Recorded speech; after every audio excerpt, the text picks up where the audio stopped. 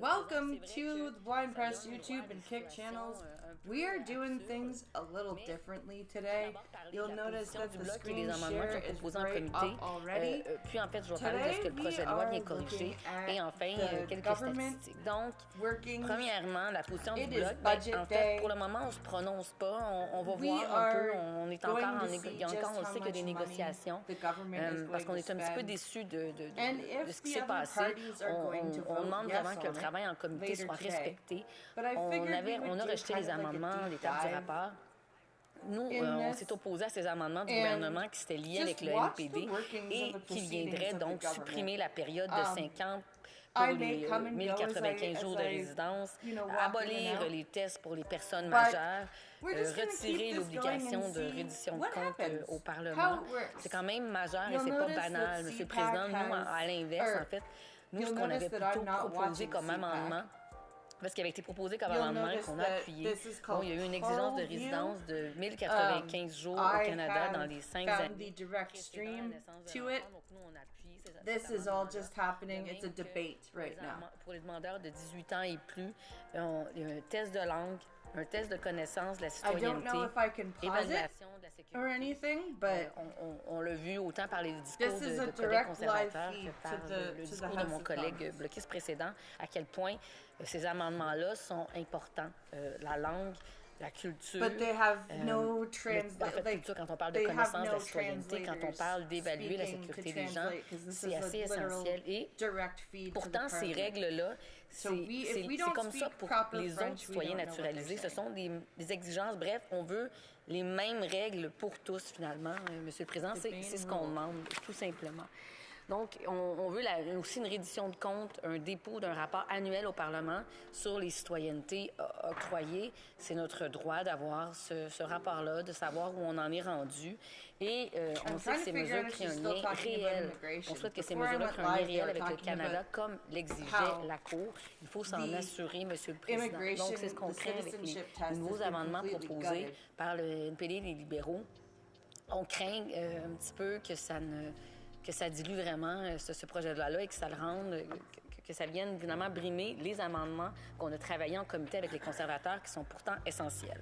Deuxièmement, ce que le projet de loi vient corriger, ce sont des situations absurdes, comme je le disais plus tôt, où un enfant né à l'étranger de parents canadiens ne pouvait obtenir la citoyenneté.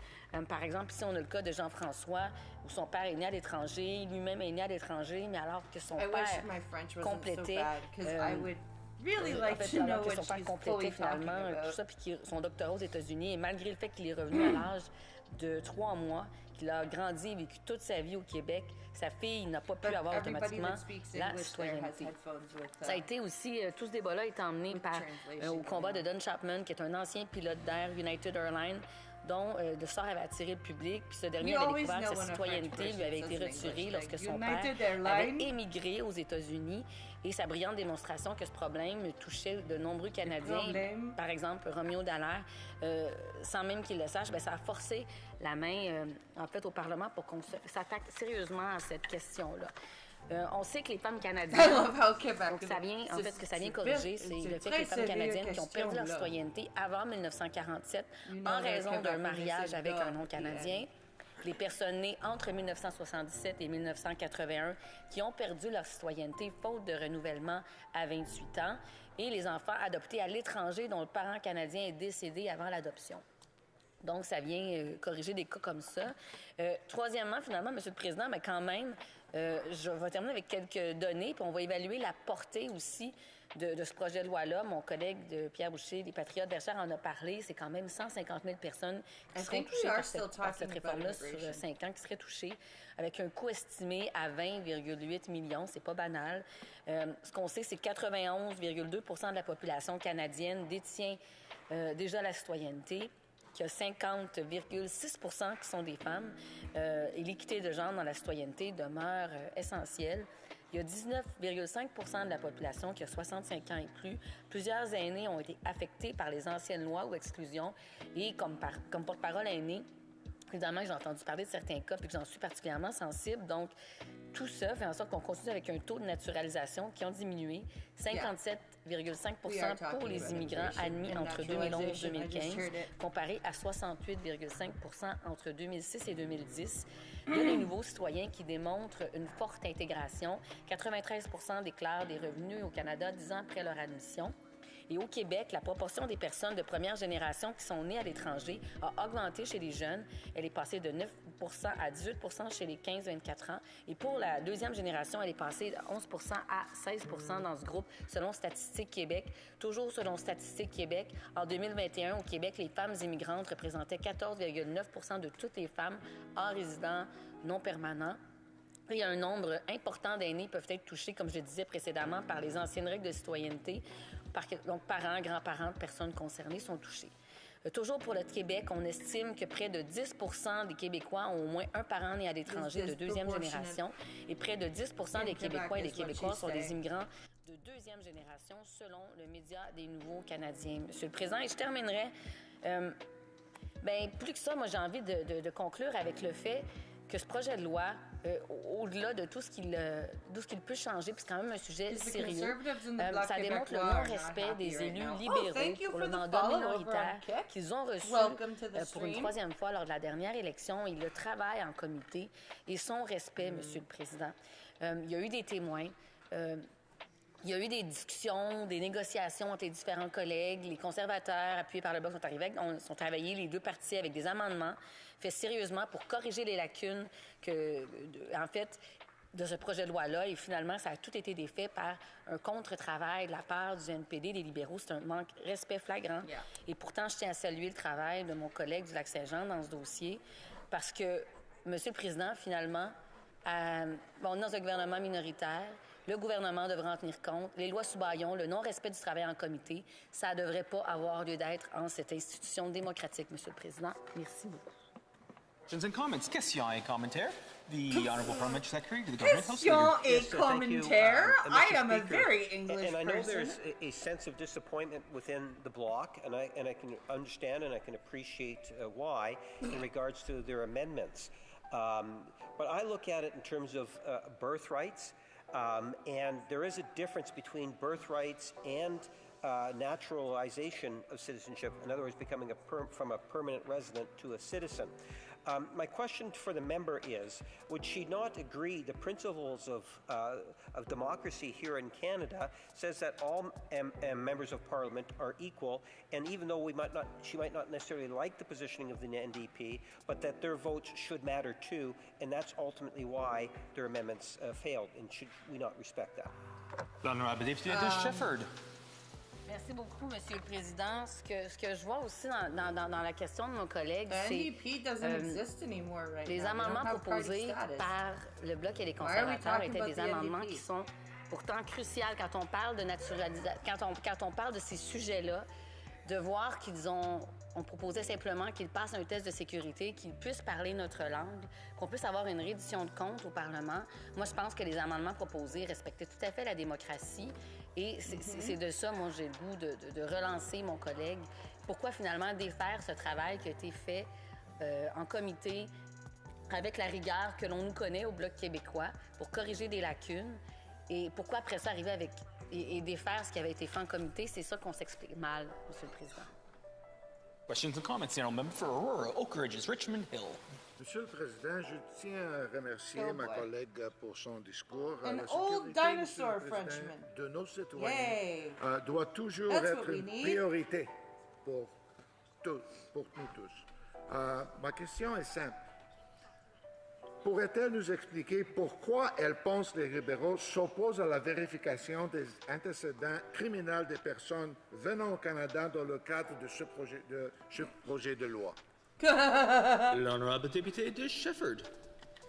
Merci beaucoup, Monsieur le Président, pour cette question. Je peux pas parler pour les libéraux et pourquoi ils nous ont défait ça, mais moi, ce que je ramène, c'est que la question de cette évaluation-là de la sécurité, c'est comme ça pour les citoyens naturalisés. Ce sont des exigences qui sont déjà là. Bref, pourquoi finalement on ferait un double traitement Et pourquoi eux aussi ne devraient pas passer ce test de sécurité-là? Pourquoi ce projet-là? C'est pas pour rien que ces amendements-là avaient été apportés. Mais après ça, la question devrait être posée aux libéraux et on s'explique mal parce que oui, l'enjeu de sécurité, c'est crucial, c'est important et cette évaluation de sécurité, ce test de langue, cette connaissance de la citoyenneté, c'est des choses qui sont importantes et qui auraient dû se rendre jusqu'ici et être votées. Question et commentaire, l'honorable député de Pierre-Boucher, les Patriotes verts chers. Merci, Monsieur le Président. La ministre, en fait, responsable de l'immigration, a avoué candidement en comité qu'elle ne savait absolument pas combien de personnes allaient être touchées par ce projet de loi. Le directeur parlementaire du budget, finalement, lui, est arrivé avec une estimation de 150 000 personnes. Et le Bloc québécois, avec les conservateurs, évidemment, a déposé un amendement pour faire en sorte que, suite à l'adoption de ce projet de loi-là, qu'il y ait un rapport qui soit fait au Parlement pour qu'on sache combien de personnes ont bénéficié du traitement de ce projet de loi-là, donc ont obtenu la citoyenneté grâce à ce projet de loi-là. Malheureusement, les libéraux ont refusé. Alors, est-ce que ma collègue, en fait, comment est-ce que ma collègue explique que les libéraux, qui savent déjà pas combien de personnes vont être impactées par ça, ils veulent pas non plus le savoir? L'honorable député de Shefford. Merci beaucoup, Monsieur le Président. Je remercie mon collègue de Pierre-Boucher, les Patriotes verts chers, pour son discours, pour sa question, pardon, et son discours tout à l'heure. Mais en fait, ce serait important qu'on puisse le savoir, justement. Tu sais, c'est 150 000, est-ce que c'est moins, plus? On le voit que ça a un impact financier aussi, le nombre de personnes qui sont visées. Donc, d'avoir une reddition de compte que nous, comme parlementaires, annuellement, on a le droit de savoir une mise à jour. Ce serait important et crucial. C'est pas pour rien que cet amendement-là avait été là. Mais moi, ce que ça me confirme, c'est que malheureusement, souvent, les libéraux, quand viennent le temps de rendre des comptes au Parlement, ben il y a beaucoup de laxisme. On n'arrive pas. Il y a un manque de transparence et un manque de respect de la démocratie et des mandats qu'ils ont reçus. Puis de rendre des comptes au Parlement, pourtant, ça devrait être fait. Et j'espère, je souhaite sincèrement qu'on puisse réussir à finalement avoir ce rapport annuel-là, qu'on puisse savoir les chiffres exacts, le nombre et l'impact financier que ça va avoir. C'est important. Merci. Resuming debate, please do débat. The honourable member for Scarborough-Woburn. Ooh, debate. Thank you very much, Mr. More Speaker. debating. It is an honor to be able to stand in the House of Commons today on behalf of the people from Scarborough-Woburn to talk about this important issue. Bill C-3, the Act to amend the Citizenship Act. Yeah, fuck you. Mr. Speaker, to me this is a very simple piece of legislation that extends automatic citizenship to anyone who was born abroad to Canadian parents before the legislation came into force. This is legislation from, I believe, 2009. And just before I do continue, I just want to say that I will be sharing my time, Mr. Speaker, with the honourable member from Davenport, a great member of Parliament. So the bill would extend automatic citizenship to anyone who was born abroad to Canadian parents before the legislation came into force. That includes people who are not currently able to claim citizenship by descent due to the first generation limit, such as the remaining lost Canadians and their descendants. Mr. Speaker, this is about fairness. This is about equality. This is about protecting the rights of Canadians. For those who are watching at home or paying attention to this debate, That's annoying. folks should know that the Ontario, the Ontario Superior Court made a decision that was based on two parts of the Constitution. It was based on Section 6 and Section 15 that speak to mobility rights and equality rights. Them not being born If you're in a Canada. Canadian and you're abroad and you have descendants, they have the right to be Canadians. It's a very simple piece of legislation. No, I'm sorry. And, if you have Mr. kids while you're Speaker, as traveling, I'm an immigrant to your... this country. I was born in the UK. I was born in Yorkshire, England, in a town called Uddersfield. And I spent first 4.5 years of my life in England. My mother's from a small town in Yorkshire called Barnsley. They're known for their coal and glass blowing. Barnsley's If you look not at their very coat of small. arms, that's what you would see. My father's from a small island off the coast of Grenada called Carriacou. There's about 10,000 people. And my parents, my father went to England, met my mother, they started a family, and we came to Canada. And That's to called quote emigration. one of the greatest prime ministers this country has ever had, Canada is the best country, period. I love this country. It has been so good to the many people from Carriacou, Grenada that have come here, people from all around the world. And the reason why this issue is so important to all members of Parliament, because we understand the value of Canadian citizenship. We love our country. I would say that there would be no debate in this House that each of us in this House love our provinces, we love our country. For me, being an immigrant coming to Canada, I think it was probably the best decision my parents could have made. And we value the Canadian citizenship, and that's why this issue is such a difficult issue for some people to debate. But I grew up in Flemington Park in Toronto, and in that part of town, the majority of people were first-generation Canadians. Okay. We had people from all around the world in my building, people from the Philippines, from Korea, people from Europe, from Africa, folks from the Caribbean, lots of people from Greece. It was such a multicultural environment. You should have, at dinner time, Mr. Speaker, in the hallway where I lived, you could smell every spice from around the world because there were so many different cultures in that building. And you know, there are many people now who vilify immigrants to this country. They blame them for a lot of things, but make no mistake, outside of our indigenous, our indigenous past and the people in this country, every single person in this country has an immigrant past. Every single person. You could be here for 400 years, people do. or for 40 years, or for 4 years. We all have an immigrant past in this country outside of our indigenous brothers and sisters.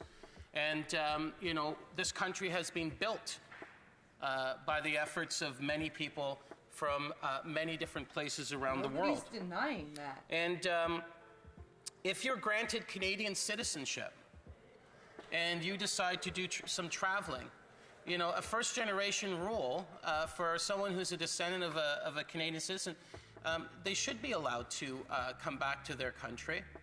This is something that I believe the Ontario courts, the Superior Court, made a right decision on because it is about equality and it is about our ability for mobility, our ability to have mobility. That means that under the Charter of Rights and Freedom, we can leave, we can travel, we can exit, return into Canada at our own choosing as Canadians. That's part of our constitutional rights. It's part of our charter protections.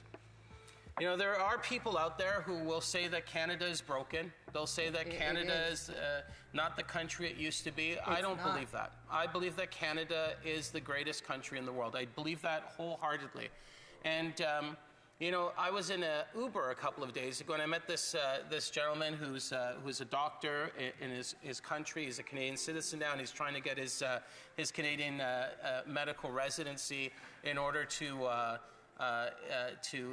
become a doctor in practice here. And I said, I know that's very challenging because the statistics sometimes don't support the optimism that of the possibility of becoming a doctor. And he said, the fact that I'm in this country that's really and my rights are protected means a lot to me. And I said, well, what do you mean by that? He says, I love the fact that, and he told me where he came from, and he talked about some of the challenges there. And he said, I love how he doesn't mention that. The fact that we collectively, as Canadians, protect each other through our rights, by making sure that individual rights are protected, that collective rights are protected. These are the things that help define who we are as Canadians. Yeah, except we're here to protect each other. To protect people so they can pray to, whoever they decide to, they can love whoever they want to, that they have the ability to say what they believe, to criticize government. These are the protections afforded under our Constitution. Mr. Speaker, within those constitutional rights, Canadian citizens have the right to enter and to return, into the country, and also in another section for equality. So there is no question that we need to continue to support lost Canadians.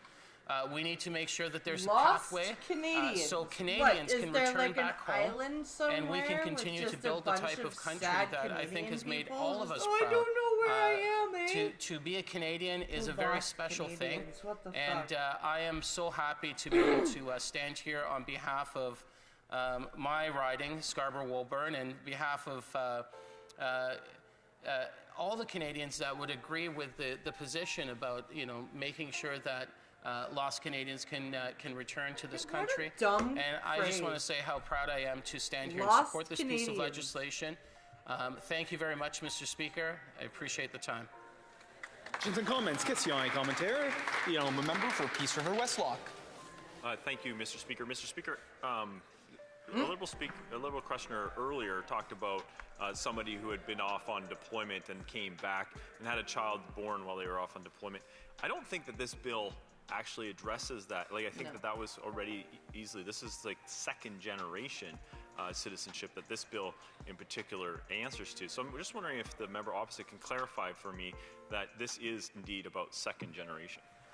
The honourable member for Scarborough-Woburn. Well, the member opposite must be reading something he was given by his whip, because I never talked about the second, like someone being deployed or coming back. But what I did talk about was the bill will extend automatic citizenship to anyone who was born abroad to Canadian parents before the legislation came into force. What is that? Questions and comments. Questions et commentaires. L'honorable député de Pierre-Boucher, les Patriotes Verts Chers. Merci, Monsieur le Président. Dans les amendements qui ont été apportés par le Bloc et l'opposition conservatrice, on demandait, entre autres, que pour les adultes qui aient la connaissance du français ou de l'anglais, un test de sécurité au niveau de la sécurité nationale, une présence de 1095 jours sur 5 ans, ainsi que, en fait, un rapport sur le nombre de citoyens qui ont été mis avec ce projet de loi-là. Alors, j'aimerais savoir pourquoi est-ce qu'il a voté contre ça, puis qu'est-ce qu'il y avait de raisonnable dans ces demandes-là. The honourable member for Scarborough-Woburn. Well, thank you, Mr. Speaker. I wasn't at the committee when these issues were being deliberated, but I'm happy to hear that the Bloc Québécois is participating in the democratic process and making suggestions into the committee process for consideration. Some amendments will be passed, some will not, but thank you for your contribution to the strengthening of this bill. That's like the budget order Comments, from Parliament last year. Secretary to the Government House Leader. Yes, Mr. Speaker, I'd like to provide some real clarity. Let's imagine, if you will, I moved to Germany. And I'm in Germany, and my daughter, Cindy, is born in Germany. Now, if she was to have a child, or I had Cindy, when I'm actually in Germany, Mr. Speaker, in order for her to pass on the citizenship, the Canadian citizenship, to my potential grandchild, she would actually have to prove substantial connection to Canada. Yep. 1,095 days, Madam Speaker. And as long as she's able to do that before she has the child, that child will then be able to be a Canadian citizen. In other words, my grandchild would be a Canadian citizen. I'm wondering if my colleague would not agree providing the opportunity for Canadians to have their grandchildren as Canadians is a good thing. You know, member for Scarborough. There's always an opportunity. Why can't they just come the other way? The honourable member's grandchild was not afforded Canadian citizenship after he's contributed so much to the Parliament of this building. It would be a real shame. Oh. Questions and comments. Questions et commentaires. The honourable member for Peace River Westlock. Mr. Speaker, that's precisely. Like, I'm glad he's clarifying this, but the point is that if his daughter became a Canadian citizen, she could easily pass that Canadian citizenship on to her children. Yeah. She is a Canadian citizen, is what he's saying. But if she was born in Germany, there would be a process for her to establish her Canadian citizenship. If she's a Canadian citizen and therefore has children while she's still in Germany, she too can pass it on. That is all currently capable. If you are a Canadian citizen, you are capable of passing it on. This bill, as far as I understand, is about the third generation of people that were missed. Oh please my explain to me. God. I was wondering if the Liberals can please Just explain to me keep what I'm passing wrong. it down. No, Yeah, no, member it's for first Scarborough generation. Woolburn. No, Well, now with, it's you second. know, No, with now all due it's respect, third. I What think the the member fuck? has to go back and check his notes that they've been What is provided this, with, line dancing? Because it sounds like his question wasn't very precise and to the point and reflected the actual piece of proposed legislation. Time for a very brief question. The honourable member, Parliament Secretary, 20 seconds. Mr. Speaker, my child, hypothetical, my daughter Cindy, if she's born in Germany, would actually have to have a substantial connection to Canada so that her child, before she gives birth, so that her child would actually be So why deemed a can't Canadian she citizen. fucking My have a grandchild, connection or to potential Canada future grandchild of through mine. her whole That's what the childhood up legislation until does. the time she gives The honourable birth? member for Scarborough What is Woolburn, this? very briefly. This is stupid. That's right. Resuming debate, let's please to debate the honourable member for Davenport. Thank you so much, Mr. Speaker. It's a real pleasure, as always, for me to speak on behalf of the residents of my amazing constituency of Davenport on the third reading of Bill C-3, an act to amend the Citizenship Act. And before I go further, I would like to acknowledge that we're gathered on the traditional unceded territory of the Algonquin Anishinaabe people. Why? And There's Mr. Speaker, I'm already gonna spend been the a next, land 9 acknowledgement minutes or this so just morning. maybe reminding us about why it is it's important for us to be passing Bill C-3. Again, it's in its third reading, and soon we'll be having a vote on it. But it'll be a nice refresher because I know sometimes we go through a lot of things in this House and we can forget about the importance of a bill and why it is that we're moving forward on it. So, Mr. Speaker, I'm grateful that there is broad cross-party support for the key part of Bill C-3, fixing the status of the remaining lost Canadians. The bill would remedy the status of people who, if it were it not for the first generation limit from imposed Last in of the Mohicans 2009, would have a been brother Canadian and he citizens went by and, descent and did This is made the largely lost a cohort of Canadians? children 16 and under, This is insane. And also includes the descendants of previously remedied lost Canadians. It also addresses a small historic cohort who lost citizenship under outdated provisions When? of the 1977 Citizenship Act. Only 35 to 40 people came forward annually at first, and numbers have declined in recent years. I really want to thank the committee members who I have the privilege of being able to chair. I want to thank the committee members and witnesses for the collegial work that brought us to this point of consensus. During the committee study, members proposed and adopted several amendments to Bill C-3. The government carefully reviewed each one and appreciates the intent behind them. But sure after you do. our review, we remain confident that the original design of Bill C-3 achieves fairness and transparency in the citizenship system and it upholds the value of Canadian citizenship.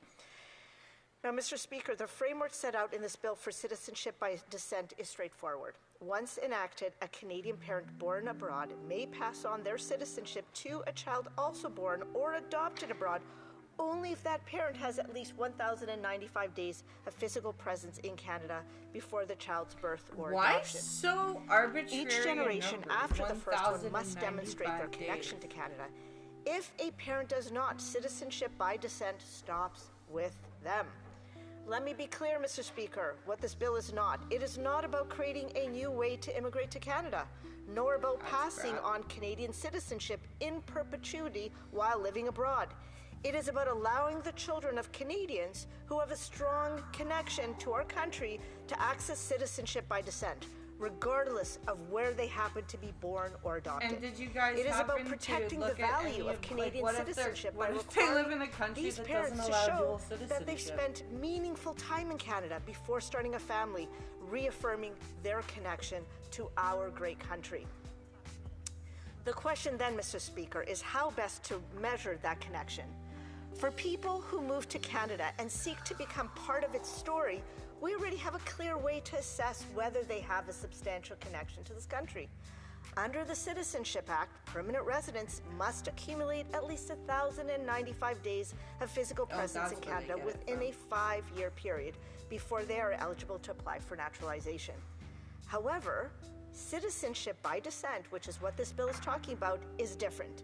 It's not about granting citizenship to someone seeking to join Canada, but about confirming citizenship at birth based on a parent's connection to Canada prior to the child's birth That seems like or a adoption. very small difference. And for that reason, Mr. Speaker, the test for connection must be applied differently.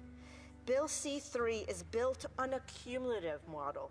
For Canadian parents born outside of Canada, this model counts every day they have spent here before starting a family, regardless of when those days occurred. This approach recognizes the many ways Canadians maintain deep ties to their country, even when work, study, or family responsibilities take them abroad. 1,095 days and 5 years. Consider a Canadian child born overseas whose family relocates every 2 years for work. That child would live nearly a decade in Canada before age 18 without ever spending 3 consecutive years here within a 5-year period. Okay. When that child grows up, they may start a family abroad or choose to adopt internationally. Under a fixed 3 years and 5 timeframe, their genuine life experience in Canada may not qualify their child to access citizenship. But the cumulative model allows Canadians whose lives span borders to demonstrate their connection to Canada from birth, right up until they start a family, rather than expecting them to compress their presence into a narrow window. The 1,095-day cumulative requirement is therefore the fairest and most practical way to uphold the value of Canadian citizenship. Importing the naturalization requirements into citizenship by descent would conflate the two distinct policy purposes and risk excluding the children of Canadians whose ties to Canada were built over time. Now, Mr. Speaker, the integrity of Canadian citizenship depends on applying the right standards in the right context. For people who move to Canada, the naturalization process assesses their readiness to join the Canadian family. It requires... L'appel au règlement dans le député de Shefford. Monsieur le Président, par respect pour les interprètes, pour éviter qu'il y ait un problème, c'est ça, le téléphone semble nuire, c'est ce que nous disent les interprètes. Et je remercie l'honorable député pour sa intervention. L'honorable député. I'll start from maintaining integrity and fairness. The integrity of Canadian citizenship depends on applying the right standards in the right context. For people who move to Canada, the naturalization process assesses their readiness to join the Canadian family. It requires establishing a substantial connection to this country through recent residence, knowledge of Canada, and knowledge of one of our official languages. Tests that confirm they're ready to become part of our shared civic life. Citizenship by descent, again, is different. It is not an immigration pathway.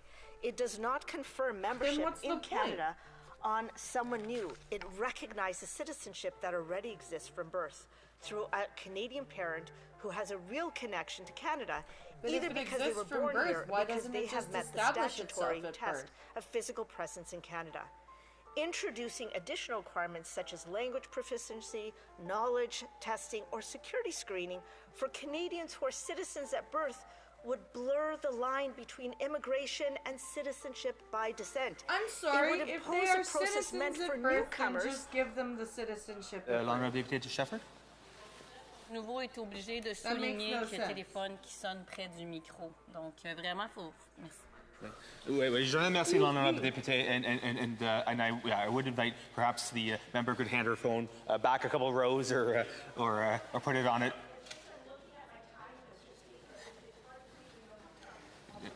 And I thank the honourable member, and the chair will indicate when the 2-minute mark is available. So I'll invite the member for Davenport to resume her comments. Okay. So, anyways, introducing additional requirements such as language proficiency, knowledge testing, or security screening for Canadians who are citizens at birth would blur the line between immigration and citizenship by descent. It would impose a process meant for newcomers on people whose citizenship is already recognized in law.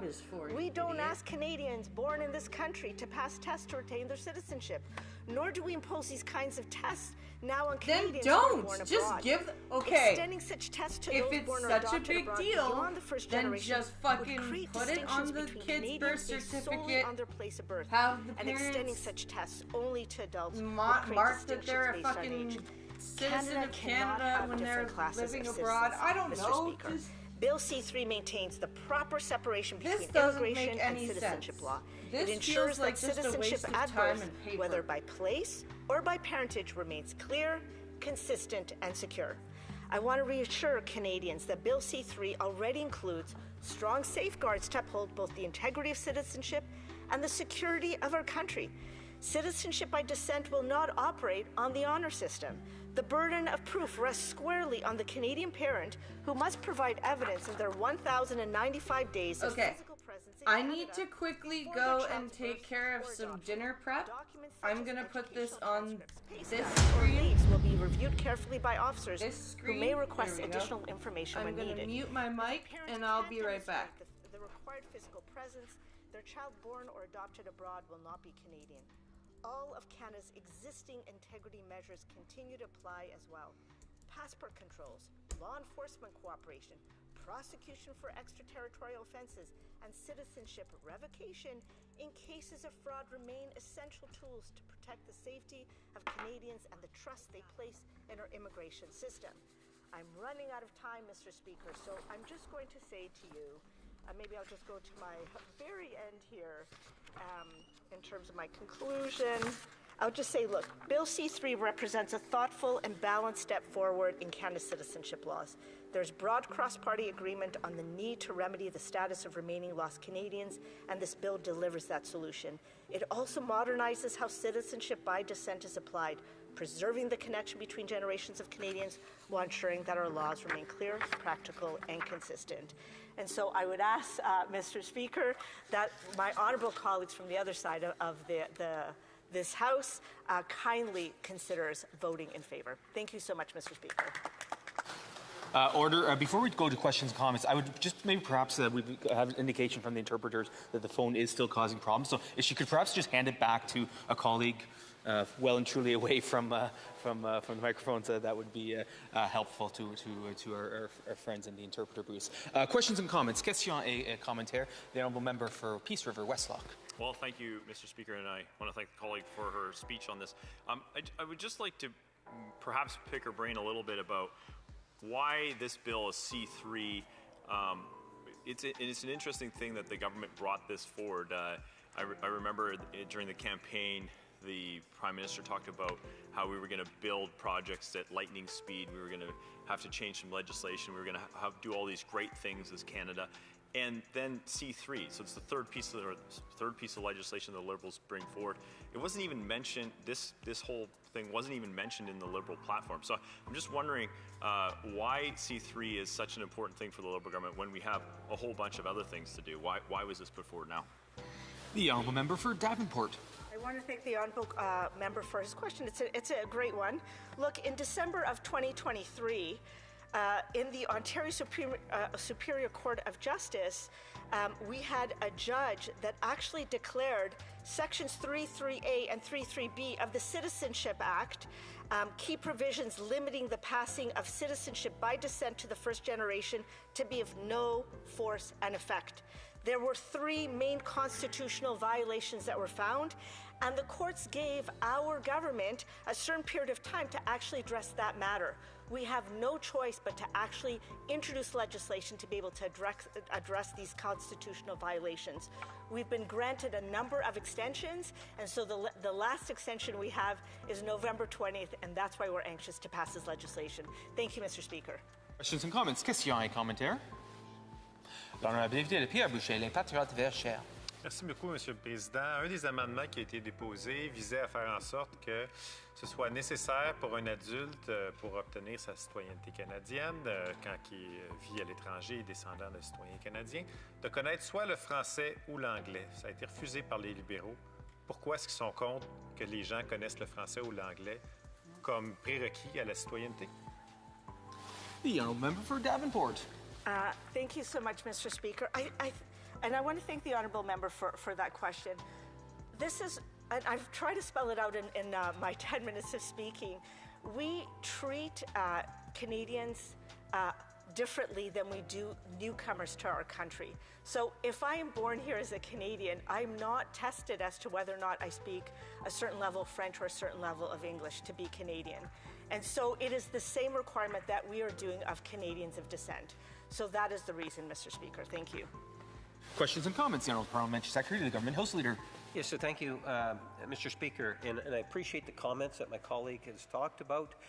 I want to amplify the fact that it's really important that this legislation actually pass before November the 20th. And when I say pass, it also has to go through the Senate. It has to receive royal assent. It's absolutely critical. Otherwise, if it does not pass, Mr. Speaker, it puts into question the whole birthright issue of acquiring citizenship, and would she not agree that collectively, as a House, we need to push hard to get this bill so ultimately it can get royal assent? The Honourable Member for Davenport. Agree wholeheartedly with my colleague. Look, I think that some of these issues where we have to deal with, because, you know, we find that our laws are not constitutional, I do think that it's a priority for us to make sure that we handle them as expeditiously as possible. There's a lot of items that are going to be before our House, and I know that everybody's looking forward to Budget 2025 being introduced today. I think that as soon as we can get very clear pieces of legislation like this passed as quickly as possible, we could then move to other business of interest to Canadians. Thank you, Mr. Speaker. Time for a brief question. I'll member for Elgin, St. Thomas, London South, about 30 seconds. Thank you, Mr. Speaker. We know that C3, after the Liberals rejected the amendments that were passed at committee across party lines, the bar for citizenship has been lowered. So I would like to ask the honourable member just very candidly, and it's a simple yes or no question, does she believe citizenship of this country should be easier for people to access? The Honourable Member for Davenport, an equally brief response. Thank you so much, Mr. Speaker. I don't agree with the premise of his question, Mr. Speaker. I don't believe that what we are putting forward is actually makes it. I don't know what I'm trying to say. All I'm trying to say is I think that we actually have a bill that's very strong before this House. I think it meets the requirements and the constitutional tests that have been raised by the Ontario Supreme Court, and I think that we put forward an excellent piece of legislation. Thank you so much, Mr. Resuming debate, reprise du débat, the honourable member for Saskatoon West. Okay, we're gonna have to do a chair reaction for a few minutes. This issue, and so C3's been before sorry the House about that, a number but I of don't times want you already, guys to and think so the stream here we is are talking offline. about it again. So and one of the chair reaction it is. Talking about this, I'll be right back. to the fact that the immigration system has been messed up by the Liberals over the last 10 years. And in this bill in particular, we are talking about the value of citizenship and how this bill actually devalues citizenship. And so I wanted to chat this morning about that and how we are struggling with the way that the immigration system has been broken by the Liberal government. And I would remind people here, and I think we're all aware, we're going to be seeing a budget later today, which will also give out the immigration levels plan. And so we're all very curious to see if there's any hope of restoring any faith in our immigration system, and I guess we'll see that later today, potentially. So on this bill, of course, it all started because there was a lower court ruling that the existing second-generation limit was not proper. And so the core problem here is that this Liberal government chose to not appeal that ruling, and instead just accepted the ruling as it was. And it really reflects, in my view, something that we've seen many times from this government, which is rather than actually putting forth legislation and exerting Parliament's influence and power in this country to make laws and make the laws that people want, this government tends to just rely on what the courts say. You know, what does the court say? We'll just accept that. And that's what happened here. A lower court made a ruling. I didn't agree with it, and I think there was the federal government had every right to appeal that ruling and clarify it and try to get something that was more in line with what Canadians want. And we see that all the time. For example, in C12, which is also before the House right now, the government has had many warnings that the powers that they are putting in C12 are likely to be challenged constitutionally and likely to fail. And yet this government doesn't want to promote legislation that will be good and ultimately pass. Instead, they are just throwing it to the courts and letting the courts tell them what to do. And I just think that's completely wrong. And so what we as a committee attempted to do was to try to clean this up a little bit, because this bill is really about chain migration. It's about people who are not born in Canada getting citizenship, having children who are not born in Canada, never even living in Canada, but having a very loose connection to Canada, and then passing on that citizenship to generation after generation after generation. We took that and tweaked it a little bit and tried to make it a bit better, and that's what came back to the House. That was defeated by the NDP and the Liberal government, the NDP Liberal coalition that still seems to be alive and well. And so now here we are back to the original text of the bill, which in my view is not good. The reason I don't think it's good is because in the bill that we're debating here today, the original text of this bill, we are handing out citizenship and we are lowering the value of citizenship. We are creating a situation of chain migration. We are not ensuring that people that attain citizenship through this method can speak one of the languages, that they are not criminals, some basic things. And we always hear, the Liberals have said, well, this isn't about that, it's about automatically getting citizenship. Well, the reality is that what they've proposed has a condition, and that condition is you have to have spent time in Canada as a parent, 1,095 days before the birth of the child. So there's a condition there. So it's not automatic citizenship. You aren't deemed to be a citizen automatically. If a parent not born in Canada has a child not born in Canada, that child is not automatically a citizen under this new legislation. There's a condition there. That condition is that it has to be at least 1,095 days. So what we proposed is tightening those conditions even further to make it 1,095 days, which is 3 years, by the way, within a 5-year period, which shows a substantial connection to Canada. If you've spent 3 out of 5 years in Canada, that's a substantial connection. We also want to make sure that an older person coming into the country actually speaks the language, one of the 2 languages, and is not a criminal. And understands what it means to be Canadian. These are not unreasonable requests. These are not unreasonable things. And they're just further conditions to the one that the Liberal government has already proposed. And the other thing that I find quite telling is that we wanted to add in, we proposed and passed at committee with the help of the Bloc, the requirement for the government to report to Parliament the number of citizens created by this method. And of course the government refused to do that. They are not at all into transparency. They don't want anything that's done by them to be known by Canadians. And so as a result, when this amended report or bill came back to the House, the government with the help of the NDP undid those changes. And so here we are with devalued citizenship again, citizens of convenience, people that realize they don't live in Canada, but through this loophole I can actually claim citizenship because my parents spent a random 1,095 days in Canada. These are going to create future problems for future governments, for future ministers, and for the people of Canada in the future. It just further makes sure that Canada's immigration system remains a joke. And Madam Speaker, I see that you're new here, and I've neglected to mention that I am going to be splitting my time. Yes, I know, silly me. With the member from Elgin, St. Thomas, London South. So, that leads me to our broken immigration system. Madam Speaker, we have a broken system in Canada. I know the Liberals don't like to talk about Canada as being broken because it just reveals everything that they have done to our country in the last 10 years. But by any objective measure, any measure at all, Canada's immigration system is a mess. In fact, it's become a bit of a joke in the world, and it's an embarrassment to be frank. Asylum system is one good example. We had this infamous tweet that's been mentioned many times by Justin Trudeau that said, "Welcome to Canada." And of course, that started an avalanche of people coming into our country, wanting to get into our country through Roxham Road is a good example, where not using normal processes, not using the same system that every other newcomer to our country has followed. And by the way, the people that I talk to that are most upset about this system are the actual newcomers who used the system the way it was intended to be used, who waited the time that they had to wait, who filled out the paperwork that they had to fill out, as opposed to those who came into our country through a backdoor system. And of course, the government in their infinite wisdom not only endorsed this method, but built infrastructure, instructed the police to welcome people. It's such a strange thing to say, sorry, you can't cross here, but welcome to Canada, and help them carry their bags in. It just was ridiculous. And ultimately, that is part of our broken system. The other thing I want to highlight is our what's called humanitarian and compassionate category.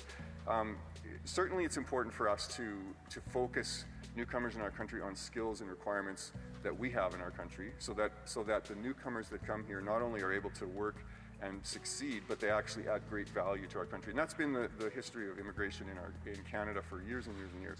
That is not happening right now. But there is one category that we should always try to do, and that is to help people when we can. And we can only help so much, but we still should be doing that. And so there have been cases with Ukrainians, for example, with Hong Kongers, who have been invited to come to our country. They are now here, and now the government is not providing a way for them to actually become citizens. It's really quite ridiculous. And so we end up with wait times, and this is you can go and see it on the website. It's hard to believe, but it's true. It actually says 10 plus years of wait time for some of these categories. And in the briefing notes that were given to the immigration minister when she became minister in the spring, it said in some cases over 50 years, which is absolutely ridiculous. It just further proves how broken our system is. Which brings me to today, which is budget day, and we're going to hear about the levels plan, which tells how many people the government intends to let into this country. And you know, one thing I always want to point out, with this legislation, we've asked numerous times, and the government is unable to provide a number of people that will become citizens through this legislation. They defer the question, they don't seem to know, which does not give me much confidence that they actually know what they're doing, because they should have they have a lot of people working for them, as we know. Hundreds of thousands of people working for this government, and yet they cannot figure out how many people are impacted by this.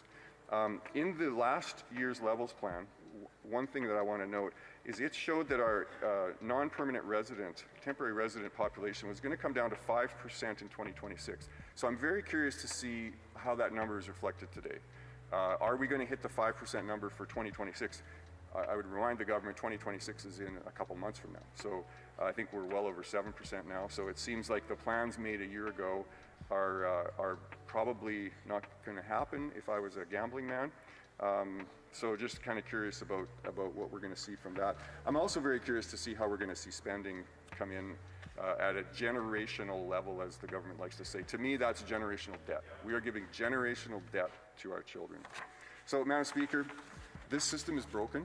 This bill devalues the value of citizenship. It creates a chain migration system that I believe is wrong. I would encourage people in the House to vote against this. This is not something that helps our country, and the government could have done a far better job creating legislation that would stand up to the courts, that would protect Canadians and restore and protect the value of citizenship. Thank you. Questions and comments. The Honourable Parliamentary Secretary to the Government House. Yes, Madam Speaker, I'll shortly be able to provide a lot of details in terms of the content of the bill, but I want to ask a question specifically with respect to when the member makes reference to temporary workers. We have the leader of the Conservative Party who is saying that he's going to get rid of the temporary worker program. He's saying that we should not be renewing temporary workers. And then I just heard the member across the way comment in regards to people that have come from Ukraine. Does the member not realize that the people that are here from Ukraine, tens of thousands of them, actually are here with working permits? They need to be extended. If they're not extended, then there will be an obligation for them to leave. Does he believe the government should not listen to his leader and allow for an extension of people from Ukraine that are here under working permits? Member for Saskatoon West. Thank you, and so much to talk about in that question. I'll talk about the Ukrainian people, and I would frame it back this way. Right now, imagine if that member had a temporary permit to work in Canada and was worried about the fact that it was going to expire in, let's say, 2 months from now. And this government is not very good at renewing permits. If anyone who's worked in the system knows this.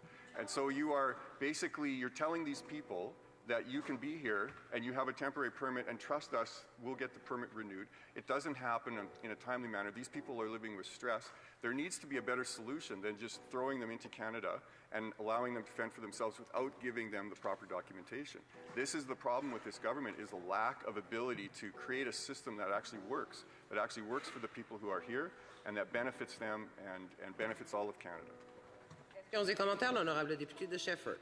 Merci beaucoup, Madame la Présidente. Je remercie mon collègue pour son discours. Et on a vu une collaboration en comité pour proposer des amendements qui allaient de soi pour ce projet de loi-là. Et j'aimerais le rappeler. Donc, je sais que les conservateurs, le Bloc, ont travaillé sur ces amendements-là pour demander qu'il y ait une question de la langue, être capable de s'exprimer en français, notamment au Québec, dans les deux langues. Donc, à quel point c'est important, passer un test de connaissance de la citoyenneté ou encore soumettre à des évaluations de sécurité. En quoi, Madame la Présidente, ces trois amendements-là étaient vraiment importants et comment explique-t-il ce rejet-là de la part des libéraux et du NPD de ces trois amendements-là qui allaient de soi? Member for Saskatoon West.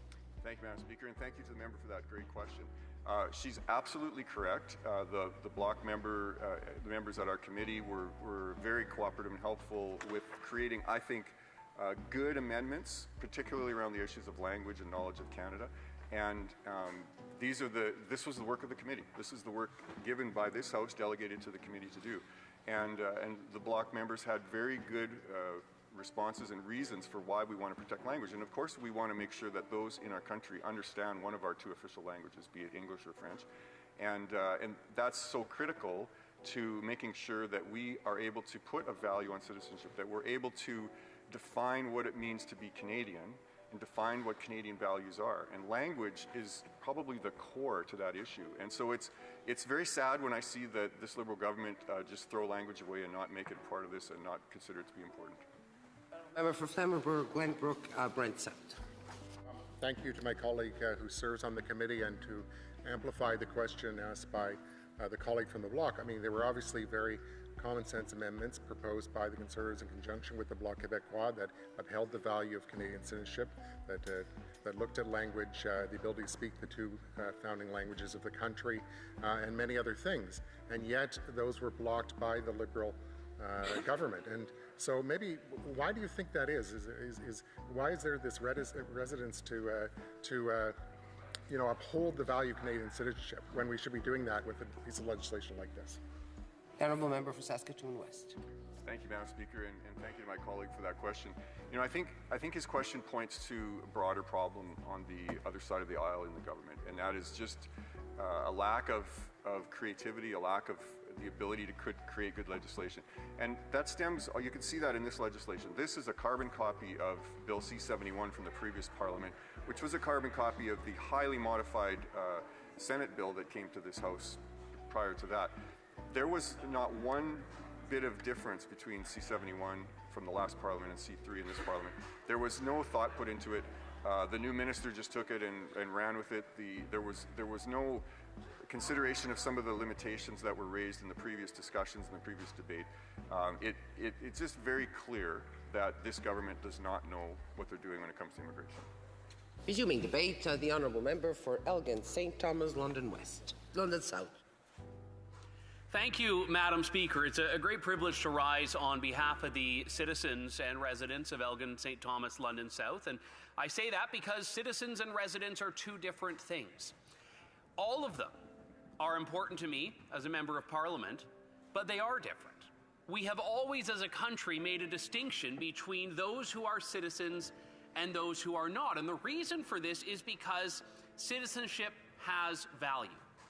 It has intrinsic value. Citizenship is not, for everyone, a right. For some, it is a privilege. Why we are here is because we are discussing Bill C-3, which is the Liberal government's attempt at devaluing Canadian citizenship, at making it easier for people to access, when they do not have, contrary to the way the legislation is framed, a genuinely substantial connection to Canada and to their Canadian identity. We have to understand the idea from which this bill has come. It isn't just a response to an Ontario court ruling, because the government could have, as any government could have, appealed that court ruling. For example, the federal court found that the Liberal government had violated the charter rights of Canadians in invoking the Emergencies Act, and the federal government is fighting tooth and nail that ruling in court. But in this particular court ruling, the government did not mount an appeal. They did not combat it. They have accepted at face value some of the court's arguments, and they've expanded now in C3 beyond what the court even sought as a way to make Canadian citizenship easier for people to access, make citizenship by descent easier, even for people that do not have a truly substantial connection to Canada. The idea from which this has come from the Liberals is one that I can quote the former Prime Minister Justin Trudeau. He said about Canada, quote, "There is no core identity, no mainstream in Canada." That's what he said. No core identity. That there is no meaning to being Canadian. There is no meaning to Canada. He said, quote, "Those qualities are what makes us the first post-national state." Post-national state, a country without a national identity, without a core heritage, without a shared belief about what this country is. Now, we have heard the Minister of Canadian Identity not even able to describe what Canadian identity is. We have heard the current Prime Minister unable to describe what Canadian identity is, except to make it relative to American identity. We are Canadian because we are not American. No, we are Canadians because we do have a shared set of values, which are tremendously important and which we should as a country be so proud of.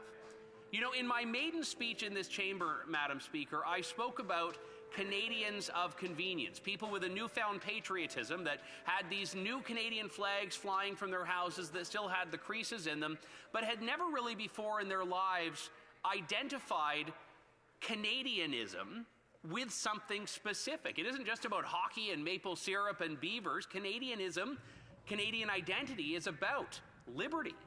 It's about individuality. It's about pluralism. It's about tolerance for different ideas, freedom of speech, democratic freedom. Freedom. These are Canadian ideas. These are Canadian values. So when we try to strip this away from what it means to be a Canadian, we are left with the question of what does it mean to be a Canadian citizen, and a Liberal government that is trying to make only tenuous connections between Canada and Canadian citizenship for people around the world. When we talk about citizenship by descent, we are not talking about the children of Canadian citizens who may be born abroad. We are talking about the children of Canadian citizens born abroad who may have never resided in Canada, worked in Canada, desired to vote in a Canadian election, desired to run for office in Canada, people that have no connection but may have spent at any point in their lives a little bit of time here. 3 years sounds like a lot unless you consider it could be spread over the course of decades. And the Liberals would view that under C3 as a substantial connection to Canada. Canadian citizenship is not something that should be freely given out to people who were not born here. It should be earned and, more importantly, given to people that genuinely want to build up this country and contribute to this country. Some of the proudest Canadians I've ever met have been people who adopted Canadian citizenship after being born abroad, and they came to Canada because they loved something here. They loved our values, they loved our freedoms, they loved the opportunity. They learned our language, or our languages. They chose to become Canadian and have contributed, and we have members of this chamber who are proud patriotic Canadians that were not born in Canada. So I am not arguing that citizenship should never be available to people. I'm saying that we need to make sure that those who become Canadian citizens truly want to contribute to Canada and be Canadian. We do not want what we have seen in the past, which is Canadians of convenience, when a crisis unfolds somewhere in the world and all of a sudden someone who has no desire to live or contribute in Canada pulls out a Canadian passport and demands the federal government help them. These are people that do not want to be Canadians, but they want, when convenient for them, the benefits of Canadian citizenship. We see the alternative of this happening where birth tourism has been allowed to thrive in Canada. There are companies that for a certain amount of money, they will facilitate coming to Canada to give birth to a child here who will then become a Canadian citizen automatically by birthright, despite having parents who are not at all Canadian citizens or permanent residents, don't even have work permits, maybe here on a visitor visa. maybe international students, temporary foreign workers, people whose relationship with Canada is temporary. And when we put forward this amendment at committee to ensure that birth tourism would not be permitted as a path to Canadian citizenship, it was rejected by the Liberal government. The Liberal government, who, by the way, had many members, including the Minister of Immigration, say before this House at second reading that they will entertain amendments at committee. The committee worked hard across party lines at amending Bill C-3, at taking a bad bill and trying to mitigate some of the harms in the devaluation of citizenship. The committee, as I said, worked across partisan lines, sent an amended bill back to the House, and the Liberal government, with the NDP, reject those amendments outright. So despite claiming that they are willing to work with all parties, they now expect this House to rubber stamp the original bill that they were planning to ram through regardless.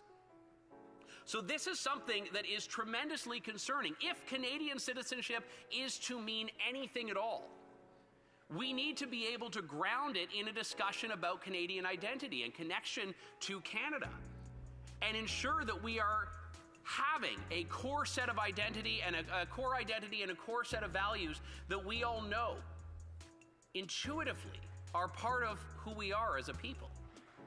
And I am so proud to be Canadian. And as I said, Madam Speaker, I have spoken to so many people who have spent generations in this country with their families, and people that have come here for the first time as a child or even as an adult and become Canadian, and every iteration in between. And they are all frustrated by the devaluing of Canadian citizenship that we have seen from this Liberal government. So when Justin Trudeau says that Canada is the first post-national state, that is the core idea anchoring the way the Liberal government is viewing citizenship, the way they are viewing what it means to be Canadian. And this is not a new idea. There is a class of globalist elites, and the Prime Minister has proudly identified with that, who collect passports. The Prime Minister had 3 passports, 3 citizenships, before he ran for the leadership of the Liberals, and potentially now, I don't know for sure what the status of that is. What sort of a commitment do you have to any country when you collect passports like trading cards? But this is what the Liberal government is facilitating. People whose primary affiliation or allegiance is to a different country, they want to make it easier for them to have Canadian citizenship. How does this build up Canada? How does this build up our country? Okay, I'm just going to grab my coffee, a refill, and then I will be back to react to this. Hello, more people. Welcome in, welcome in, welcome in. I'm sorry we've been doing this Hassan style, but we're almost done being Hassan. Chief of Government. Almost done. A Deputy Chief Government. Thank you, Madam Speaker. It's very sad to hear the comments from the member opposite. In the last Parliament, I spent many hours on the committee that was working on this specific bill. I met families who served Canada, who are impacted through this policy that was implemented by Harper. In fact, I think the policy that actually got him to lose his election. Madam Speaker, what does this member have to say to Canadian family who served our country, who are impacted, who are part of the lost Canadians, a system that Harper created, who are very sad to hear his very shameful comments in this House? Well, member for Elgin, St. Thomas, London South. Madam Speaker, this is a gross misrepresentation of what the Conservatives have been trying to do on this bill. There are already tools available to the government to deal with lost Canadians, and the minister has tremendous latitude on this. What we are talking about, Madam Speaker, is not a government that has not been in power for 10 years. We are talking about the value of Canadian citizenship, and people who, despite no real meaningful connection to Canada, will be permitted to access Canadian citizenship if this bill passes. Commentaire, l'honorable député de Shefford. Merci beaucoup, Madame la Présidente. Je remercie mon collègue pour son discours et on sait qu'on a un délai avec le jugement de la Cour supérieure en Ontario. Mon collègue, donc, quelles seraient les conséquences parce que cette loi-là, sinon ça va être le jugement de la Cour supérieure de l'Ontario. Donc, a-t-il analysé l'impact s'il n'y a pas cette loi qui est adoptée versus le jugement en Ontario. The honourable member for Elgin St. Thomas, London South. Thank you, Madam Speaker. And I don't think that we should allow external pressures to force something through that is imperfect. And I will say, je remercie mon collègue pour sa question. J'ai beaucoup de respect pour les Québécois qui ont ces conversations sur l'identité et la nationalité. Les Québécois comprennent leur héritage et ont une définition claire de qui ils sont. Ce qui me dérange dans l'approche du gouvernement libéral, c'est qu'il ne croit pas qu'il existe une identité canadienne. Il pense que Canada est un pays post-national. C'est dangereux. Cela dévalorise la citoyenneté canadienne. There we go. Comments, the honourable member. Oh, I'm sorry, Scarborough, Warburton. Thank you very much, Madam Speaker, and thank you to the member for his intervention today. He talked a lot about Canadian values and what our Canadian identity is. I'm a big supporter of diversity in this country. Of course I'm a big supporter of equality and, of course, building an inclusive society. Does the member agree that those three elements are part of Canadians' Canadian identity, and is it something he personally supports? But that doesn't mean you fucking... Elgin St. Thomas, London South. I love how much of a range of people and backgrounds and Doesn't beliefs mean you there are just from this import country. And it's en interesting, masse. when the Liberal government talks about the value of diversity, they never promote diversity of thought and diversity of opinion, because that's a form of diversity that they don't particularly go for, Madam Speaker. And I hope the Liberal government will truly back off on its attempt to censor and restrict what Canadians say online. Thank you. Questions and comments. Questions et commentaires. The Honourable Parliamentary Secretary to the Government House Leader. Yes, thank you. Madam Speaker, I'm wondering if the member can give an indication on whether or not he believes that there is a birthright for individuals that they should be getting their citizenship in certain situations, such as a substantial connection. Does he believe that that would justify issuing on a second generation? Why are we moving the Honourable goalposts member so for much? Elgin St. Thomas, London South. Well, the question at hand, Madam Speaker, is what constitutes a substantial connection? And again, the Conservatives worked across party lines in committee to beef up this definition, because we do not believe that the one in C3 adequately ensures there is a substantial connection to Canada. I most certainly believe that Canadian citizens should be invested in our country. I think that's absolutely not disputed, certainly by our side. Resuming debate, the Honourable Parliamentary Secretary to the Government House Leader. Yes, thank you, Madam Speaker. And I'll be sharing my time with a Conservative friend across the way. I'll let you guess which one it is. Madam Speaker, you know, let me start off by saying that there's a need to have some clarity on the issue of what we're actually debating, so that individuals that are following the debate to be perfectly clear the Conservative position versus the government position. Let me give you a specific example. It's a hypothetical situation, and I'll use my family as an example. This is not true, but I'm using it as a hypothetical example. Let's say I'm born in Canada. I live now in Germany. For economic, or maybe I'm a member of the Canadian Forces or a foreign diplomat, whatever. I'm living in Germany. Didn't we already do this hypothetical like I now 45 have a child. minutes ago? For the sake of argument, I'll say it is Cindy or Raymond. Don't want to take preferences of my children. I'll say Raymond. So I have Raymond as a child, and he's now born in Germany. Now, for the sake of argument, I come back to Canada. My son, who's been living in Germany, is in fact a Canadian citizen. Nothing changes. He is a Canadian citizen.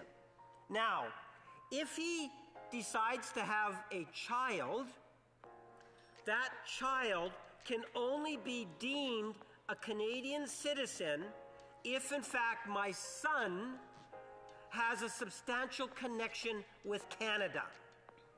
A substantial connection with Canada before his child is born. That would mean, Madam Speaker, that my son, who's born in Germany, would have to have a minimum of 1,095 days in Canada. Coincidentally, if an immigrant comes to Canada, they have, in order to qualify to be a citizen, they have to be a resident of 1,095 days, albeit in 5 years. So that's where the 1,095 comes. So as long as my child, or Raymond, spends at the minimum of 1,095 days in Canada because he wasn't born in Canada, before he is 16, or not before he's 16, before he gives birth. Oh, that was a slip up. Wait a minute. What happens at 16, Mr. Government House Leader, Secretary Guy? Why'd you say 16? What happens? 1,095 that was a slip up. So that means if he comes and he's at my cottage every summer, or he studies at a university, or whatever it might be for that 3-year period, his child will in fact be deemed a Canadian citizen. His child, by the way, would then be my grandchild. No shit.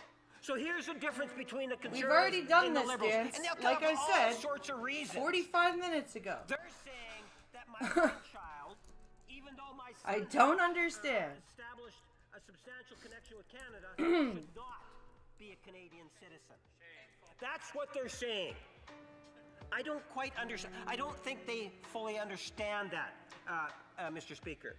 I want you to think of the thousands of Canadians that serve in our forces, the thousands of Canadians over the years that serve in foreign affairs, and those are just public servants. Not to mention Then the why are private they sector not and doing so their forth, duty and getting Madam their Speaker. kids their citizenship? What we're trying to do is respond to a Superior Court decision that said that we needed to go beyond the first generation. That is something that is a direct response to Conservative legislation prior. I've heard Conservatives stand today in their place and make reference to the notwithstanding clause, if not directly, indirectly. It's true. Where? Read what the critic for immigration actually said. Where?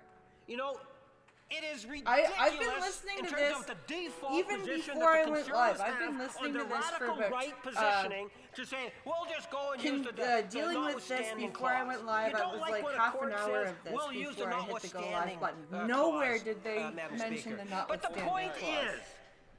is that what they're The trying fuck to is he say talking about? is that a grandchild would not be deemed as a Canadian citizen.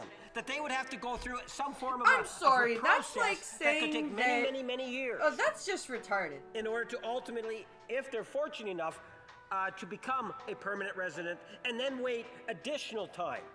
That's retarded. I think they need to open their minds on this issue, No, Madam I don't Speaker, think so. and realize I think that there is justification for the Superior Court decision. It wasn't a political decision. It was the Superior Court of Ontario that made the decision. Dude, calm We didn't down. appeal it to the Supreme Why are Court you of so Canada because we angry? agree with the Superior Court, Madam Speaker. Understandably so. And we have till November the 20th to get royal assent on this legislation, Madam Speaker, or there is no rule. And imagine the chaos or the confusion that could be caused as a direct result. That's right. During the debate, the critic for immigration talked about the Canadian identity and how, well, somehow we're an assault on the Canadian identity. You are. Seriously. Yes, We are seriously. a country that is You not are, broken, yes, contrary to seriously. what We are, many speakers yes. of the Conservative Party say. Absolutely. We are the greatest country in the world to call home. That's right. And that is something in which we have and continue to build on. That's why the Prime Minister is in Asia. That's why the Prime Minister has been over in Europe, Madam Speaker, because we are looking at ways in which we can enhance opportunities for Canadians, Madam Speaker, building a stronger, healthier economy. And by doing that, we're building our heritage. who we are, Just our using sense of your mom as a identity. backstory. Yeah, she's Contrary been in the to what the States as a critic permanent for resident, immigration or said, not a permanent we resident, do as a have resident. symbols. The maple For leaf, 20 years, or better but yet, the she Canadian still has her flag, Canadian the citizenship. RCMP, in which, mind you, And the all leader of her the right, Conservative like, she Party can made the despicable comment of saying she RCMP can come up are here despicable, anytime. or at least the leadership She of has them. to renew and her then we green had them card every, piled like, on what is it, by other 5 years, I Conservative think? members, but contrary to what the She is Conservative not a dual members citizen at or times like at tried all. to give an She's impression. complete RCMP Canadian is a very citizen. important symbol for Canada.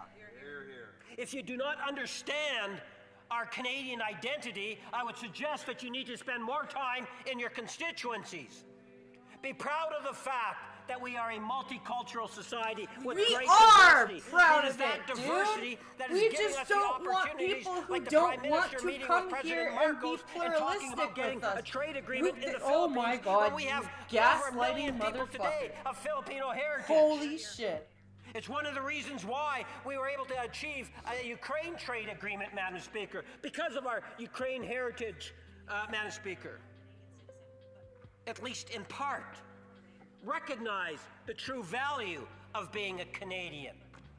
We don't have to be denying the opportunity of individuals such as the grandchildren of Canadians, Madam Speaker, the opportunity to be able to call themselves Yeah, his kid's a U.S. Canadian. citizen, not a Canadian citizen, never stepped foot on These Canadian are the types soil. of responses that we're getting from conservatives. I would say get real. When you talk about the amendments that are being proposed, why would we support amendments if, in fact, we disagree with the amendments? And there are more Liberal MPs than there are Bloc MPs and Conservative MPs. Dude, why are you so angry? So You're like rocking back and forth and shit. What the fuck? This dude is upset. This dude is very upset.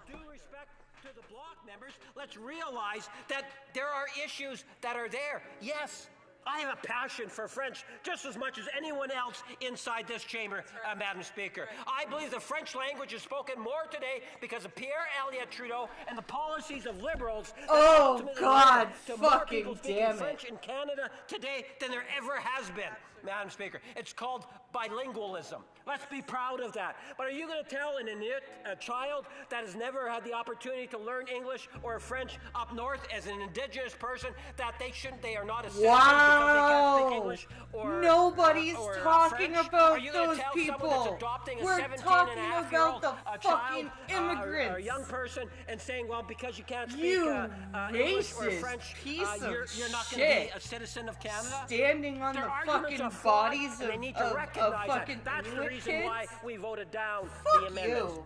Thank you, ma'am. Questions and comments. Questions et commentaires. L'honorable député de Jonquière. Merci, Madame la Présidente. Remember I told you about a brain J'apprécie slug going along l'envolée the liberal lyrique French de mon people collègue libéral. bingo. Mais Yeah, il y a tout no de même une shit. question qui est persistante. Holy il y a un Christ. besoin d'intégration.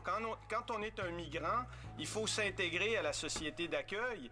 Et même dans son discours, il donne un peu raison aux collègues conservateurs en disant finalement la société d'accueil au Canada, elle repose sur aucun symbole identitaire fort. Si c'est pas la langue est le symbole identitaire le plus fort pour qui que ce soit. Si on parle pas la langue qu'on se présente dans un pays, comment on peut communiquer, comment on peut faire en sorte de développer une identité collective? C'est complètement impossible. Donc, mon collègue a beau nous parler de la GRC, j'ai le plus grand respect que ce soit pour la GRC, mais c'est pas de cette façon-là qu'on développe une identité collective.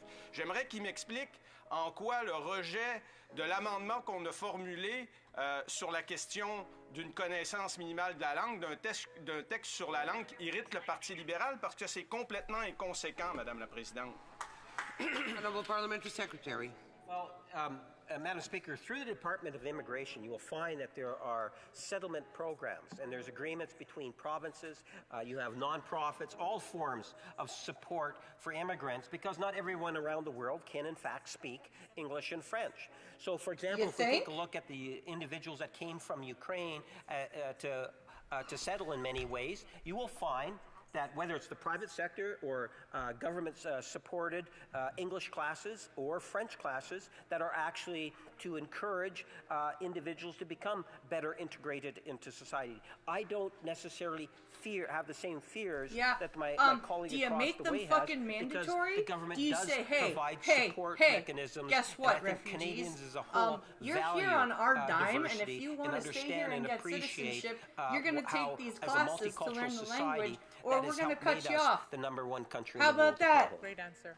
Questions et commentaires, questions and comments. The Honourable Deputy Chief Whip. The what? Speaker, I want to thank my colleague for an excellent speech that raised a lot of points of misinformation that the opposite party has been spewing on this bill, on this really important bill that we made a promise to Canadians, lost Canadians, that we're going to restore this specific requirement in accessing their citizenship for their children and their grandchildren. Many of us did that work, and the member just really put those points of misinformation to the forefront and explained what they were lying to Canadians about. Madam Speaker, can the member expand on that, expand on why we cannot use this as a divisive point to lie to Canadians, to mislead Canadians in thinking that we're doing something that we're not doing? Member, we have a point of order from the Honourable Member. But I am sorry. Swilkern't Grasslands, Kindersley. Thank you very much, Madam Speaker. I believe the member in her question is insinuating that the Conservative Party was lying to Canadians. We know that that's not true, and it's unparliamentary to insinuate. Oh, the Honourable Deputy Whip. Sorry. Speaker, I will replace I do agree that Two reasons I don't like Parlview, no translation. Just one moment, please, until my I know, but this wasn't being translation issue. fucking. Thank you, Madam Speaker. Let me go I see if I apologize can to the find member this on opposite. the I do agree CPAC that maybe the actual words website. were not the Let words me that we hold use on. in this house, but I do have to say that it's very misleading and it's very un-Canadian of them, and I will switch those words to misleading Canadians. The Honourable Deputy House Leader.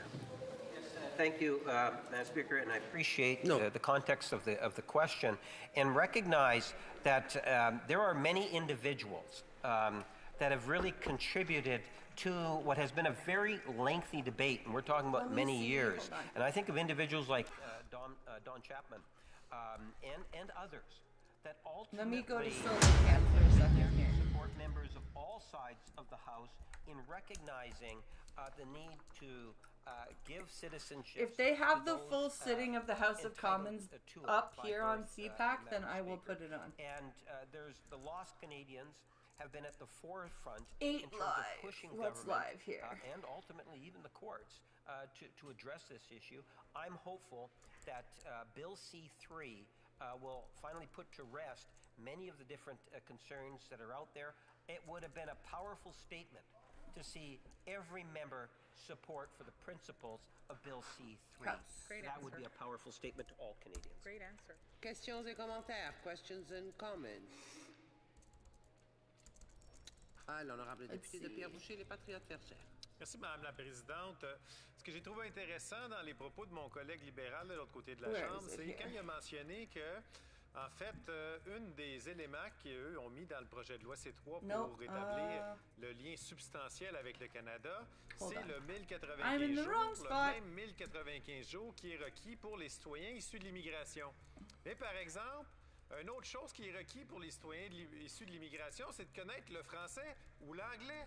Alors pourquoi est-ce que le membre d'en face trouve que c'est correct d'exiger le même 1095 jours qui est requis pour l'immigration, mais qu'on ne doit pas demander à ce que les gens qui obtiennent la citoyenneté connaissent le français ou l'anglais, Madame la Présidente?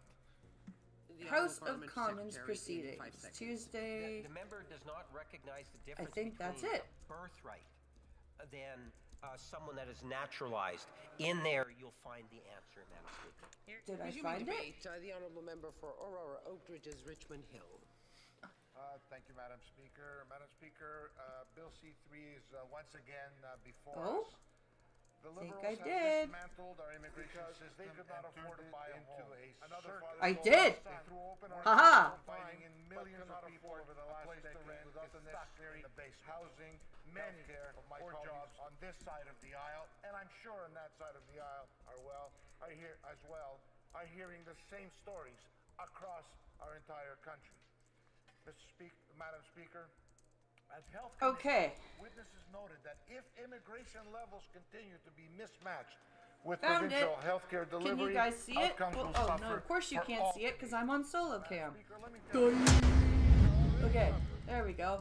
Now, can you guys see it? Healthcare capacity and their immigration policies have meant longer wait times for both immigrants and Canadians. People are waiting upwards of 8 hours in hospital emergency rooms. And when they get a room, they're in the hallway for hours and hours, if not days. People are waiting months to see a specialist for basic diagnostic services.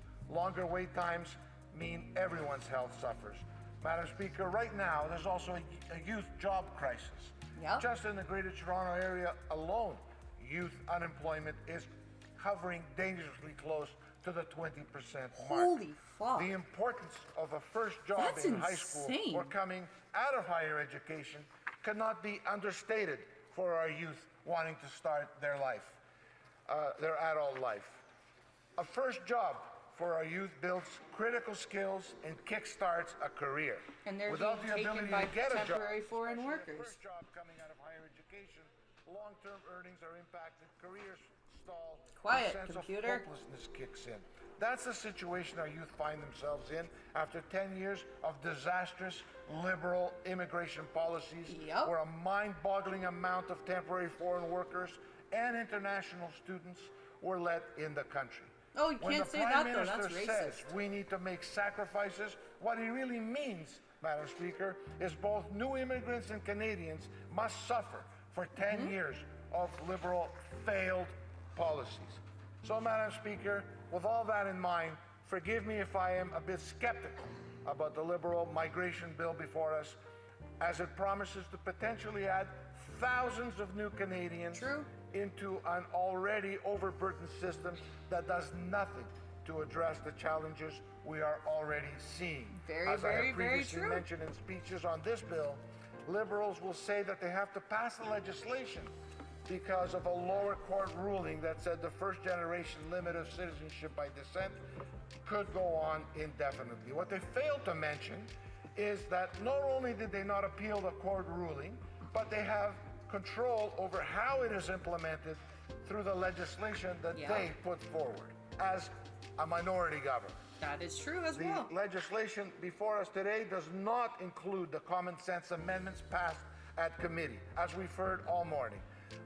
Those amendments would have turned a lousy liberal bill into a slightly less lousy liberal bill. Yesterday felt a bit like deja vu, Madam Speaker. Liberals once again joined by their coalition partners, the NDP, to vote down our common sense amendments. Yeah, but how many freaking actual NDP party members? The members committee studied the bill. Actually have Conservatives worked seats together right now? with our bloc colleagues to pass reasonable amendments, such as new Canadians being required to know one of the two of our official languages, having a criminal background check to protect the safety of Canadians. Wait, and that's a lot not of a other thing? important points. Then Liberals came to the House That and needs voted to down all actually of the be amendments. an amendment? What are the amendments That's they voted terrifying. against, Madam Speaker? Liberals voted against new Canadians having a criminal background check. Residents in my riding do not want people with criminal records immigrating to Canada and walking in our streets. Liberals voted against new Canadians knowing a little bit of either the English or French language. It is hard to integrate into a new country already knowing the language, let alone not knowing the language is setting up certainly immigrants to fail. Yes, it is. Even the minister said that our official languages were part of Canadian values. If these are Canadian values, as the minister suggested, why did the Liberals vote against them putting them in the bill? Why didn't the minister who believes that not put him in the bill in the first place? Liberals also voted against harmonizing the residency requirements that someone requires to obtain citizenship through naturalization with citizenship by descent. providing proof of 3 years residency over an entirety of someone's life will cause huge administrative problems. The amendment that was proposed changed this to 3 years within a 5-year period, consistent with how born as a grandchild of a Canadian citizen and wait like 25 years and then be like, I went to Canada like, as a kid every summer for like 15 years. That adds up, right? And in many cases may not even exist. Oh my God. But Madam Speaker, I have something to get off my chest. At Immigration Committee last week, the 7th Liberal immigration minister in the last 10 years was questioned on a different. The 7th in the when last 10 years. I started mentioning the potential improvements to her, she said, as I quote, suggestions and helpful comments are very much appreciated, and went to say that the committee is here to give recommendations.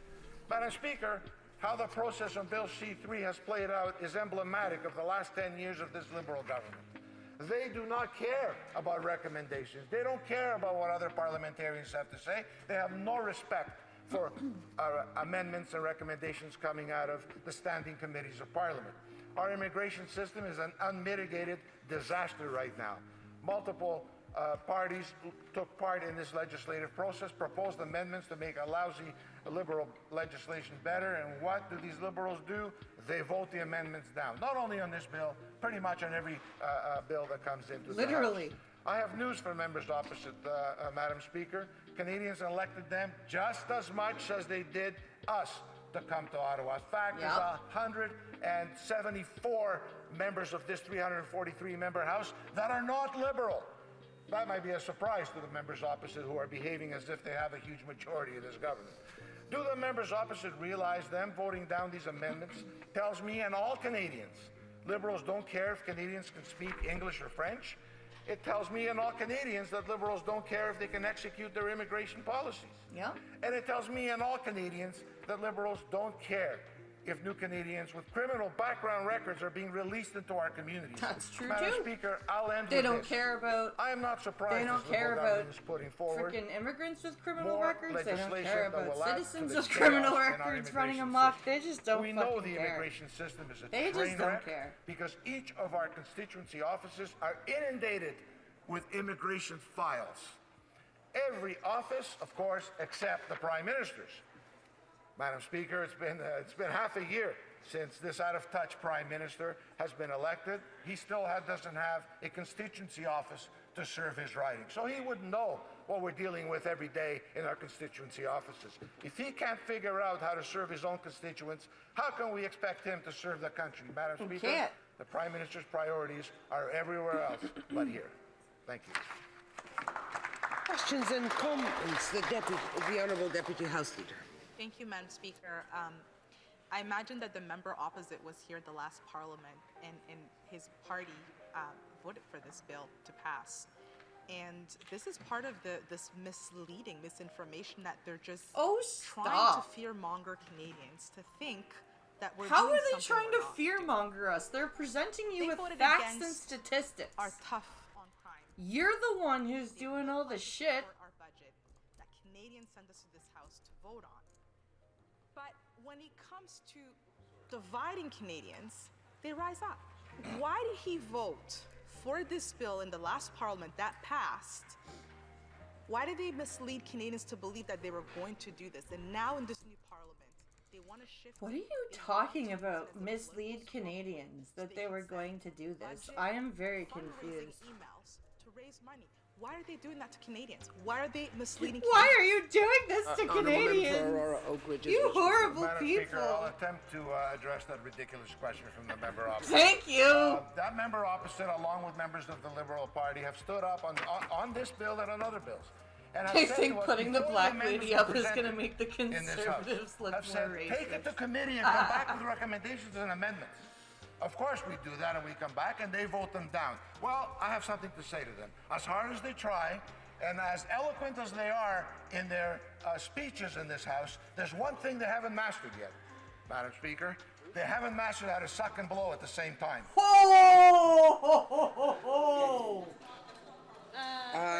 Yes, the honourable member for Point Waterloo. of order. Madam Speaker, earlier there was a Conservative colleague who stood up, and I agreed with that point, and I think the member also agreed with that point.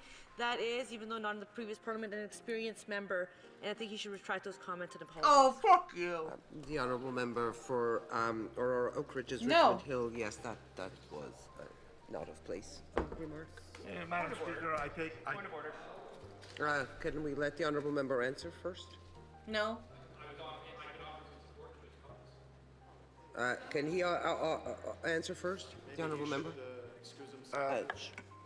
Madam Speaker, I have a lot of respect for you and this House.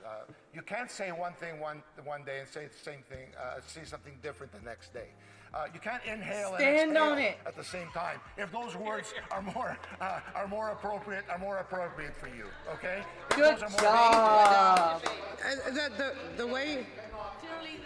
Order! Stand on it. The reasoning for Stand whatever on it. we... And he knows this. Can the honourable member for Waterloo allow me to speak? What causes disruption is what actually always translates into not being parliamentary. So I offer to the honourable member that it did cause disruption, and I would accept that the honourable member substituted the words for inhale, exhale, and thank you for that. The honourable member. Jeans and the Questions and comments. Questions et commentaires, l'honorable député de Shefford. Merci beaucoup. The honourable member for Shefford. There we go. It has My colleague translations. was talking about immigration cases in our ridings. Ooh. And yes. I really hope I haven't damaged Est-ce qu'on peut vérifier le bruit dans... Yes, can we just check what's happening out there? It's really very loud. More and more loud.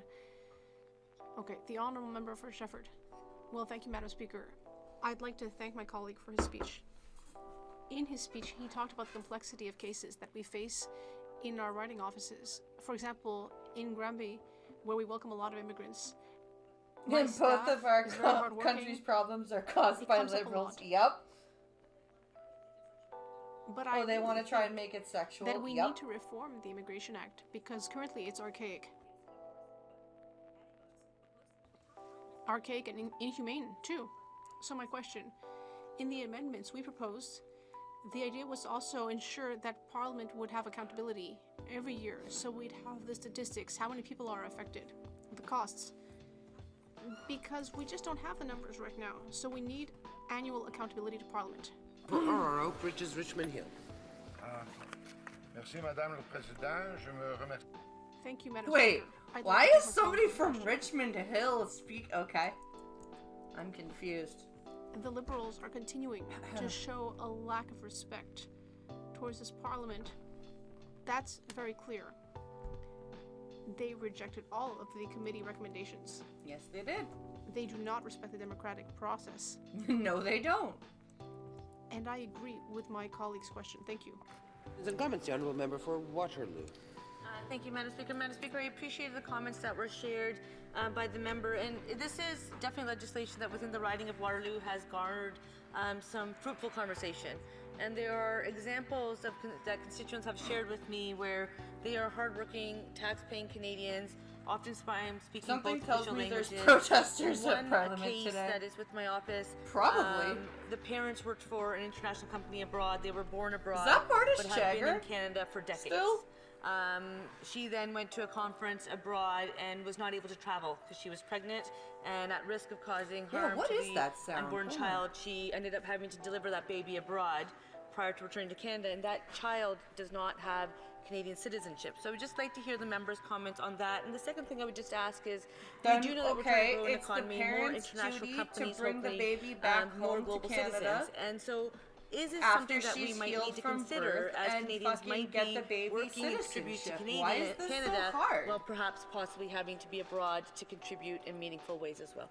Thank you. Honourable member for Aurora Oak Ridges, Richmond Hill, 20 seconds. Thank you, Madam Speaker. I thank the member opposite for the question. I don't know if the member opposite has had an opportunity to read the amendments, but clearly this You know, the issue things was that we addressed at committee. recommended We to put through- fix we this put bill forward some that you all very rejected. meaningful, amendments that would address the case that she mentioned of her constituent in in her writing. Unfortunately, she and the rest of her colleagues in the Liberal Party voted those amendments down, Madam. Yeah. Debate the honourable member for Red Deer. Madam Speaker, I rise today to speak on Bill C3, an act to amend the Citizen Act.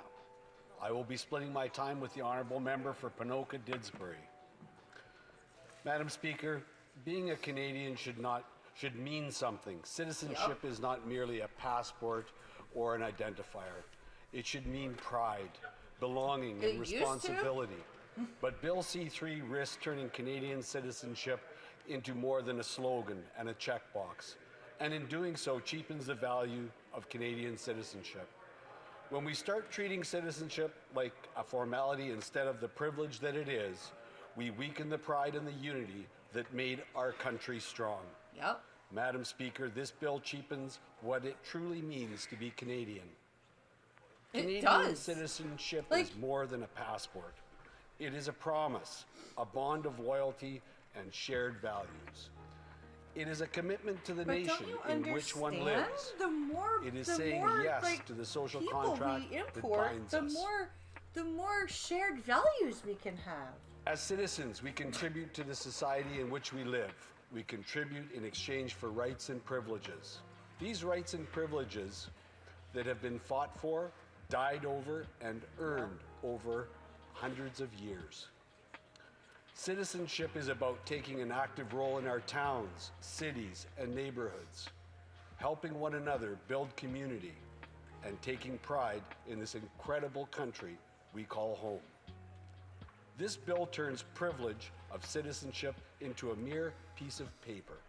It does. Under Bill C3, some people living outside of Canada could automatically become Canadian citizens, she was so fucking even happy. if they've never set foot here. If they were born or adopted abroad, and even if their parents only spent about 3 years in Canada, just enough to meet the bare minimum requirement of 1,095 days that C3 sets out. This requirement doesn't even have to be consecutive days spent. The individual does not need to know our culture and may never even visit Canada. Oh, but yet don't you they will understand? receive the same Canada rights doesn't and have a privileges culture. as someone who was born and raised here, or someone who chose to immigrate to Canada, lawful, and build their life here. Yeah. There's no application process, no citizenship test, and no background or security check. A person born with few ties to Canada, can you imagine if, like, granted a full privileges third generation as or those second contribute. generation A gets their consequence of this citizenship may because begin their to grandparent arise was in Canada's Canadian? healthcare system. And they're like this Already, fucking as it prolific stands today, serial over killer in the 6.5 country million of their actual Canadians birth. are without a and they family just doctor. come here and they just start Wait times in fucking killing hospitals have people. skyrocketed. There are over 80,000 foreign-trained medical professionals in this country that are not working in healthcare. Canada is paying more into healthcare today than ever before. I agree, Spittle. And outcomes continue to worsen. In 2024, the median wait time for healthcare was 30 weeks, the longest wait times ever recorded in this country. That is nuts. We have also had record population increase over the past 10 years. This is not a coincidence. Nope. Adding more people into any system that has not grown to keep up will result in worse outcomes, be it in healthcare, housing, or societal cohesion. Now imagine a Canada where citizens that have never set foot on Canadian soil come into this country and begin receiving healthcare. They benefit from a system that working Canadians have contributed their hard-earned dollars to. Yeah, they can just waltz in This and would be only like, further "Hi, the strain and the demand we are I'm here already for seeing in a healthcare and healthcare system benefits and that is shit." barely afloat. Bill C3 gives out Hey, can you citizenship imagine a automatically disabled with person no born screening. abroad? They show up and they're like, criminal "Hi, history, my no grandma review for was a national citizen, and I would like to be a citizen any real too. And connection by to the way, Canada." where's my disability At a benefits?" time when many countries are working to keep their citizenship processes strong and secure, this Liberal government I don't is agree with lowering the that. bar. Under Bill C3, a person could live here on occasion, spend most of their life abroad, Yep. have a child overseas, and that child would still become a Canadian citizen automatically. Yep. Without any That's review not good. That's and not without okay. any ties to this country. Madam Speaker, that cheapens what it means to be Canadian. For generations, becoming a citizen has meant something real.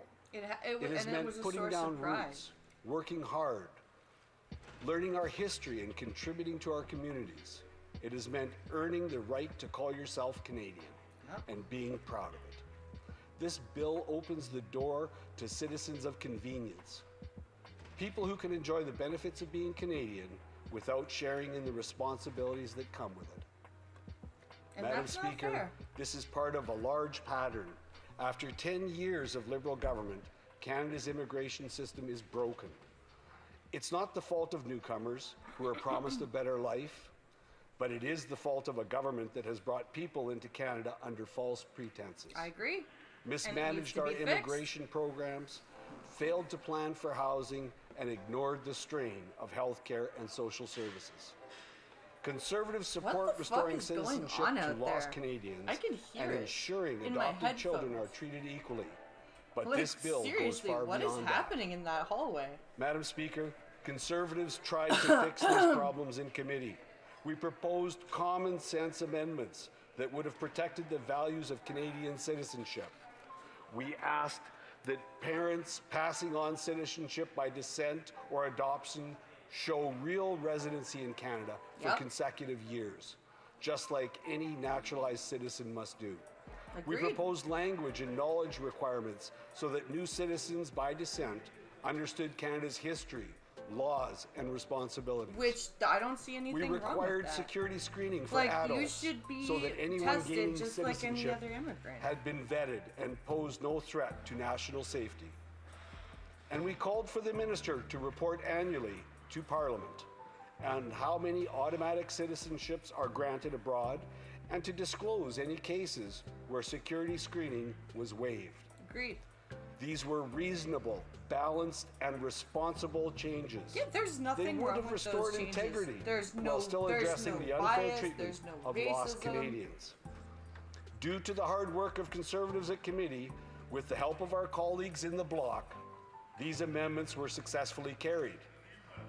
But just yesterday, the government caved to the radical NDP and rolled back these common sense amendments, once again, proving that they do not value what it means to be Canadian. And this bill is nothing more than a vote-buying ploy. You didn't need a passport to go into Canada. The government to, says travel it wants Canada fairness, yet it States refuses to protect the value of Canadian citizenship. The Because Minister I of went into the Immigration has States an with just my opportunity to birth fulfill certificate her promise to in help lost Canadians 03, while I think it ensuring was. citizenship is not given to those with no real connection to 05. Canada. Madam Speaker, this is about fairness, but it is also about integrity. It is not fair to the millions of immigrants When the who fuck came was here, I 16? I don't remember. passed their citizenship test, paid taxes, and built lives here. To see others receive the same citizenship automatically But I from do remember abroad, the poor Iranian that creates a two-tiered kid system who where some earn he their had place Iranian and and others Canadian inherit it with no citizenship. effort. For And when the decades, fucking- immigrants came to when the Canada under US harsh border conditions. security agent Many came came with on the nothing bus, and worked and he to got earn to their place in Courage. Canada. Oh, They came boy. with barely any money, little Who alone are the you? privilege Why of are you on this citizenship. bus? Are you We with can them? fix this, Madam Speaker. Yes. Conservatives Poor believe Courage. citizenship Like, should be this based so- on this loyalty, is, like, service, flamboyant and contribution, kid. not on Felt so loopholes and bad for paperwork. him. We can restore pride in Canada citizenship and give newcomers a system that is strong, fair, and consistent.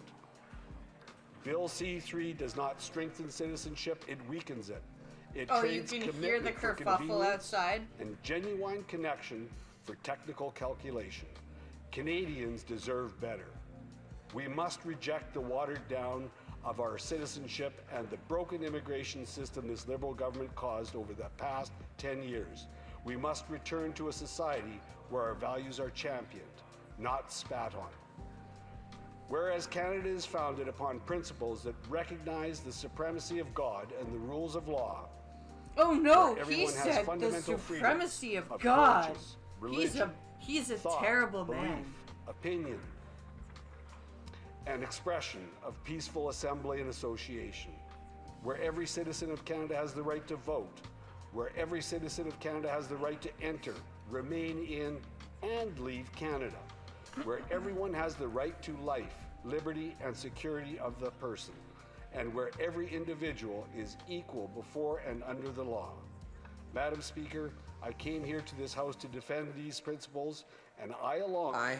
Unfortunately, the Honourable Member is way over time. I kept giving you signs, questions and comments. The Honourable Parliament Secretary of the Government House. Yes, thank you, Madam Speaker. The reality is that the Conservatives are actually saying no to grandchildren. They're saying no to individuals that are Canadian. Won't somebody please think of the that their grandchildren should not be considered Canadians. That's what they're actually saying no to. And I'm wondering if the member truly believes that that is fair, given the Superior Court of Ontario. And when you talk about the amendments, as the Conservatives often do, you need to know that there is 169 Liberal MPs, a combined Bloc and Conservative, there's 166. Yep. The majority of the House agrees with the government that grandchildren should be able to, through substantial. I'm wondering if the grandchildren should be able to, through substantial. I'd like to thank our honourable colleague from Winnipeg. You don't even know what you're saying. A decade of Liberals has harmed the reputation of Canadian citizenship, either by neglect, mismanagement of Canadians' immigration system, or policies that have weakened the value of Canadian citizenship. Canada is one of the only countries in the world that allows descendants or visitors and temporary residents born on Canada's soil to automatically become citizens. Visitors? With over 3 million temporary residents and 500,000 undocumented persons now living in Canada, continuing to allow temporary residents somebody on fucking holiday can pop out a child in a Canadian hospital and that child's automatically a fucking, oh my god. Services. Thank you. Questions et commentaires, l'honorable député. I am not okay The Honourable with Member that. for Jonquière. Thank you, Madam Speaker. What the Parliamentary Secretary to the Government House Leader has said is that the government took amendments that were approved by committee and threw them in the garbage. So that's what they did. Right now he's talking about the government's majority in the House. That's one thing, but committees have a role. If there weren't a role for committees, there wouldn't be any committees. We'd just vote here in the House and that would be it. Yep. So maybe my colleague could comment on the fact that the government has behaved very badly here by totally refusing the amendments which were voted in good form by a committee of the House of Commons, which has a utility. I'd like to know what my colleague thinks of that. One member for Red Deer. There are 30,000 people missing that are non-citizens. And thank you and the Bloc for the support that we received in committee. Immigrants aren't to blame for wanting better lives. It's the Liberals' fault for breaking our system and allowing people into Canada too fast for housing, healthcare, and jobs to keep up. Only Conservatives will restore the value of Canadian citizenship and the immigration consensus that the Liberals broke by fixing our broken immigration system and setting clear rules. Thank you. Questions and comments. The Honourable Member for Peace River Westlock. I'm thankful, thank you, Madam Speaker, and I'm thankful to the Honourable Member for his great speech on the topic. I'm just wondering if he has any other examples of how the immigration system has been wrecked. I know that for as long as I've been here, how has it been wrecked? Where have you been? Other examples that he'd like to share with us. Thank you. Honourable Member for Red Deer. Everywhere? Thank you to my honourable colleague. Conservatives believe that Canadian citizenship matters. It's more than a designated on an ID card or a passport to travel the world. A shared responsibility that takes every single one of us to adhere to. There once was a time when being Canadian meant something. It's appropriate that we're entering into Veterans Week, a week that we remember our heroes that fought and died so we can stand here today. By watering down our citizenship and reducing it to a checkbox, this Liberal government takes for granted their sacrifices by erasing what they fought and died for. They don't care about vets. May we never They're forget living their in sacrifices. moldy housing and shit. They don't fucking Questions and care. comments. L'honorable député. The Honourable Member for Mont-Saint-Bruno-L'Acadie. Thank you, Madam Speaker. My colleague and his party are saying that the Government of Canada is watering down Canadian citizenship, and yet this bill requires that somebody have spent at least 3 years in Canada before transmitting citizenship to their child born outside of the country. It's a clear and real requirement. Yes, This but the requirement parent doesn't have to is spend 3 consecutive considered reasonable by years many in Canada. experts. Why are the Conservatives The parent against can it? be like, I'm just going to hang out in Canada I'd for like a to couple thank the weeks honourable and then colleague go for the away. question. Again, as I stated before, with over 3 million temporary residents and 500,000 undocumented persons now living in Canada, continuing to allow temporary resident descendants to automatically claim citizenship will deeply impact Canada's immigration system, housing, jobs, and... Debate. The Honourable Member for York Durham.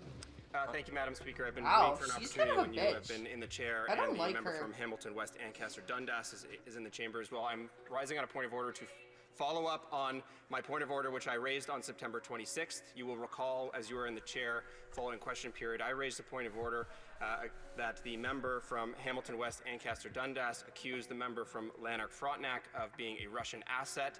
At that time, What the you fuck? suggested that language might be unparliamentary, that you would review the transcript and then come back to the House. I have reviewed the transcript, and if the Madam Speaker will review the transcript, she will see that an honourable member is quoted in the Hansard as saying, "Are you a Russian asset?" I'm sure my honourable member will not shy away from his comments and will, of course, take ownership of them. Why are So we I'm doing wondering this if the, now? Madam Speaker will Exactly. rule on that now and agree that calling another member Why, a why are Russian we asset wasting or time accusing with them of this being a right Russian asset is now? unparliamentary, You and I'll ask the member fucking to withdraw those comments. dolt. Here, here.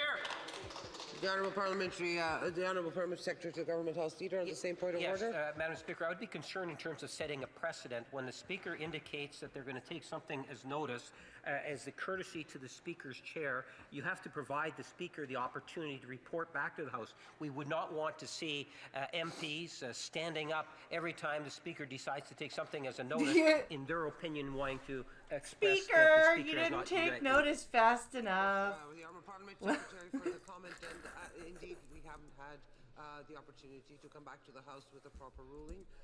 We will come to the House when said ruling is done. The Honourable Member Oh for my Waterloo God. on the same point of order. Similar. The Honourable Member for Waterloo. Well, because the only comment I was going to make is... Oh my God! I have someone on a point of order, one at a time. The Honourable Member. Jesus I was Christ! going to say in the She's spirit of maintaining not and following a the rules at fucking the beginning around. of that member's comments, they did reference the presence and absence of a member in the chamber, including who's in the chair, and I think we should refrain from doing that. Oh, God, what the Well noted. And the Honourable Member for York Durham on the same point of order. Yeah, thank you, Madam Speaker. Very well noted from the member from Waterloo. I appreciate that as a new member, still learning the rules here. Mommy, I'm you called happy me to a roosty. take the chair's direction on this. I would have hoped that after more than a month of time, Oh the my Speaker's office God, would have you reviewed that whiny little transcript bitch. to confirm Stop what has it. been said. And so I'm wondering now that Why are you you are in the taking chair again, so you would ask long, the member to Mommy? withdraw those comments because they are unparliamentary. I'm Going mad to at refer you. To, who's present in the chair or not again, please. Yes, you are in the chair again. That refers to precisely that, my presence or not in the chair. But beyond the debate, we will come back to the member on a ruling by the Speaker When I feel like said it, review bitch. is finished. The Honourable Member for Elgin, St. Thomas, London South on, no, okay. Resuming debate, the Honourable Member for Ponoka Disbury. Thank you, thank you, Madam Speaker. I was actually really enjoying this. Lots of fun, and I want to thank my colleague who split his time with me, my friend from Red Deer, for his excellent speech, and of course, happy to rise again and talk about How this polite bill. everyone I spoke is. about this at Thank you, second thank reading, you for and your happy speech. to offer my thoughts again at third reading, although Right? under some They are children, aren't they? suspicion about what actually happened. I've been in this place a long time, Madam Speaker, and the fact that we're not debating the bill that the committee actually adopted at third reading is interesting to say the least. But, Madam Speaker, I rise today to deal with Bill C-3, which claims to redress the Lost Canadians issue, but of course goes far beyond that goal and scope in its intent. Lost Canadians are, of course, those with strong ties to Canada that have been denied the privilege of being conferred our citizenship due to complexities or outdated provisions in our laws. Conservatives, of course, believe that those who have been arbitrarily or unfairly denied this privilege should, of course, have this error corrected. Yet the bill that is now currently before Parliament still remains a bad one, notwithstanding that issue. Instead of merely remediating the most egregious cases of lost citizenship, it took the Liberals took the liberty of creating a system that would completely gut and undervalue the value of Canadian citizenship. While most immigrants to Canada must work hard to acquire their citizenship, something that they are immensely proud of, this bill creates a system where citizenship is not awarded in a merit-based manner. It introduces an extremely weak substantial connection test to gain citizenship. It's true, it is. An individual's parents need only to spend 1,095 non-consecutive days in Canada at any point to gain citizenship. No criminal background check would be required. This was something that Conservatives proposed as an amendment at committee and had passed, but is now She reminded me of removed the from chick who was the leader in Where in the World is Carmen Sandiego. And this is the point, That's Madam funny. Speaker, that I'd like to expand on, and it should not be ignored. In the last few days, I received a response to an order paper question where I asked how many non-Canadians are incarcerated in federal prisons in Canada. And that doesn't even include the ones that are incarcerated at provincial institutions, which are 2 years less a day for those sentences. And it showed that we have nearly 1,000 non-Canadians in federal institutions in Why Canada. are we not deporting those people? If they serve a federal sentence... Get them the fuck out. And the average sentence for a federal penitentiary is 1,787 days. That's the average sentence. Those people, those 1,000 people, when they get out, will have now met the test, this arbitrary 1,095 non-consecutive days test, where they can go anywhere they want in the world after they're released from a federal prison in Canada. And because they've spent that time in Canada, any children that they might have could now be conferred Canadian citizenship. Should their children dude, who have spent this time in a prison, come on, who might be the first they have to have citizenship. It's very simple for the member first. for Winnipeg North. If they are the children of Canadian citizens, but not citizens themselves, and are in a federal prison, they can confer this citizenship on. At least we're not like the second UK with generation. somebody shouting And that's for exactly every the 3 point that this minutes. legislation has. That's true. Essentially, C3 allows foreign-born individuals who've never lived in Canada to bypass the immigration system and gain citizenship just because a parent spent a few months in Canada years or even decades ago. It would create a plethora of citizens born outside the country with no meaningful connection to Canada whatsoever. Why do some Conservatives have to do this and lie? That's why our party worked collaboratively at committee to improve the bill. That's ridiculous. Our amendments would have ensured that it would solve the Lost Canadians issue, but limit potential abuses. These were common sense proposals, such as requiring knowledge of Canada's official languages and undergoing a security assessment. But this government has teamed up with the NDP to gut these changes. This, despite the NDP not even having a seat at the committee table. Not only is this underhanded, but it violates the spirit of the democratic process that we have in this place. They even removed our changes that would allow Canadians working overseas in the service of our government to pass on their citizenship. This goes to show that we may have a new Prime Minister, but this is the same old Liberal government. It should be noted that Bill C3 and its successor is the successor to Bill C71 in the previous Parliament. This government basically tried to repass the same failed policies as the last government. This whole debacle arose because the last Prime Minister refused to challenge a 2009 court decision in Ontario that struck down the previous Harper area provisions that protected our citizenship system from abuses. Conservatives have always understood that citizenship has an inherent value. After all, a Canadian passport is one of the most valued in the world, offering visa-free travel to 184 It used to be one of the most valued For years, passports Canadian in the world. citizenship was the envy of the world, attracting the best newcomers wishing to better their lives. But years of mismanagement under this government has harmed our reputation to our citizenship. But where does this value lie? Aristotle defined this concept of citizenship roughly as the right to rule and be ruled in turn, being closely associated with the ideas of civic participation in the polis. His ideas of citizenship were still primitive compared to today. Rome would expand on these ideas by defining the rights of citizens as being tied to certain responsibilities, namely the protection of the state through military service. Later, Rousseau and Locke expanded on these ideas to include a more robust system of rights and responsibilities. This is often referred to as the social contract that defines the obligations that both citizen and state have with each other. Rousseau, John Locke, While the franchise John of Stuart citizens Mills, has expanded since then, no one disputes these ancient Thomas ideas that rights Hobbes. cannot exist without responsibilities.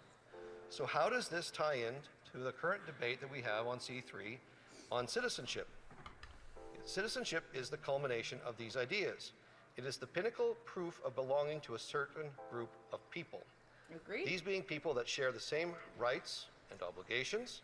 These being people with similar underlying values. In Canada, this includes things like a rule of law, respect for democracy, and a tolerance for those with differing views or opinions.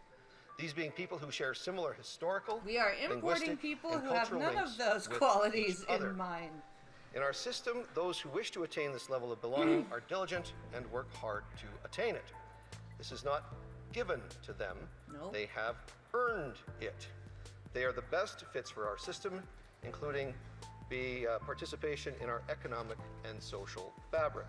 That is why it's disheartening to see that this current government says that our citizenship basically has no value. I agree If we with don't most treat of our what this citizenship guy is carefully, saying, except for why like the would any other prison shit. country do this? Will other countries retaliate and reduce our visa-free access? Citizenship is not a commodity. It should not be bought, and it certainly should not be given away cheaply by way of Bill C3. To hold Canadian citizenship is to belong to one of the greatest nations on the planet, and that should not be forgotten. Thank you, Madam Speaker. Questions and comments. The Honourable Parliamentary Secretary to the Government House. Yes, Madam Speaker, there is a lack of understanding of the legislation. The member indicated he made this inquiry and he finds out that there's 1,000 people that are not Canadians in our jails. And he says, now, we're under this legislation, somehow their grandchildren are going to be able to, or they will be disabled, not able to come. Disabled? They will be disabled. If you are a permanent resident and you go to jail for 2 or more years, Jesus you cannot Christ. become a Canadian citizen. In order for the whole process to kick in, you have to be rooted to a Canadian citizen. Would the member at the very least I'm sorry, that acknowledge conservative that the guy was information that he wrong. has provided is actually wrong? And at the end of the day, you got to be careful because the way in which you express it, many would say it comes across as being anti-immigrant. The Honourable Member for Elgin St. Thomas. Oh, you wouldn't want to be Thank you, Madam anti-immigrant Speaker. now. The member for Winnipeg North is an experienced member. He knows better than to speak directly to my honourable colleague rather than through you, Madam Chair, because he was accusing you of doing something which I'm sure you will be the first to admit you were not actually doing.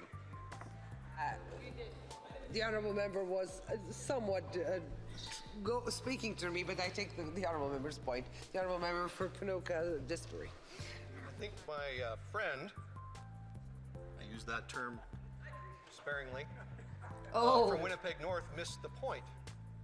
If someone has their child here who is not a citizen, It's that true, person Spittle. commits a crime The fact and that, goes like, to jail, we are very similar. goes to a federal in- prison, for which in- I've just in, explained that the average sentence the way length our is government, 1,787 especially days, the then leaves Liberals prison, goes took back a to lot another of country shit, from which stole a lot of they shit were from Joe originally from, or Biden's their parents prison. might have been originally from, because millions upon millions of Canadians have moved here from elsewhere, my wife included, not anti-immigrant at all, thanks for the accusation though.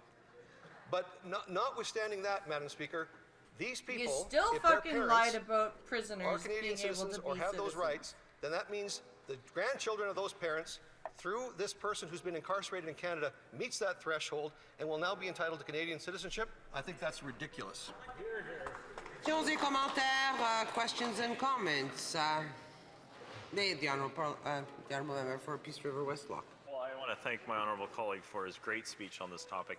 I was just wondering if he's got any other examples. The last one was great. I was just wondering if he's got any other examples of how this piece of legislation, or how the Liberals have cheapened Canadian citizenship. I love how they're coming up trying to be all smug and be like, can you come up with another example? I want to thank my yes. Friend from Alberta for bringing this up. Look, I've been here a long time, Madam Speaker. I was here in 2006 when the Lebanon crisis broke out. We found that there was not only a few hundred, not only a few thousand, but some 60,000 Canadians living abroad in just that particular case, which I think inspired some of the conversations about whether or not we have citizens of convenience that are here. I mentioned in my speech that our passport has visa-free access in over 184 countries around the world. There are a lot of people who want to have access to Canadian privileges, who want to have access to the Canadian holding passport, a Canadian want to have access passport to Canadian means you programs can just and like services, show up in might not be 184 countries without a fucking contributing visa. much when it comes to like, hey, I'm Canadian. What's up? The prosperity of our nation, for example.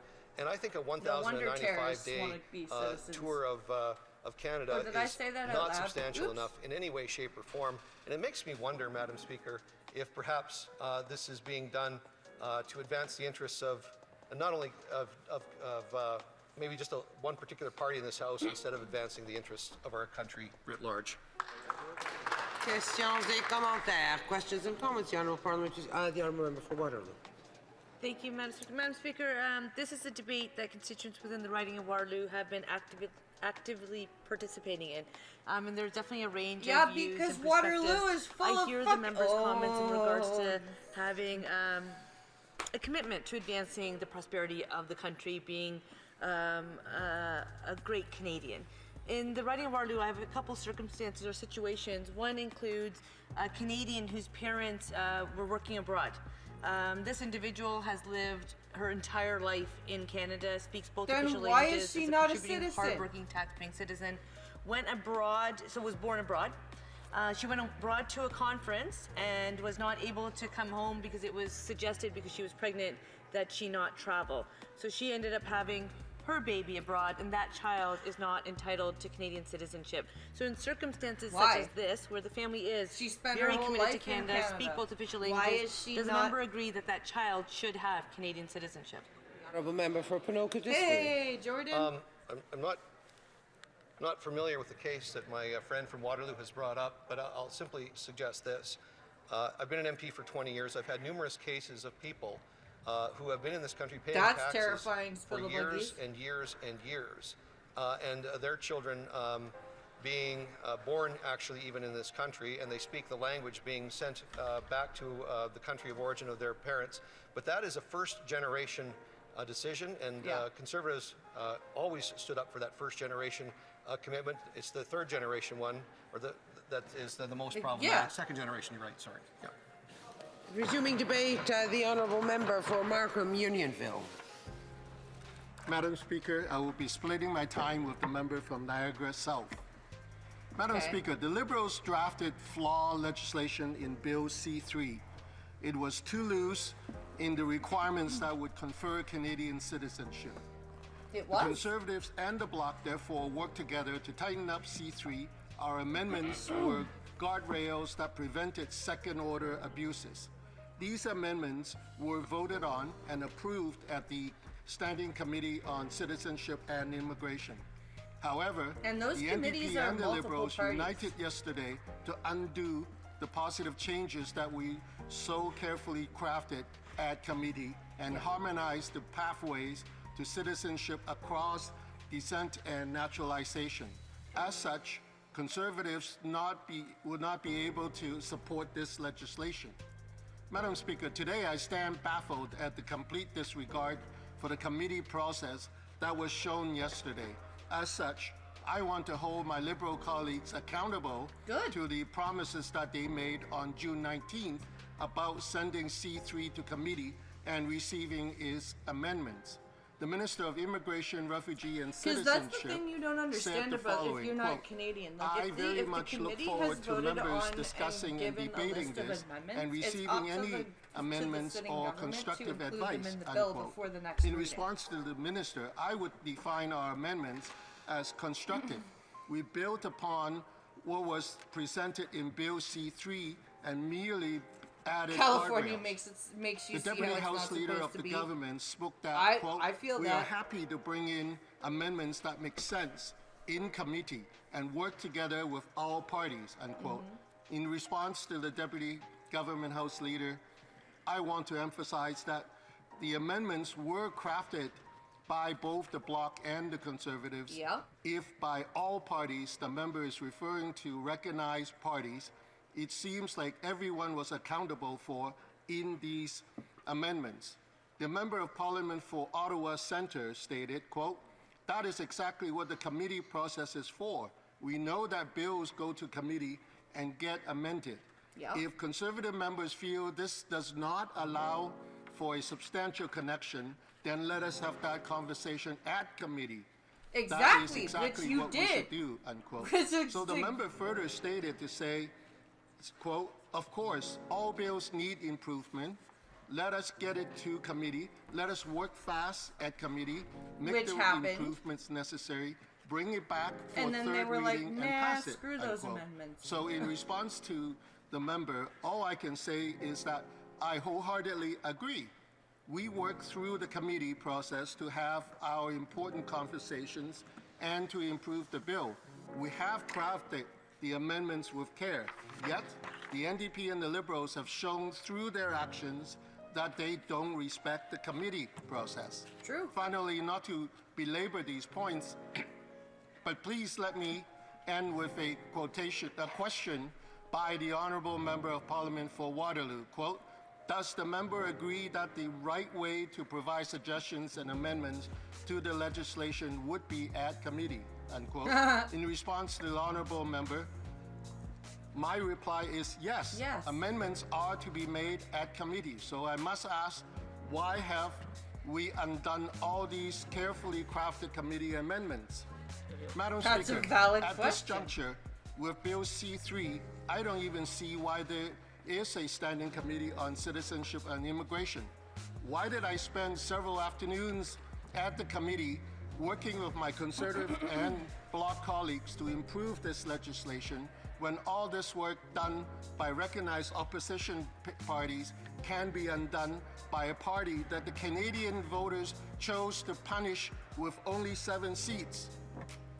With the remaining time, I want to briefly overview the common He's sense not amendments wrong. that the Conservatives He's and not the Bloc wrong at passed all. in committee. This is With every completely amendment, valid. let us examine if in any way they infringe on the group we know as Lost Canadians. First, we amended the 3-year presence in Canada to be achieved within a 5-year time frame. Yeah. This is not a high bar. Certainly, any lost Canadian would want to spend 36 months in Canada within 60 months time frame. Right. That is only a high bar for Canadians for convenience who want Canada to remain open to them as an insurance policy. Facts. If geopolitical affairs go south in their current country of residence. Second, we added requirements around language proficiencies, citizenship knowledge, and security checks. This is not All a of high those bar. are reasonable. Certainly, any lost Canadian should already know how to speak one of our official language, should already know about the duties of citizenship, and should already have a clean criminal record. This is only a high bar for Canadians of convenience who struggle to speak our official languages well and who struggle to understand the having trouble values finding of our anything nation. wrong with what These this are guy the is people saying. who want to enjoy the privileges of a Canadian passport without the duties of contribution to our society. Third, we added 2 reporting requirements for the Minister of Immigration. Exactly, Spittle. Where the What's the first point is of a on the number of committee if they're not citizenships going granted to take the advice? and the second I am going to be right back. screening I need to exemptions. use the washroom This and is get not a a high sandwich. bar again. Certainly, every lost Canadian would like a living record of their ranks regaining citizenship. Certainly, lost Canadians would want the Canadian public to be made aware of exemptions made for those in their ranks with criminal records. This is only a high bar for Liberals who do not want a living record of all Canadians of convenience they granted citizenship to. Madam Speaker, if Canada as a whole was a municipal community, the Conservative and Bloc members would be councillors who merely wish to put speed bumps on our residential roads. All our amendments were functionally speed bumps that made it harder to drive 80 kilometers per hour in a residential zone. Lost Canadians already know how to drive in Canadian residential zones. They would simply endure a few speed bumps and be on their merry way to regaining their driver's license, which is a good metaphor for Canadian citizenship here. Canadians of convenience want to drive at highway speed in our residential zones and then head immediately back to where they came from with our official driver license in hand. The speed bumps don't bother someone who intends to live as a resident here in our Canadian community. They are only a bother for tourists who want to zip in and zip out of Canada, acquiring our status symbols without contributing to the society that gave those symbols status. Madam Speaker, Conservatives will not support this current Bill C3, which the old NDP Liberal coalition stripped off of the amendments so carefully crafted in committee. We Conservatives stand with all proud Canadians and lost Canadians against this mutilated Bill C3 that the NDP Liberal coalition cut up to serve Canadians of convenience. Madam Speaker, when the next geopolitical flashpoint emerges, how much will this NDP Liberal coalition take from the pockets of hardworking Canadians taxpayers to fund a vacation bailout for Canadians of convenience? Thank you. Questions and comments. The Honourable Member for Ottawa Centre. Thank you very much, Speaker, and thank the member for his speech. And I think I just want to quickly remind him that we're here at this moment debating this bill because the bill that the Harper government brought in law was found to be unconstitutional, constitutional under the Charter by the courts. And they've given us, this House, till November 20th to pass a law to remedy that circumstance. And there are many Canadians who have been, as a result of that illegal law, were disenfranchised. For example, a very good friend of mine who was born of two Canadian parents, but in their case, they were working abroad, so she was born outside Canada, but she, of course, returned back to Canada, was a Canadian citizen, lived here her whole life, got her education, and now is working in France, where she had two children of her own there, but she's unable to pass Canadian citizenship to them because under that law she couldn't because she was born outside the country, even though she's Canadian citizen. These are the real life circumstances that we're trying to remedy by this law. Does the member oppose ensuring that Canadians remain Canadians by making sure that their children also get Canadian citizenship? Member for Markham Unionville. Madam Speaker, I thank my colleague across the aisle for that question. Let me remind the Liberal government again that when it was struck down by the Ontario courts, the Liberal government had every opportunity and all the time they needed to repeal that decision, but they never did. They've done nothing to it. And now the deadline's coming, they just all of a sudden wake up and say, oh, I need to do this. And so they're rushing this through without due consideration for all Canadians. Thank you, Madam Speaker. L'honorable député de Shefford. The Honourable Member for Shefford. Thank you, Madam Speaker. I'd like to thank my colleague for the speech in which he touched on a concerning question. These lost Canadians. We know that there was a Superior Court decision and that the amendments that we tabled reflected that decision. And we are asking for it to be determined what a real connection with Canada is. And ultimately, we use the naturalization requirements for second-generation children born abroad so that the rules would be the same for everyone. What does my colleague think of that? Member for Markham Unionville. Madam Speaker, I'd like to thank my colleague from the bloc for that question. We truly work together and consider the value of the Canadian citizenship and what it means for Canadians as well. And the amendments we have put together will address that, as the member mentioned, the naturalization process, where the person should have clean criminal record, should understand about Canadian culture, and most importantly, speak English or French. And that is not too much to ask. And so we don't understand why the Liberal government, together with NDP, try to rip this away from us so that it creates another class of Canadian citizens who know nothing about Canada and who do not necessarily value the presence of Canadian citizenship. Thank you. The Honourable Member for Elgin, St. Thomas, London South. Thank you, Madam Speaker, and I'm very grateful to my colleague, the member for Markham Unionville, for his speech. I think he is the embodiment of what the Conservatives have been trying to say here, which is that to be a Canadian citizen requires, and should require anyway, a commitment to Canada and an investment to Canada. And I wanted to ask my colleague if he, as someone who was not born in Canada, has the ability to speak to the value of Canadian citizenship, of what that should mean for people. For Markham Unionville. Madam Speaker, I'd like to thank my colleague for that question. And truly, we're talking about the values of being a Canadian citizen. My grandfather came when he was 15-year-old, but because of the law of the day, my grandmother could not come, and therefore my mother was born in China, and subsequently I was born in Hong Kong. So therefore, by definition, I am a lost Canadian.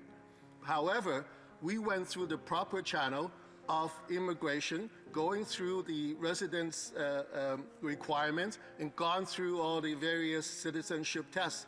So that proves to me it's valuable to go through that process so that we can integrate into the Canadian society and be positive role model for the country. Thank you. During debate, the Honourable Member for Niagara South. Thank you, Madam Speaker.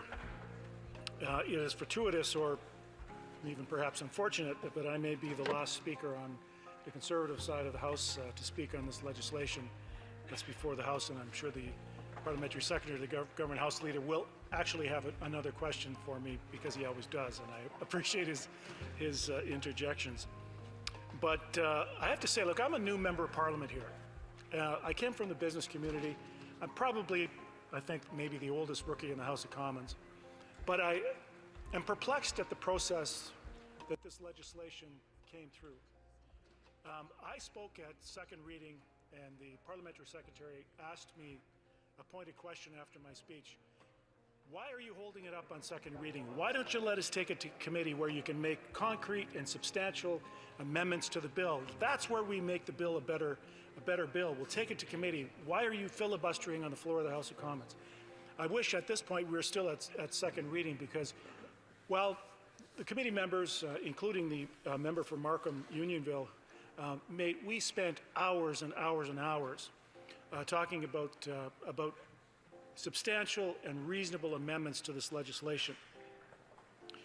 And with the support of our colleagues from the Bloc Québécois, we were successful in making this bill a much better piece of legislation. The original legislation was fundamentally bad, and now that the amendments that the Conservatives and the Bloc have managed to come through committee have been reversed, as my colleague said, what a waste of time. We have wasted weeks and weeks and weeks on this legislation only to come back to where we started today. And I'm very disappointed. Okay, I'm back. I have my sandwich. The government said to us at the beginning of this session, collaborate with us, cooperate with us. Let's see, what time is it here? Help us build better It's legislation. 1:46. You know what we'll do? We will mute this, I think, and come back around budget time. I have a commenter who linked me an interview three of my Molly grandparents did were born with, in the UK. And so Dr. my Mike father, and I few think a couple of weeks my ago. uncles were actually born in the UK too. And so my father was entitled to citizenship. so I figured I would do a reaction. And he was the last generation who would have automatically been entitled to citizenship at the UK. We and then we'll come back we share for a budget sovereign. time. We are parliamentary democracy in the British tradition. My roots go back to England and Wales, yet I am not entitled to British citizenship. Nope. Even in addition to that, I did my grad work in the UK, in England, studied there. That did not give me entitlement to UK citizenship. Under this legislation, those two factors would provide me with citizenship if I were under the current legislation of being outside of Canada, studying for 3 years or 4 years, or spending 1,095 days in the country. So countries across the world are limiting these opportunities. This legislation is nothing more than chain migration. It's that post-nationalist mentality where there's no more value. Okay. It doesn't seem that the government puts a high regard of values. If multiple generations, and I'm not talking, most of the Liberals who have been given the examples here have been talking about first and second generations. This legislation provides in perpetuity access to Canadian citizenship. If you don't have to speak the language, you don't have to go through a security check, you don't have to have a substantial knowledge of Canada, you don't go through the normal citizenship process that people who want to come here through normal citizenship applications. I don't think it's unreasonable in what the amendments that we made in this legislation to suggest that to peg a value to citizenship should be based on having a substantial connection to Canada, not just 1,095 days over a 5-year period because you went to school here to get a degree or you spent the summers at somebody's cottage. That is exactly what gives you the access to Canadian citizenship in this bill, and that to me is wrong. It's also not unreasonable to suggest that people who want to get citizenship that are multiple generations down the line should go through a security and background check. We want people with good records, not criminal records, to be part of our country. We also Jordan, believe it's not unreasonable for these people to speak one of our 2 official languages. These people And are that in this legislation is talking also about, not the case. like, grandchildren of Canadians who don't have citizenship. Conservatives have always, handed this legislation is there's been several iterations of this legislation from previous parliaments. And through these iterations also failed on the floor of the House of Commons before the last election. But this new piece of legislation today that has now gone back to its original form is severely flawed. Okay. And the conservatives would have supported I am going bill that to had substantial and reasonable do that.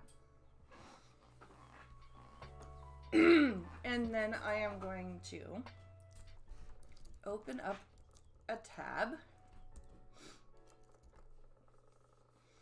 and go to my history because that's where it is. So, a commenter linked me this interview on my video called I'm Done Being Nice. So, actually, what I will do is I will do that, and I will back this up to the end.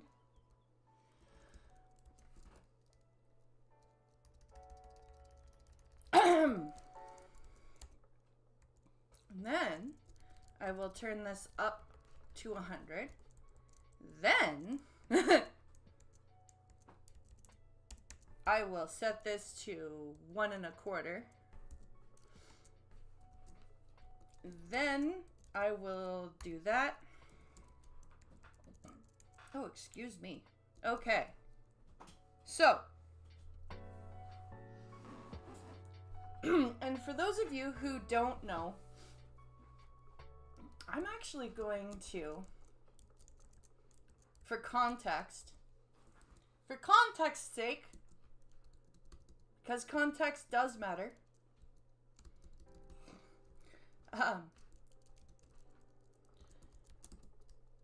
I will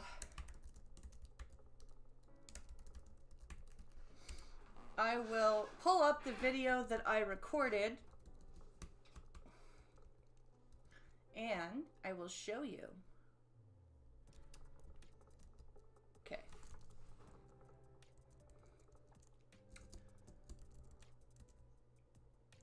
Okay, hold on. Okay. So, for context's sake, here is the video that I recorded yesterday evening. The iPhone sees like your dark hair against the white pillow. And I see a little bit of light glistening off your cheek. And I see a little bit of light edging on your nose and your lips and your forehead when you turn your head. I can see you're making a funny face. Okay. Ready? Tell me when my eyes are closed. Okay. They're open. Now I start praying that Dr. Micatine doesn't come after us. I don't well, know if the phone I've can pick that up, I've but set I it to 1 1/4 speed, and I'm Okay, going to but be reacting. you're telling me you can't see my nails, the chipped one. No. So I can tell they're green still, but actually, they almost look blue. It's like, I only know they're green, but because, like, I don't know Use if I've big ever screen, told you this. little When it window. gets darker, I think I So have told you 8? this. When it gets darker, it's harder to tell what colors are. I don't get sight. Sight is very confusing.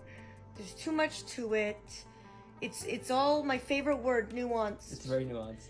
No, Molly. No. We're not going to pretend that you have never experienced having to see things in the dark. We all know that you have had sight until you were 14, and then you had a good amount of usable vision until about 1.5 years ago.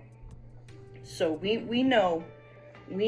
This is, I don't know what you're doing. I don't know if this is like a game that you're playing with your boyfriend because he's sighted and you think it's like cute content. That's what it feels like. It's not. It's making you look really stupid, which you're not. I know you're not. You've built a brand on your blindness. You've obviously have business sense. You're not stupid. Yeah, she And can tell. this She's being whole video stupid. just She makes knows you when her look eyes are open and really unintelligent. And unfortunately, because you have so many sycophantic sighted followers, and unfortunately, some of the blind community with, let's face it, more usable vision than not, because I don't know any totally blind people that agree with 90% of your opinions and your content and the way that you present blind people. It's true. They're gonna come at me for pointing this out, but all the blind, quote, blind defenders of Molly have some vision. I do not know a single totally blind person. I have talked to at least 5 or 6 that either just ignore her or are just as pissed off about it as I am, because they're like, this is absolute crap what she does. you know exactly what your boyfriend is describing. I know that visual memory goes away over time, but you can't expect us to believe that it went away that quickly.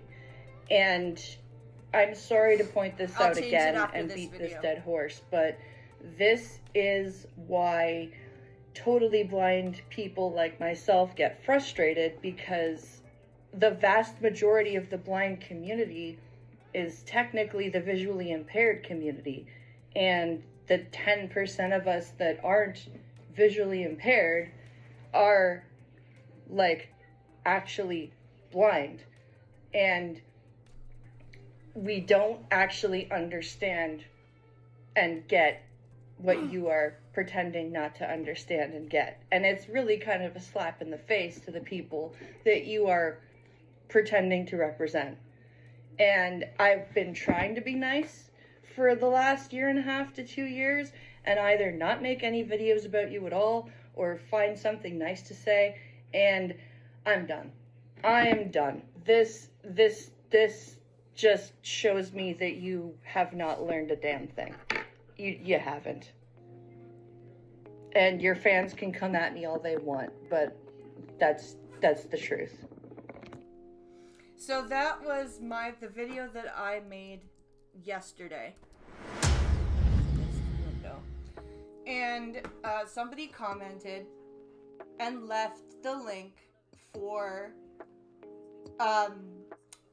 the Dr. Mike interview that she did 3 weeks ago. And she's done stuff with Dr. Mike before. But I haven't covered it, and so we are going to take a look at this. And it's really frustrating because, like, Dr. Mike can have some really good advice and takes and everything, and this is just, it's literally a publicity stunt for her book, because her book released 4 weeks ago, and this was 3 weeks ago. And within a minute or two of this starting, he's mentioning her book. So let's just keep that in mind. I'm going to try to... what's it? Hold on.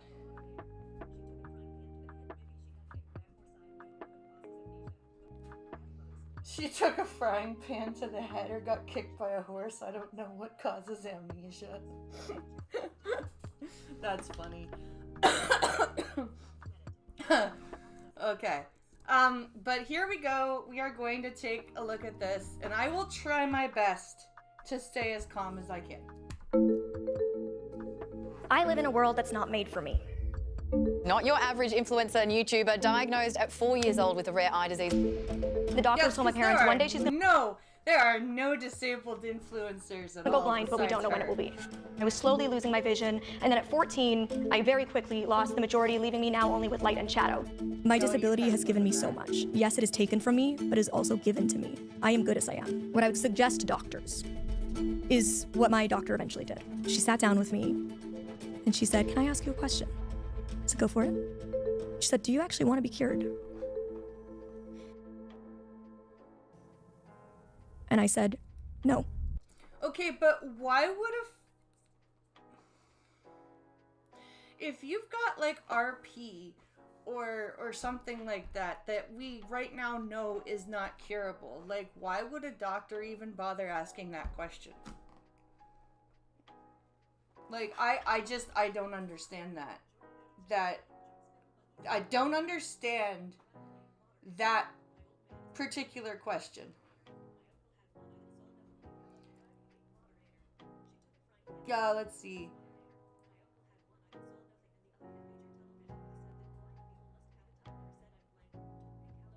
Your uncle had one eye that didn't work and tunnel vision in the other eye? That sucks.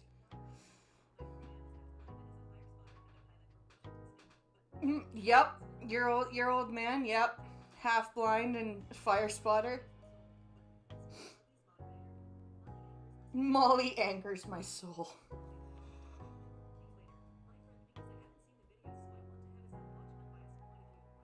Okay. Thanks, Jordan. And honey, I am recording this stream too, so we will be able to clip it out.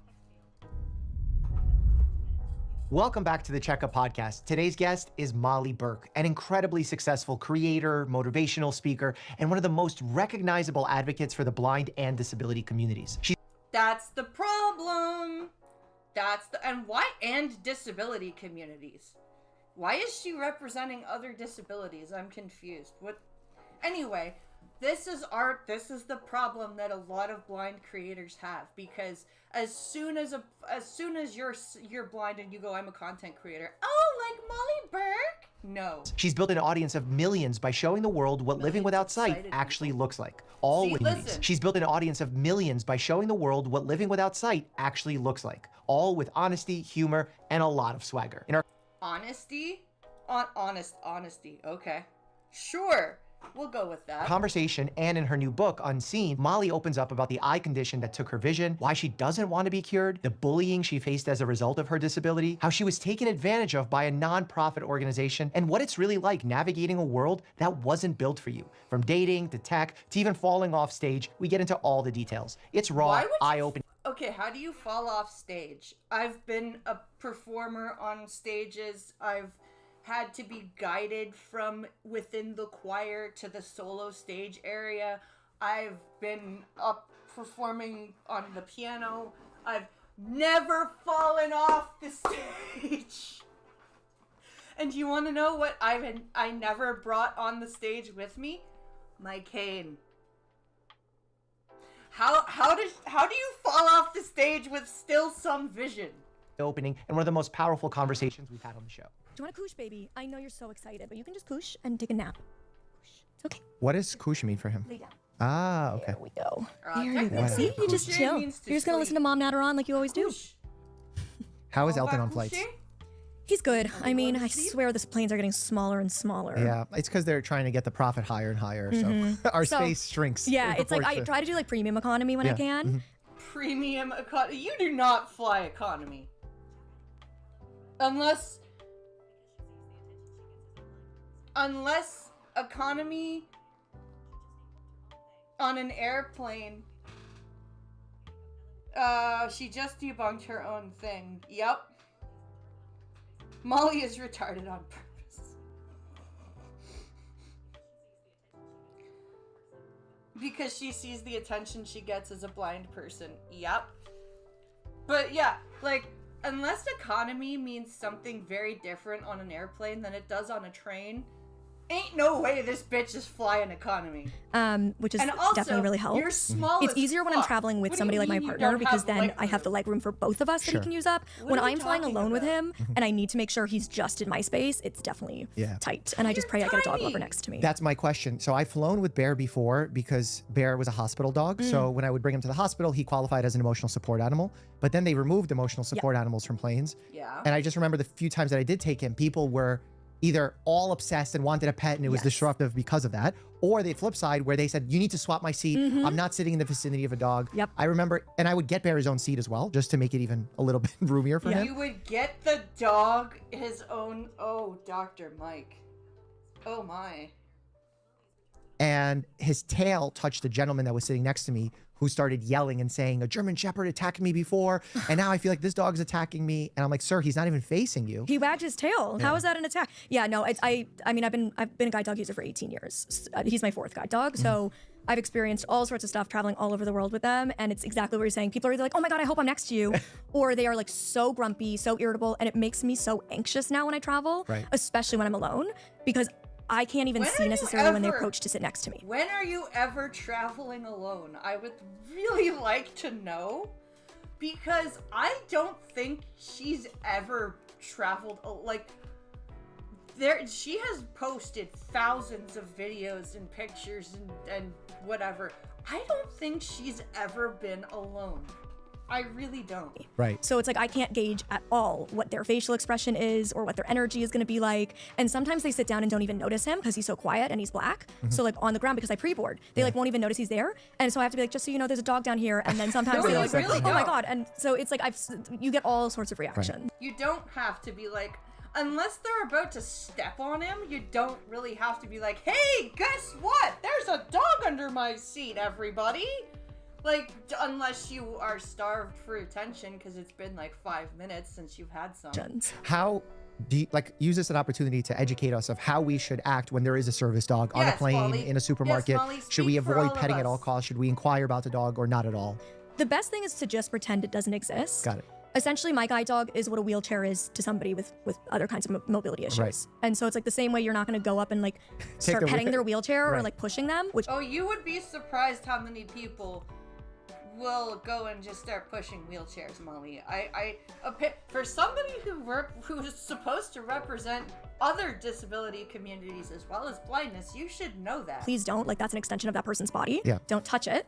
that's the same as my dog. Like, yes, it is a dog, but it's not a pet when it has the harness on. It is a piece of mobility equipment. And so the best thing is to ignore them completely. I understand for dog lovers. The best thing to do is ignore them completely. So here, let me point out that there's a dog under my seat. And then be upset because nobody's ignoring the dog that I've pointed out that nobody knew about until I pointed it out. Very difficult. So the next best thing is like, you can ask me about it, but don't interact with him. Sure. So like, don't even make eye contact. Don't make kissy sounds.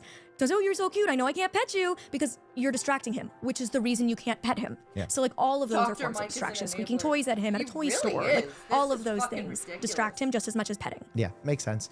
It's been several years since we last talked, since you've been on the show. Very excited to have you back, obviously. We last played Operation, and you asked me embarrassing health questions. Correct. That was the stupidest thing ever. They literally, they played a game of Operation, and she asked him stupid health questions. That was the extent of the interview, and everyone was like, it was so inspirational, oh my god. Time flies so quickly, because I'm saying a few years ago, but that's 2019. like, yeah, 6 years ago. Yeah. Almost half a decade. What has happened in your life in the last 6 years? What have you been up to? A lot. I have a book coming out, so Right, I've spent unseen. 2.5 years, labor of love. I did not have a ghostwriter, a co-writer. There was no AI, so Thank God. that was like, Talk to RFK, please.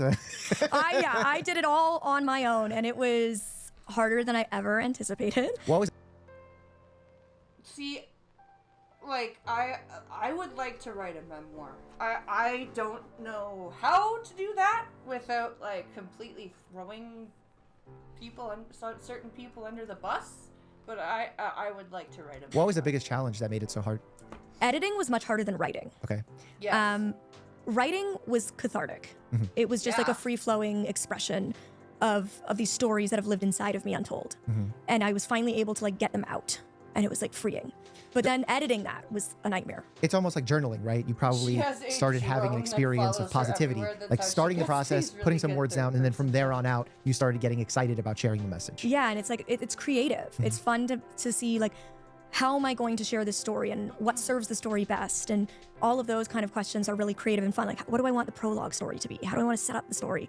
But the editing of it, where you're like picking and choosing what parts of your life don't make the cut, Yeah. or like reading every single word and wondering, will people read this with the intention I have them to read it? Like, course will they they will. receive this message the way I've meant it to be written?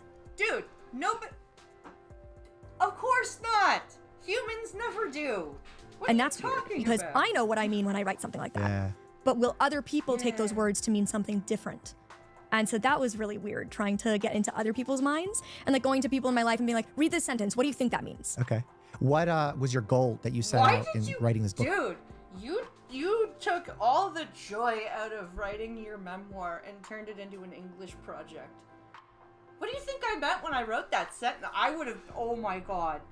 As a creative writer who took part in actual like group writing sessions with people, if I think I would, I know I would be punched in the face if I approached my writing people like that. What do you think I meant when I wrote that? Do you know what I mean when I write that? Like, just, oh, that sounds so pretentious. This book, what'd you hope to achieve? I really wanted to share more of myself, which I think for anybody who's followed me for my social media career over the last 11 years would be surprised to hear. Hi, Elton. Hi, baby. It's not about you right now, my love. He's like, I don't have my. He's like, where's my stuff on." mic? Yeah. Where's my mic? I really kept a side of my life hidden. Even being on YouTube and sharing so much. Yeah, I'm so known for being vulnerable and open, and yet there was so much that I hadn't shared. And I felt like there was topics that I would kind of just dance around. Like if people asked, I would just give like the PR answer and not the truth. But you built your brand on being like super honest and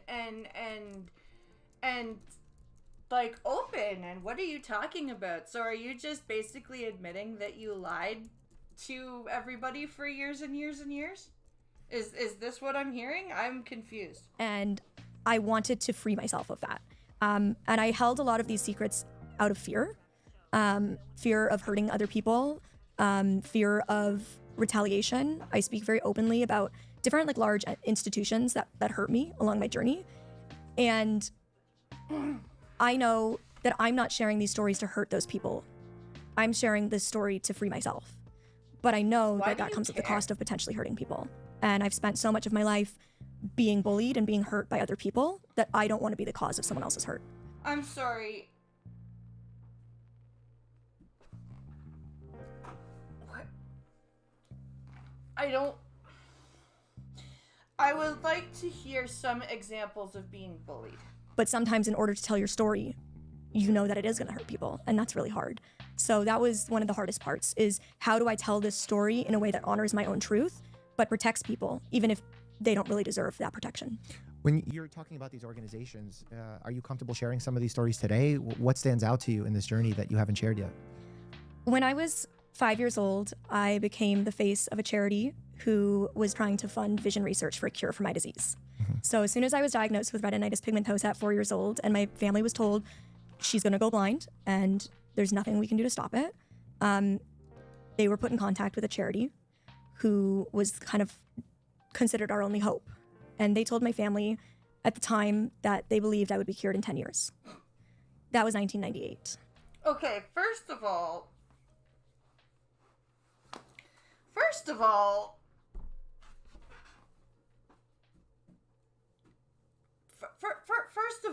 your family, that shame on that doctor for putting you in touch with a charity that said something so definitive. And also, shame on your... Same for the, what's it called? She's a media show, yep.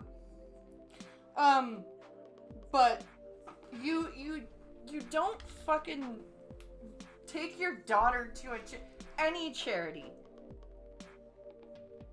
Like, that would be like my kid's school going, hey, you know, we've got this really awesome autism charity that you should consider taking your kid to because they could help.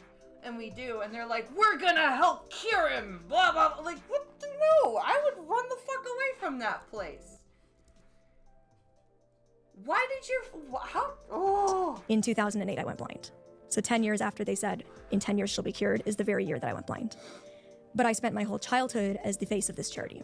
When I was 5, they asked my parents, hey, we need a cute little kid to come to our big fundraiser and like do a little moment on stage. And it was meant to be a one-off thing, but I loved the stage. I grew up wanting to be an actress and a performer. So for me, I was a little kid who loved the limelight. And I did too. Like, I'm not gonna sit here and pretend I didn't.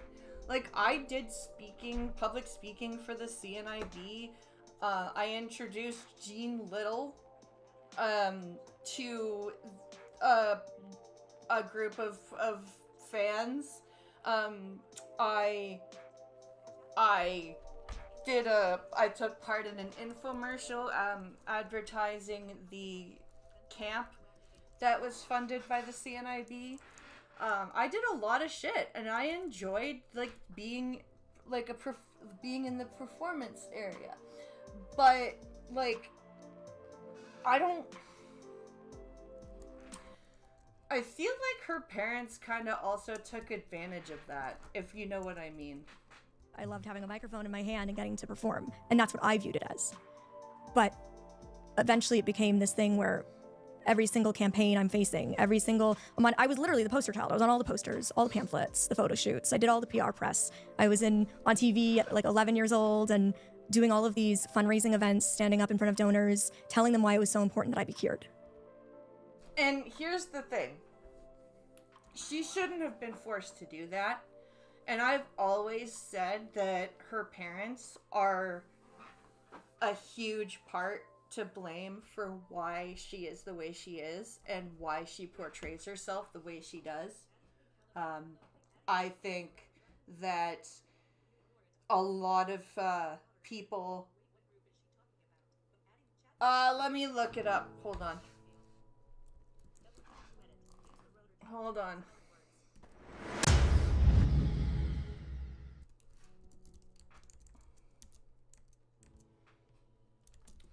Canadian RP charity. Let me see.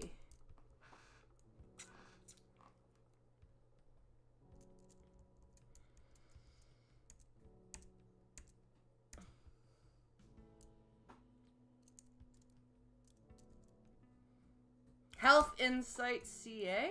Or Health Insight? Hold on.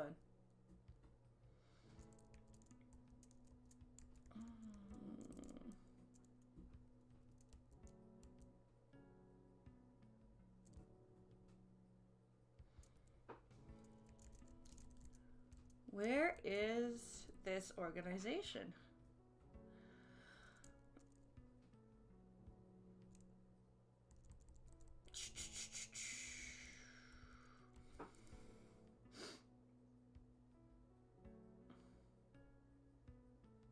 Where is this group?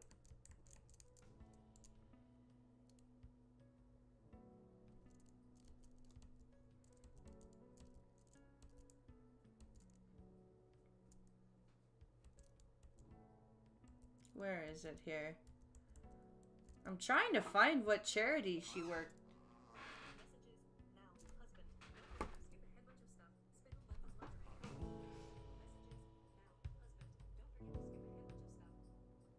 Let's see.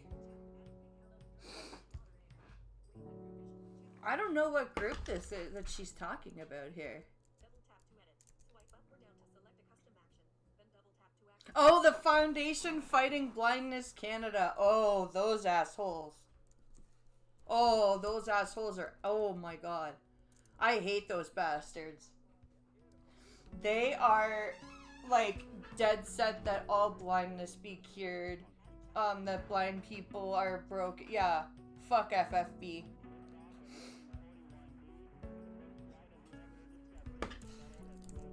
And oh, shame on her parents. And then I went blind. There's actually no cure in sight, no pun intended. But all I've been told my whole life is you need to be cured. And now I don't believe that. Like, I don't know if maybe it's because I'm totally blind, but I have met several low vision people from many different, like, varying degrees of sheltered, varying degrees of all sorts of, like, their parents are either fostering their independence or sheltering them to death, but I have never heard a sighted person tell a low vision person or a blind person you need to be cured. I've never heard... like, why does all of this shit seem to happen to her and literally nobody else? Now I'm realizing I'm not going to be cured. And I do actually have to live as a disabled woman. But all I've been told my whole life is being disabled isn't good enough. You need to be able to see. We need to cure you, to heal you, to change you, to fix you. Yeah, okay, well, those people are stupid, and, like, the only people I've run into that say that shit are religious fundamentalists. I don't understand. To fit society. And I had to realize at 14, that's not gonna happen for me. So how, when I've been told my whole life the only way I'll be good enough is if I can see, am I supposed to feel good enough as a blind person? Oh. Okay, that is your parents and family problem. That is not a societal problem, because let me tell you, there are a lot of people who were born blind that live, like, really good like my piano teacher, for example, born blind, got herself through university, got her conservatory teaching certificate, and was one of the most sought-after piano teachers in the Tri-Cities area for sighted kids. Like, she had maybe 4 or 5 blind kids on her roster, but she had like 100 sighted people learning from her, all ages. And you think her parents and teachers told her, "Oh, you're never gonna be good enough"? Fuck that. So that was a really hard journey. And it led me down a lot of really dark paths. I became suicidal. I was really badly bullied, dealt with severe depression, anxiety, complex post-traumatic stress disorder. It really impacted my mental health, which ultimately impacted my physical health. I really struggled with. Those people, I don't think they're... See, I don't believe that...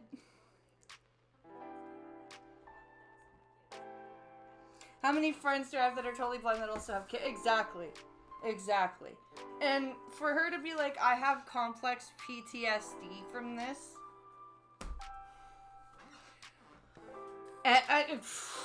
would you like to come live some of the lives of some of the people I know? I'm not even going to say my life. Would you like to come live some of the lives of some of the people that I've met in... Oh, Molly. Oh, honey pie. You came from a 2-parent, dual income, over 6-figure household. You had everything given to you. How could you... Oh. Oh, this is making me angry. With digestive issues from anxiety and depression, I could hardly eat. I lost a crazy amount of weight, lost my period, like really, really, really got physically and mentally impacted. And so I talk a lot about that and all of the paths that it led me down, all of the harmful ways I was set up to, that mindset of feeling not good enough led me to accept less than good enough treatment for a lot of my life. What was the organization doing that was leading you to believe that you needed to be cured? Was that a message they were putting onto you? Yeah. Or did you feel that perhaps because you were younger, you were excited, you were impressionable? What led to that communication? No, FFB is very much like there has to be a cure for Yeah, in the book, one of the lines I talk about is how I believed their optimism because I was a child, and you believe adults always tell the truth. So I understand now that they were being optimistic. Thank you very much. You don't understand that at 5 years old. You don't understand that at 8 years old. And it's your parents' job to fucking give you a reality check, and shame on them for not doing that. That's ridiculous. Let's skip forward a little bit.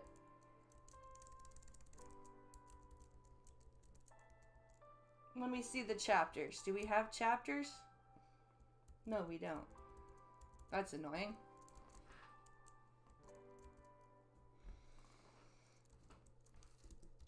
Dare suggest it to me, I thought they were crazy. I say that I don't want to be cured. That's really hard for sighted people to understand.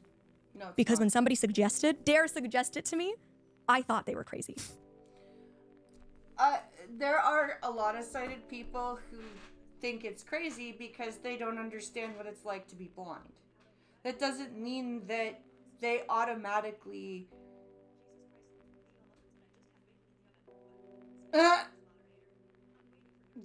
Jesus Christ, the muffins that I have just baking in the oven, right? So I get it. And I can say it took me years to understand. And to not just understand social versus medical model and the disability rights movement, but to unpack my internalized ableism. Oh, go fuck yourself. And to learn to love and accept who I am, and to get to a place where truly I am good as I am. I am good as I am. Dude, this is a failure on your parents' part. This is, oh my God. Oh my Lord almighty. Okay, let's skip ahead a little bit. For me. One, against that door that perhaps kept me trapped, but a fulfilling, successful, happy life. Mm-hmm. And so somebody suggesting that I could do everything I've ever wanted and be blind didn't make sense to me. But it opened the door, and I'm so glad it did. Because wanting to be cured did not free me mentally. It kept me trapped in hating myself.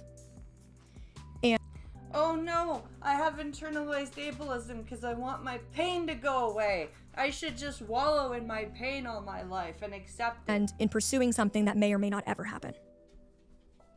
But opening that door to explore that perhaps the cure is self-acceptance and is learning to move forward and not stay stuck. It was huge for me. Do you feel like to get to the mindset that you're at now, you have to close the door on ever wanting or being open to the possibility of being cured? For me, I did. Mm-hmm. I had to. Because that was the only door I saw as a possibility for the first 16 years of my life. And the door I wanted to walk through for probably the first 20, 21 years. Well, see, again, that is a failure on your parents. That is not a... That is... I don't recommend going blind. My podcast significant what their happiness. Individuals who have lost a limb. Right. They're not thinking a person with paralysis will get minor sensation back, minor muscle strength that will allow them to stand for 10 seconds to transfer easier. But that's really most likely what we're looking at with a lot of treatments, at least at this stage. I want to reference something that was mentioned on one of our previous podcasts, where we were talking about research that looked at individuals who have lost a limb, and they compared how they judged their quote unquote happiness level before the injury and how some people imagine if they were to lose a limb, what their happiness level would happen to it. And then also asking people who have lost a limb what their happiness level was. And there was some discordance there. People assume that when they lose a limb, their happiness level would drop significantly or their joy in life would drop significantly. And it didn't match what was actually happening in society. Why is First of all, I'd love your take on that. And then second, when I presented that to one of my podcast guests, he said, sure, but you don't see people wanting to lose a limb. Yes. Well, no. Like, I don't understand what the question is here, Mike. Like, what is the point of this interview? I do not understand. The average person doesn't want to lose their limb. And look, I don't recommend going blind. I'm not out here like we should all go blind. It's so fun. It sucked. I don't wish this on my worst enemy. But I also want to be so clear that I can live just as full of life, just as happy, be just as successful when given access to opportunity, to accommodations, to community. And that's what we need to realize is that yes, you can be happy and successful and live a full life. You are missing, like, most of Maslow's hierarchy of needs. You have money, you have shelter, and you have companionship. That you don't have, like, that sense of family, that sense of, like, self-pride. Hey, I've not only do I own a home, but I can keep it relatively neat myself. I can take care of my family. I can prepare meals for them. I can take care of children and be alone with children without people being concerned that they'll die. I can, navigate. I can teach myself, a brand new city without the help of a sighted person. Like, none of those things are things that she's accomplished. Like, the accommodation part is where I see entitled attitude. Yeah, because all she does is get, like, the quote home that she built for herself and made an accessible home was a condo. It wasn't even a house. So it's in a building. It's in a condo building. So she's paying for people to, like, take care of her maintenance and everything like that. She has house cleaners. She does not cook. She either gets, like, those Factor or HelloFresh things or eats out, or, like, microwaves things. Like, there's none of this. Is that so much of not wanting to be disabled and so much of the struggle when you become disabled is ableism. Wait, what? And so much is that so much of not wanting to be disabled and so much of the struggle when you become disabled is ableism. I'm sorry.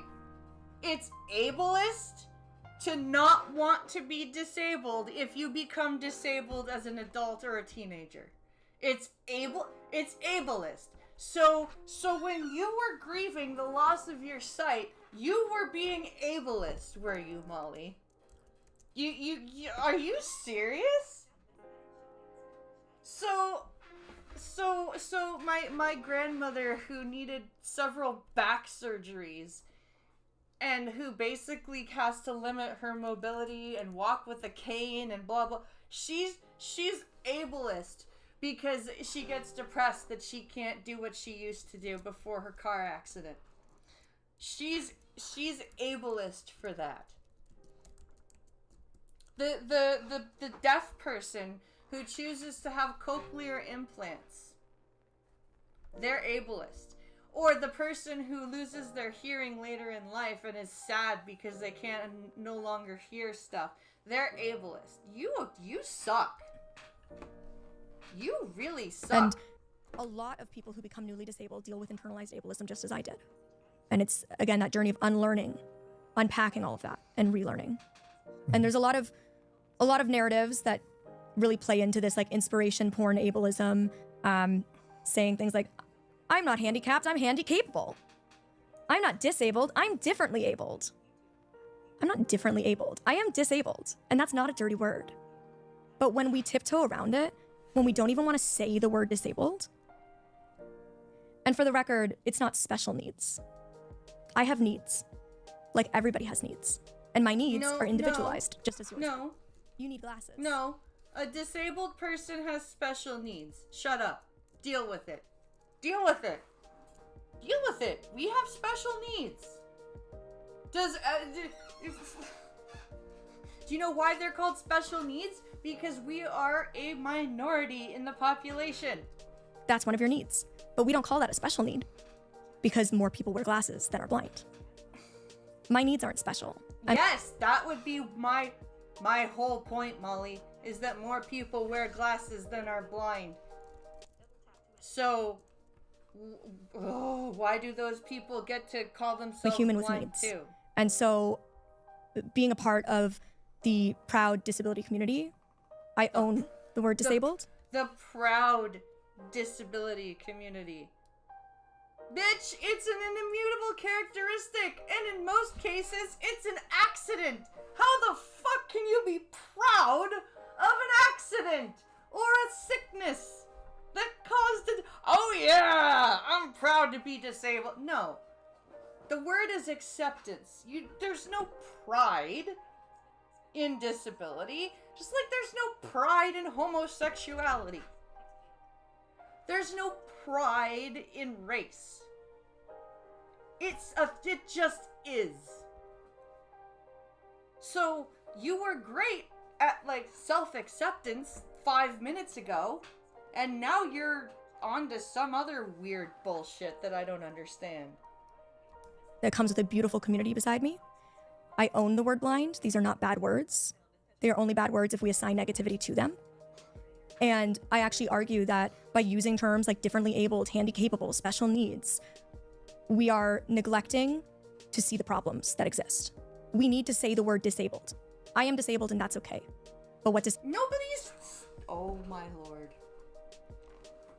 Nobody is saying it's not okay, except for the crazy people that you hang around with that are tiptoeing around these words. Do you know who doesn't tiptoe around these words?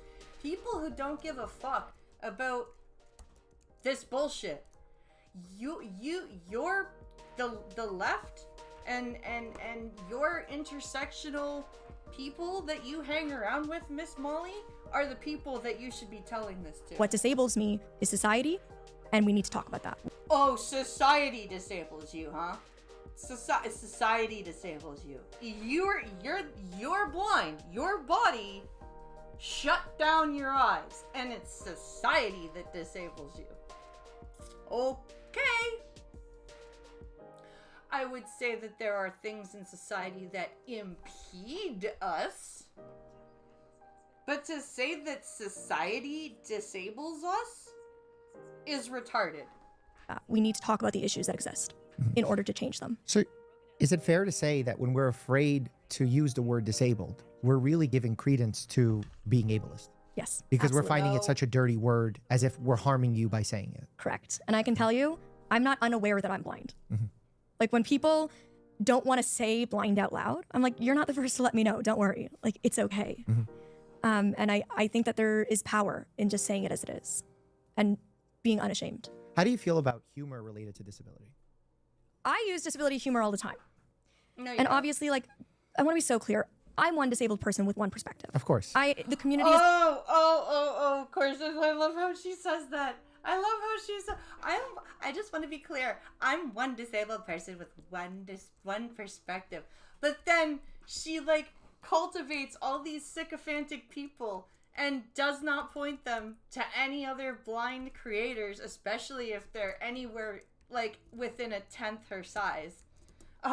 She just like, I think she's only shouted out Tommy Edison and Pete Gustin as blind creators. Literally, that's it. And otherwise, just other blind people just don't exist to her. But she's one disabled person with one perspective. Community is not a monolith. I'm speaking from my perspective. So my opinion is that comedy is comedy. I love disability humor. What I will say No, you don't. is there's things that I can say as a disabled person that I don't think you can say as a non-disabled person. Oh, no. No.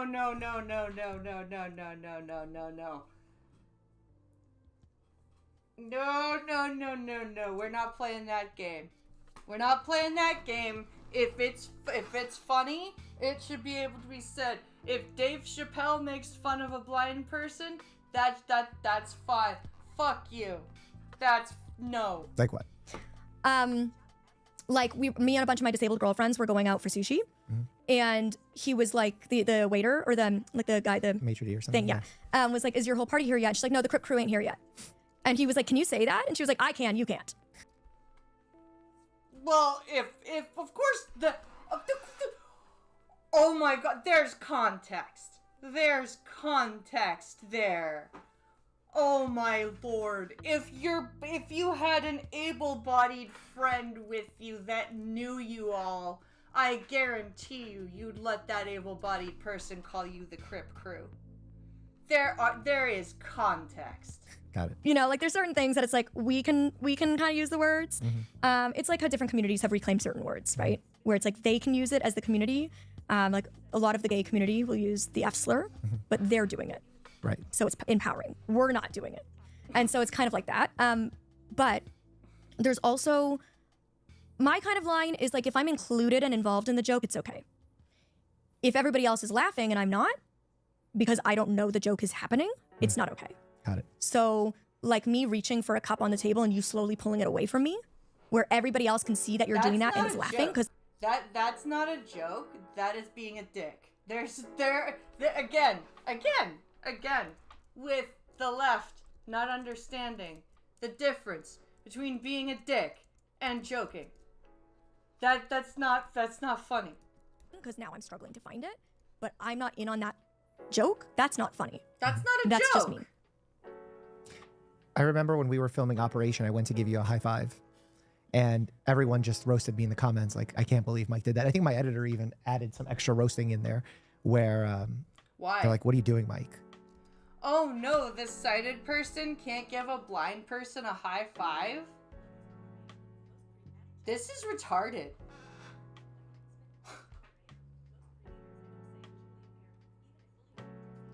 Most creators I know say visually impaired even if fully unable to see. Yeah, because they've been taught to. That's the shitty part. And you're not the only one. Ryan Seacrest had the same experience with a blind guy once, where he went to shake his hand. These. Yeah, and because people are stupid. Moving on. We're gonna move on here. This is a huge misconception that blindness is nothing, right? I think we think of disability as black and white. You can either walk or you have no sensation. Right. There's ambulatory wheelchair users who sometimes need their wheelchair and can sometimes walk. They're not faking it. Yes, but they don't say that they're fully fucking paralyzed. You fucking retard. Ambulatory wheelchair users do not sit there and go, I'm fully paraplegic. They don't. I'm sorry. They fucking don't. All they say is I'm a wheelchair user. That's it. That's it. Blindness is literally the only disability that I have come across where people who can still see are like, I'm blind. And everyone's like, okay. And then when people who are legitimately totally blind come up and go, well, that person still can see, everyone's like, shut up, bitch. You hateful asshole! How dare you present that or tell us that? Fuck you! They're just have a different level of disability on the spectrum. And it's the same with blindness. It's not black and white. It's not like you have 20/20 or you see nothing. 90% of blind people have remaining vision. Yes! Which means that 90% of them are not fucking blind. They're visually impaired. Does not mean they are sighted.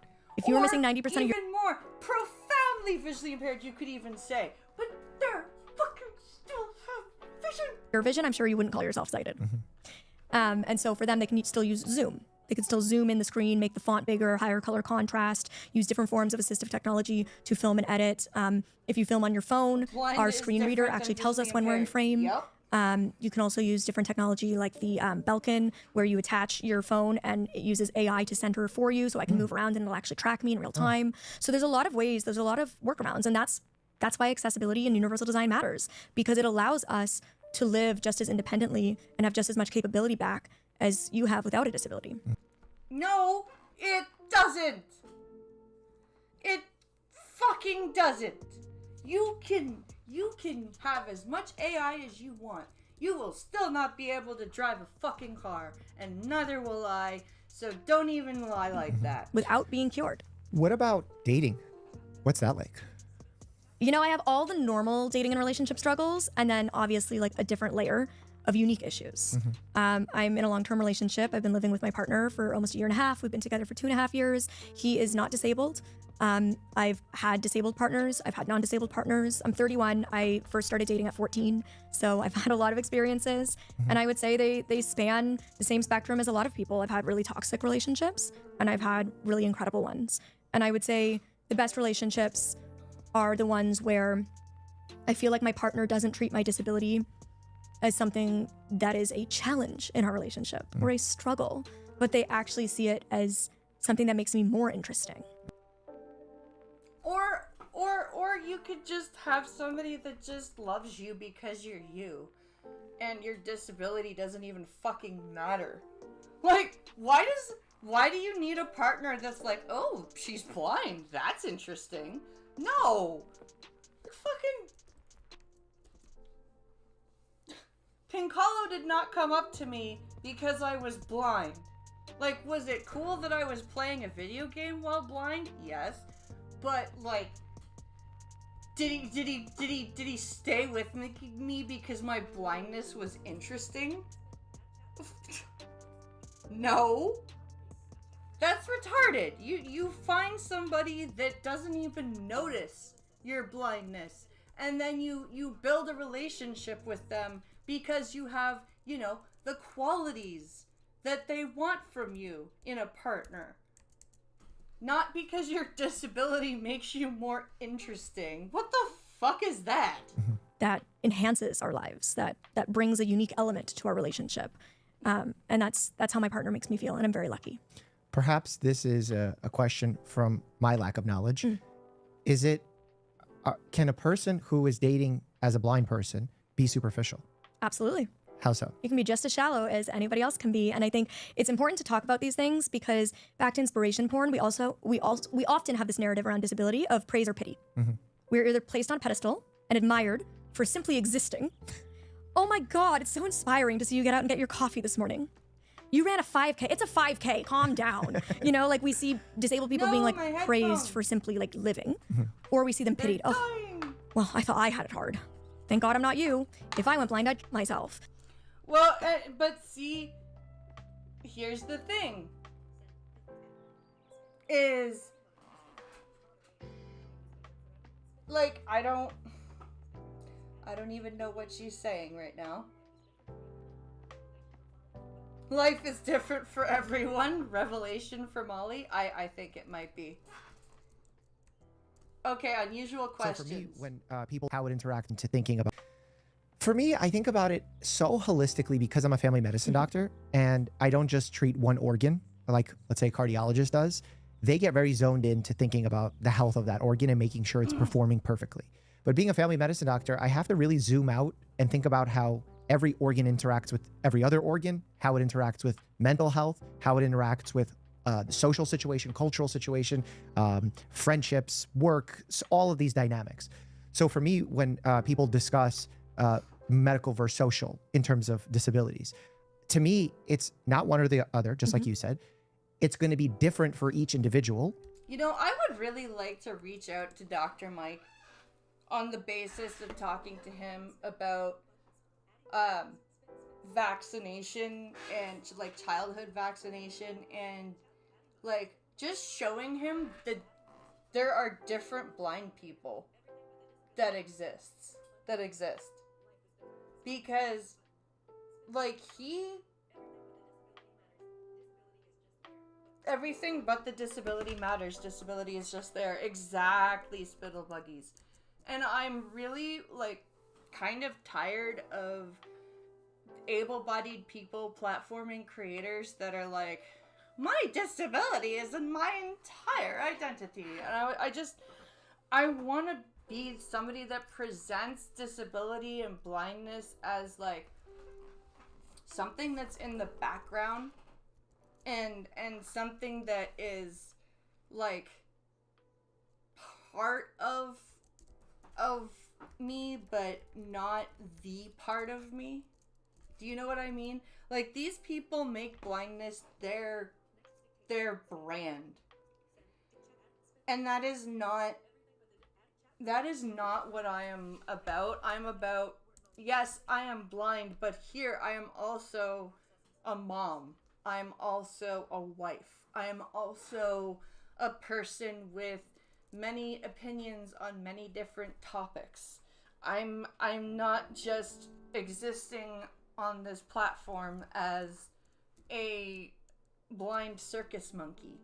And I feel like these able-bodied creators really kind of go for the blind circus performer type of action, like the performer. And it really bothers me because there are so many blind creators, like Ability Mom, for example, is another one, or Sadie the Blind Lady, who, yes, they have blindness as their like in their content, but they also make like funny jokes and do dances, and like Ability Mom also has her kids and husband, and like she does family stuff, and like why don't those blind people get recognition? Why is it always the rich, newly blind, like, because I hate to say, like, the rich still able to see a little bit people that get noticed, and the people that are the 10% with like a kid and family and a home and all that, like, doing shit, don't get platformed.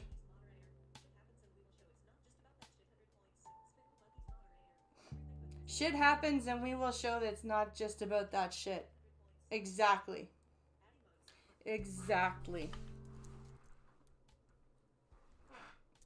Exactly my point. I don't think we need to take a look at any more of that. Let's pop over here back to feed empty stomachs. When liberals recklessly spend, it's Canadians who pay the price. Higher grocery prices, higher rents, more on gas. Because after question period will be the budget, and are the question lines period at food banks, with over 2 million folks now visiting food bank in a single month. Yeah. Liberal deficits mean higher taxes, higher inflation, meaning life is more expensive for Canadians. So I'll ask again, instead of trying to cause a costly election on their costly budget, why won't they table an affordable budget for an affordable life? The Honourable Government House Leader. Well, once again with the imaginary taxes, Mr. Speaker, but I'll tell you something that isn't imaginary. because I get to be the House Leader and actually see things that aren't imaginary. Fuck off. We are debating C4, which does 3 things. It cuts income taxes on every single person that pays income tax. It cuts the GST for first-time home buyers, and guess what? It gets rid of the carbon tax, Mr. Speaker. We These already- conservatives play Oh. games and procedures and talk around these things. Yeah, to how delay, dare they delay, use procedures, those bastards? How dare the Conservatives use procedures? Fuck them. The honourable member for Beauce. Mr. Speaker, Liberals are taking money out of Canadians' pockets with inflation caused by their deficits. This is threatening our children's future, which is unacceptable. This record-breaking deficit budget will destroy our children's dreams.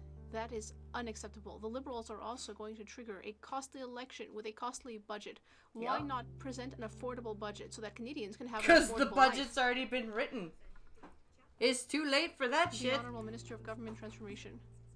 Well, it's very clear that each word that comes out of Conservative members' mouth actually comes out of the Conservative leader's office. If they want to talk about the future, it's remarkable that when we see the lack of seriousness they show at question period, that Canadians chose a serious government that gives more purchasing power to the middle class. We more chose a opportunity to serious youth, government, sure. that is creating more big projects to build our country. For once, I would invite the Conservatives to show some ambition for Canada and to support us in this Oh. budget.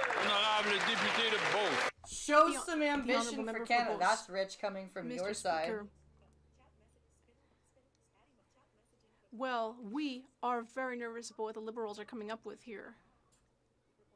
We were expecting $42 billion of deficit, but things are going to actually be much worse.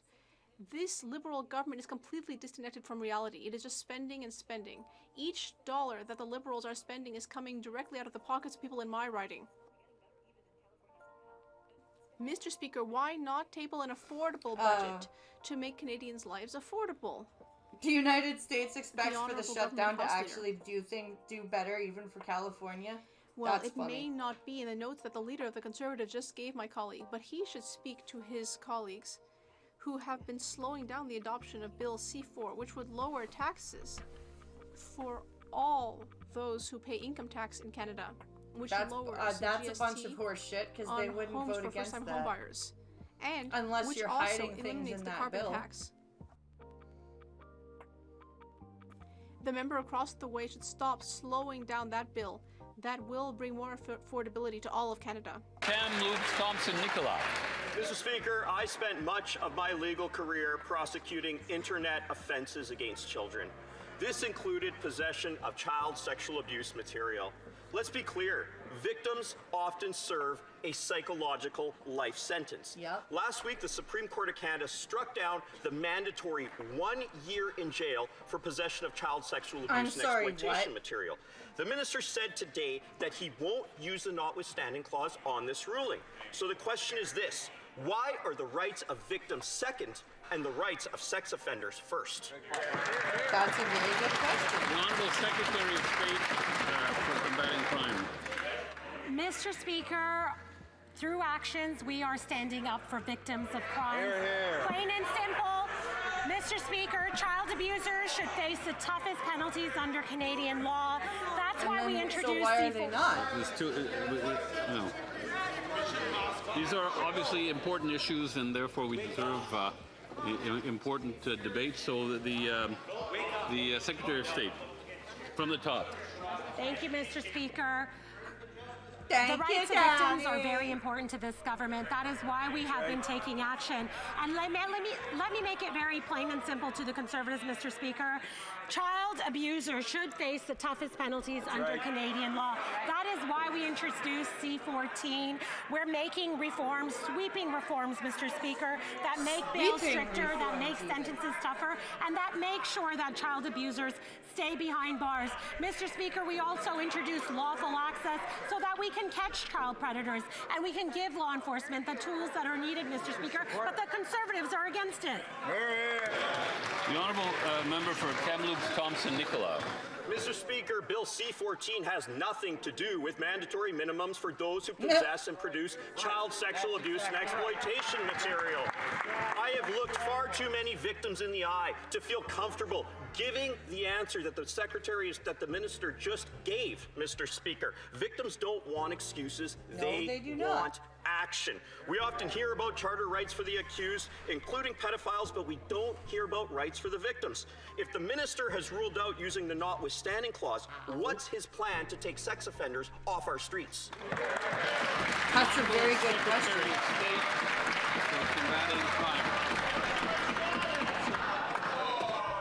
Mr. Speaker, we've been taking action on this issue since day one. We haven't. Where? C-63 that made sexual offenses online, but the Conservatives did not support it, Mr. Speaker.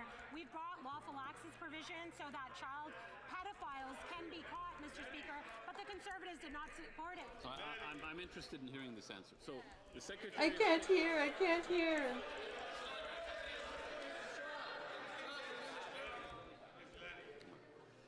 Secretary of State may continue.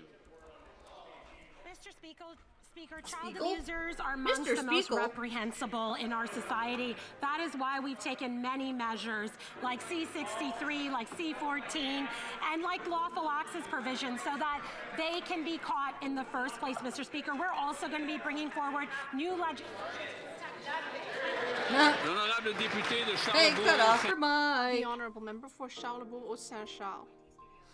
Mr. Speaker, the recent Supreme Court decision, which stated that 1 year of imprisonment for having accessed or possessed child sexual abuse material, saying that this was cruel and unusual punishment, is a real insult to the victims of these crimes. The Conservative government had hardened minimum sentences for this content. It's very clear that's too American. That this government, and I wonder why, is more protecting the rights of pedophiles than the rights of children. Secretary of State. Mr. Speaker, we are all about protecting the rights of children. That's right. That is why we want to give law enforcement the tools that are needed to catch predators online. We brought forward tougher sentences for child offenders. These child abusers should be put behind bars, and that is exactly where we intend to keep them through C-14 and the new legislation that we're going to be tabling in this House this fall.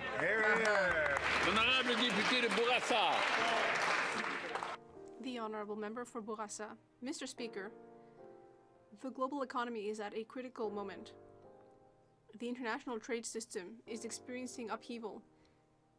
And today, new tariffs seem like the rule rather than the exception.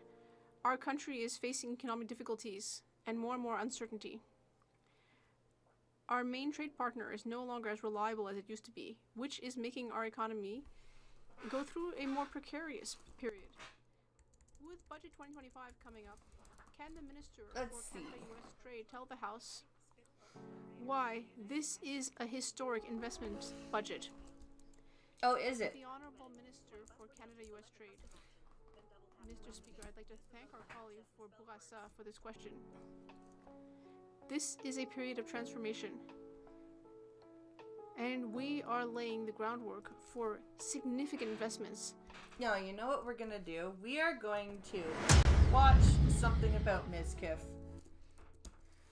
before we go back, because that is the end of question period nearly, and I would like to do something a little bit more entertaining before the budget drops. So let's take a look at this Ms. Kiff video from... It's time to go... WestJet, I think. Yep. I was right. Okay. So it says the Ms. Kiff files are getting worse. I bet you they are. I am not surprised. Okay.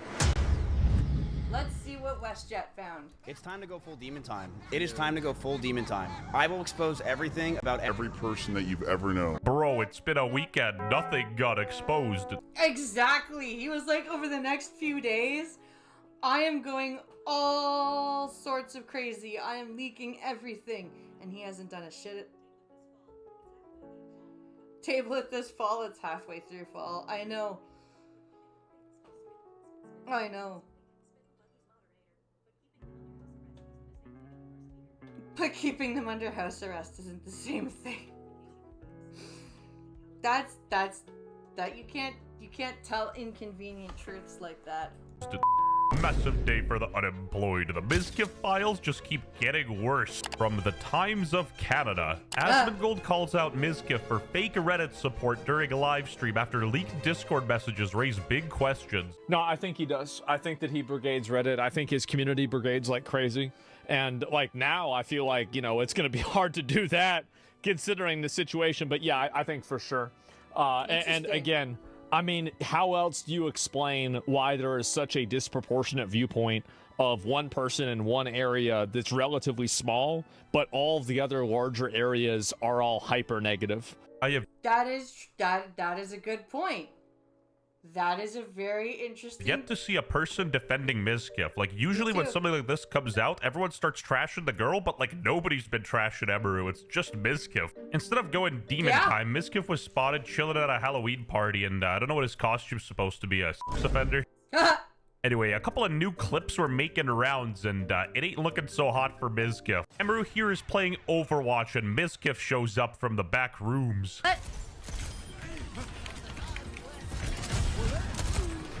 What? You're in trouble. Why? What did I do? A chubby found something that's yours. Huh? Show chat. Ew! What the That's fuck? yours. It's literally yours. That's mine? What the fuck did... What am I experiencing right now? Let's back this up a minute. What did I do? A chubby found something that's yours. Huh? Show chat. Ew! What the That's fuck? yours. It's literally yours. That's mine? I'm sorry, I didn't know it was in there. Then why'd you buy it? Why don't you show chat your show and tell? What the fuck is this? Like, I'm sorry, that is not okay. Like, there have been times when Driving Ape has needed to talk to me, and, like, he's not happy, and he needs to express that to me. You know what he does if I'm streaming and he needs to talk to me and it's, like, really important? He comes in, gets me to mute, and then says, I need you to go offline. And then I unmute and go, oh, I'm sorry guys, I have some shit to take care of, I'll be back later. What the fuck is this bullshit? This is... I don't even know what the fuck controlling bullshit this is. This is fucked up. Food, I think. Ew, bro. Ew. Show chat. No, I don't want to touch it. So that's moldy cheese. It just shows it's that moldy cheese. Okay.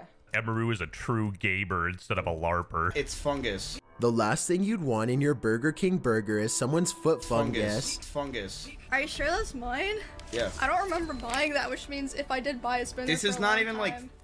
I don't even know how... It looks like it's evaporated. Dude, just throw it out. It's food. It's food, and how do you even know it's hers? Does it have her name on it? You guys live in this, like, giant house full of people. How do you know it's Emeru's? You see it? Can they see it? Bro, that's just blue cheese. I swear I'm addicted to blue cheese. This is not... I think, ew me, this is hers. She's been addicted to playing Overwatch and not paying attention to her food. Dude, this is not what you do. This is... As a streamer yourself, first of all, and second of all, as a partner, and third of all, just as a human being, you do not berate your partner in front of either their friends, their family, or in this case, their job. This is not necessary. Like, at the very most, this warrants a, hey, can you mute and come here real quick? That's what that warrants. I'm not saying anything, I've seen the clip.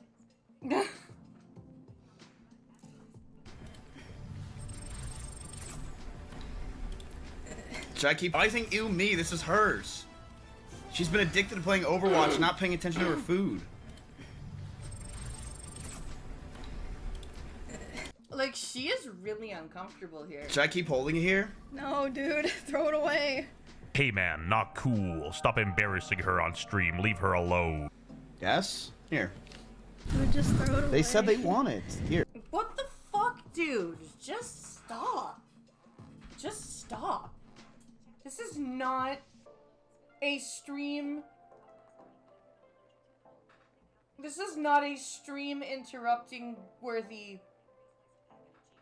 It's literally a pre-sliced packet of cheese. Yeah, this is not something that is worth interrupting a stream over. Like, like I said, at the most, this warrants a, hey, can you, like, go AFK real quick? And then, like, out of the room be like, is this cheese yours? Yeah, no, you don't remember buying it? Okay, because it's really gross. I'm just gonna go throw it out.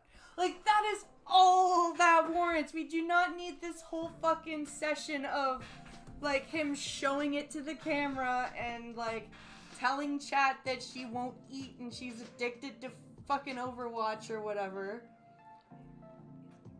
This is not necessary. Here. Dude, some guy in the chat said Miskiff learned what consent is.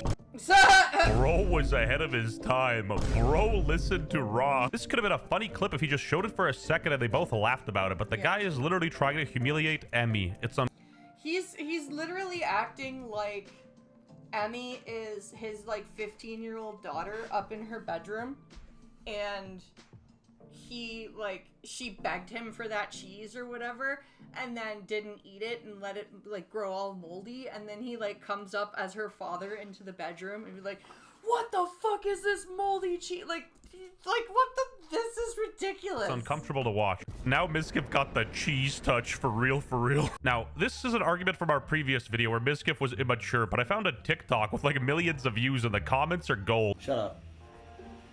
Do, re, mi. No, this warrants, yeah, this is true. This is literally Miz trying to sabotage her view count. Because jealous. Yeah, like, he didn't even need to bring it up. Like, he could have just thrown the cheese out. You're right, honey. He could have just thrown it out and just been like, oh, that was gross. Basically showing he's self-aware and still doesn't respect her. Perfect example of a narcissist. And he's ugly? Absolutely not. What chapter does he... Emmy was also violent. She would throw clothes or plushies at me, and I punched holes in the walls or slammed doors in aggression. How we got Roblox edits of Miskiff now. Anyway, if you guys don't know the Miskiff lore, this dude started out as Ice Poseidon's cameraman, and even Ice Poseidon chimed in. Miskiff used to be my cameraman for my streams. And then he would, then he started streaming on Twitch, and then I told my viewers, hey, go check out this guy. He got a boost in viewership from that. No, I literally made him. Yeah, no, it's true. A while ago, he was like, Miskiff. That is sadly true. That is sadly true. Oh, that acting like a parent, that's always been like that even when he was with Maya. Ugh. Brought you into this world and now I'm taking you out, and it's just like screenshots of Miskiff saying the N-word. Bada bing, bada boom. But yeah, honestly, isn't it crazy that Miskiff would use Emiru to go viral all the time?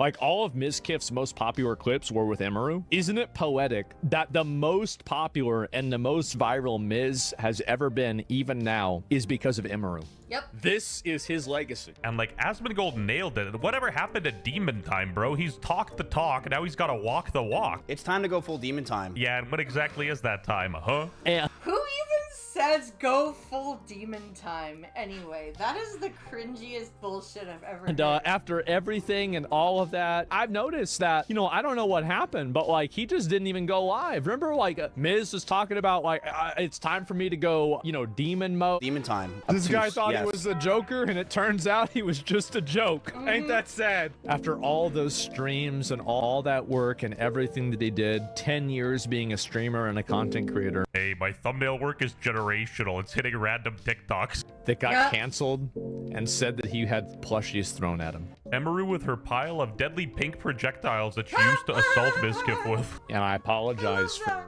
you know, platforming Miz to the extent that I did. It was a mistake. I didn't know it at the time, but it was a mistake. I didn't know it at the time, but it was a mistake. And these guys started an organization together, OTK, also known as One True Kiss. So, like, seeing literally everyone turn on Mizkif is kind of crazy. It is. Like, there is not a single person, not one single person stepping forward to go, hey, Mizkif's not that bad. Like, there's nobody. That Mizkif. That on God has no motion. Like, bro, get a grip. And it's getting even worse for Mizkif. People are now accusing him of pulling a FaZe Lacey and view botting. The only reason why I found out that botting was a thing because of Mizkif was about Mizkif. A lot of the replies to the Rust clip are, imagine being mad with 20k viewers. Makes more sense when he knows half of it is fake. Twitch would explode if people didn't view bot. I'm pretty sure the platform is kept afloat by view bots. Yeah. I wouldn't be shocked if you told me that pretty much every top streamer is view botting at least a couple thousand viewers. Mizqueef insults another streamer for nothing. Yeah, I asked Miz if I could bring Coco, and he said no, and I was sad. I'm pretty sure you're a delusional fuckbag because I don't think I ever say no to you ever, and you're constantly saying I say no to things. I have your text. I'm not afraid. The fact that she had the text shows that she is afraid. How do people let him talk to them this way? He doesn't talk to men like that. He just pouts and runs away. No, that's actually so true. Around women, he's this... He literally just slinks away when a man calls him out. But the minute a woman calls him out, he's like, shut the fuck up, bitch. Tough guy who's pouring water around, and then when Tectone roasts him, he gets all depressed. Yep. Wait, Miz, did you eat breakfast this morning, Miz? I ate breakfast? Yeah, I just had breakfast 30 minutes ago. Yeah, you shouldn't have. You're looking fat as today, man. They ask you how you are, and you just have to say that you're fine when you're not really fine, but you just can't get into it. Any open message to Miz? Just retire. Off. Have some dignity and retire. That's my honest, like, you know, what advice do you have? There it is. At least it looks like he did take his advice and left the internet. Emeru just finished on Mizkif. You guys can't be doing this, man. Dude, this brings tears to my eyes. I'm feeling like Sneeko. What have I done? This is great. I'm loving this. I am absolutely loving this. What have I done? Okay, at least I'm not this shameless. This is an actual thumbnail I found. Anyway, this clip of Mizkif was floating around, and people were saying that he grabbed this girl on purpose and made her uncomfortable. Yo, what was the hand placement? Yo, what? Nah. I'm sorry. What? I'm sorry. What? I'm actually sorry. What set are we on? I'm actually sorry. I'm sorry. And he keeps doing it. And then he's like, no, I'm sorry. I'm actually sorry. What the fuck? I'm actually sorry. I swear to God, I'm actually sorry. This is old, but this Reddit guy said, clip aged like milk. Like, I'm sorry, the harder you dig, the weirder he gets. He's low-key a creep. I thought your ass was the sponge. What the fuck? I thought your ass was the oh my god. Oh my god. I actually... I didn't aim when I... And toss away the key. I think I dug too far. We got Chinese Asmund goal. Speaking of Chinese, even Jason called him a weirdo. Maybe he's spinning it off as a joke, but he's being dead serious, bro. Like, this guy's a weirdo. Can you play the song? Okay, so now we need Black Asmund Gold, but this is Mizkif's old roommate. Some of the things that's happened, I asked him about, and he told me it wasn't, you know, it didn't happen, and then she shows that stuff. So I mean, I don't like. What am I supposed to believe? You know? Yeah. You can't really not believe what the screenshots show you. A woman, obviously, as Pokimane said, you gotta believe in all victims. Angie. And thankfully for us, Pokimane blessed us with her intellectual opinion. She's literally a recurring character on Mizkif's Island. I have gotten a lot of comments asking me to speak on recent news, and I didn't tweet sooner because I felt the focus should be on the victims and allegations, but it also feels wrong not to say anything. Essay and harassment should be taken seriously regardless of the gender of the perpetrator or victim. I love how she has to say that. Regardless of the perpetrator or the victim. What the There's already so much shame associated with speaking out on these experiences, when in reality the shame should lie with the abuser. If I'm ever slow to comment on things like this, it's because these situations bring up a lot of emotions from my own past traumas, which I don't know if I'll share publicly. Fuck off, I hope this makes my stance clear. It's bad. Now let me tell you how I'm the victim. Right? Like, what the fuck? That is just pathetic. Like, oh yeah, rape is so bad, but me the victim. What the fuck? That's ridiculous. Okay, what time is it here? 3:16. Okay, I think we're getting closer to the budget. So let's go back over to the... Meanwhile, in the House of Doom. Mr. Strahl. Mr. Strahl. Mr. Genuis. Mr. Genuis. Mr. Brassard. Oh!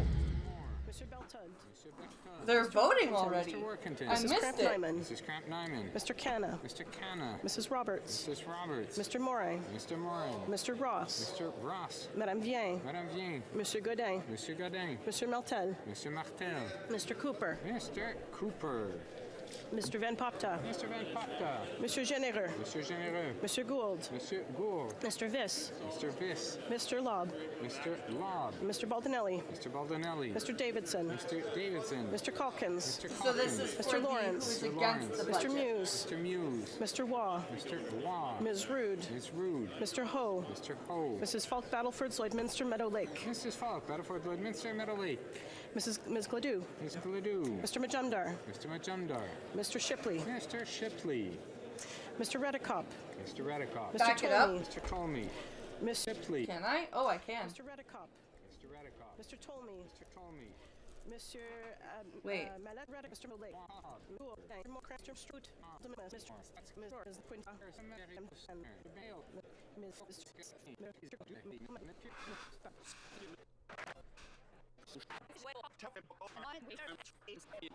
The government has just tabled legislation. We will delay.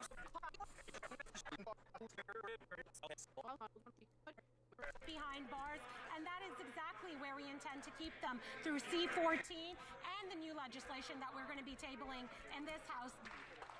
The honorable member for Buyy Day, difficulties, and more used to tell the honorable minister for Canada-U.S. trade. This groundwork. Sorry, I'm trying to find where it... Is that in just a few moments, the House of Commons will... For Mission Matsqui Abbotsford. Mr. Speaker, every dollar the Liberal government spends comes out of the pockets of Canadians and sacrifice ownership percent of how election. Affordable housing, $13 billion was being affordable housing. This new on delivering that affordable housing. $13 billion has been committed in this new budget. We hope the Conservatives will support this if they care about affordable housing. But, Mr. Speaker, they voted against every affordable housing measure for 10 years now. That's right. I don't expect a lot from them, but when Canadians, and they're raising it in the House here, Oh, it's roll young call? Canadians need affordable housing, we expect their support on this budget. Honourable member for Calgary Skyview. Mr. Speaker, after 10 years, Liberal insiders have never had it so good.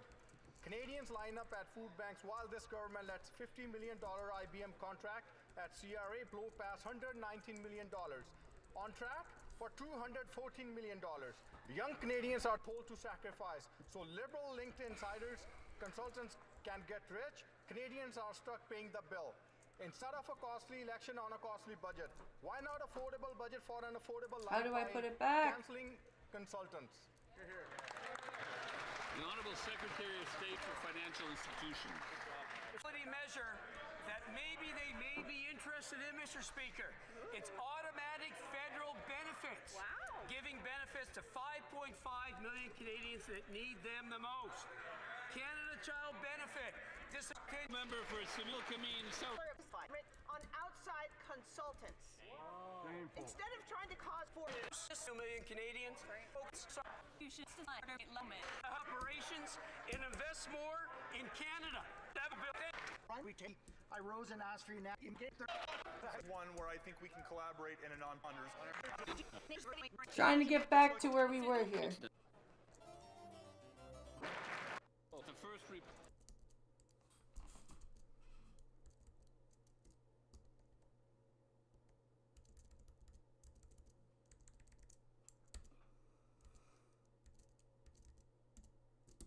as follows. Mr. Genuis, Okay. The question is as follows. Mr. Genuis, seconded by Mr. Ho, move that the first report of the Standing Committee on Human Resources, Skills and Social Development and the Status of Persons with Disabilities, presented on Monday, September 22nd, 2025, be concurred in. La période... The 10-minute period for members voting electronically has started, and the House will now proceed to the vote for members participating in person. All those in favor of the motion will please rise. This is a motion, this is not the budget.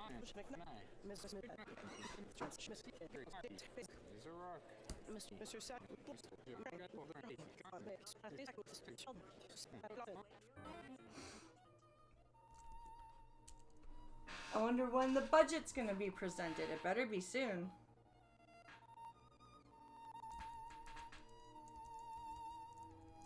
Okay, we've caught up.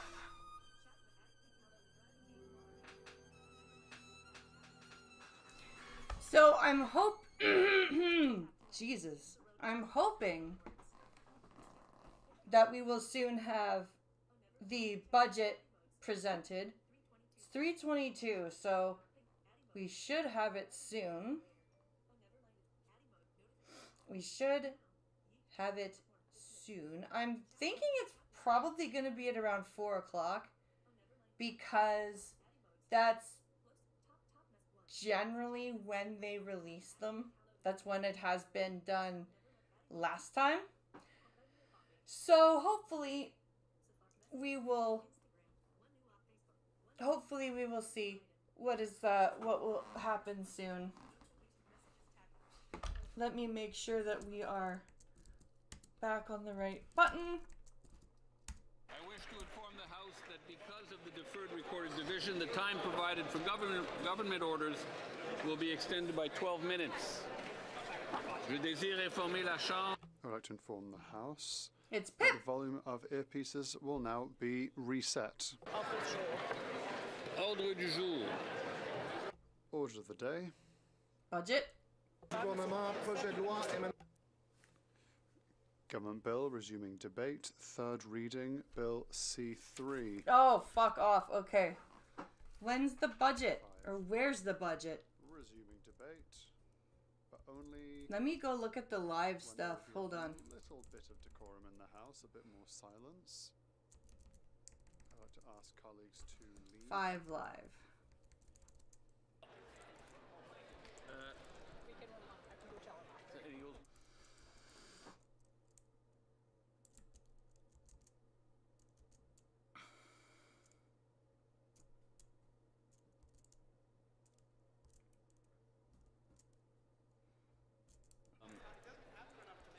Yeah, it's happening.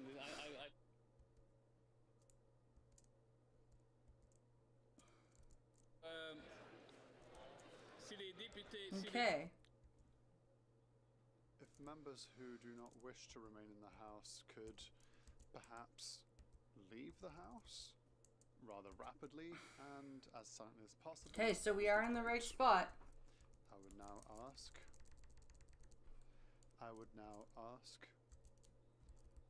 the honourable member for Lex Saint-Jean to continue his speech. He has 8 at 6:30. Thank you, Mr. 6 Speaker. fucking 30. I understand that my speech today is the most expected one of the day. Fuck my life. So I'll continue. I've spoken.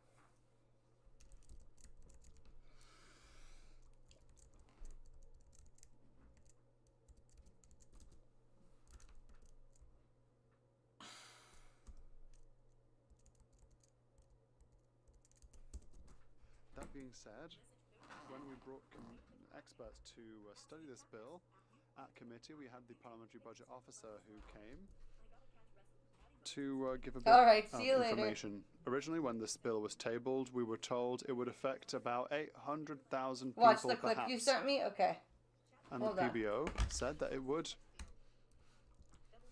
Watch the clip you sent me.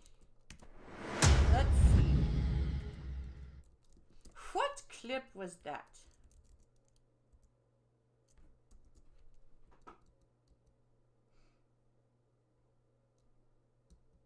Okay. Crazy. All right, let's take a look here.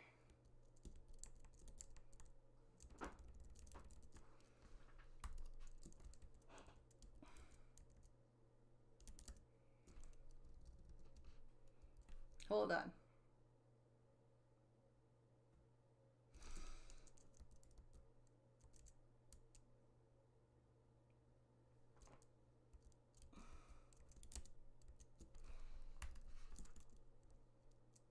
Holy fuck.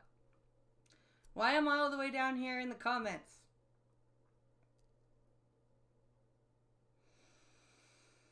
Do.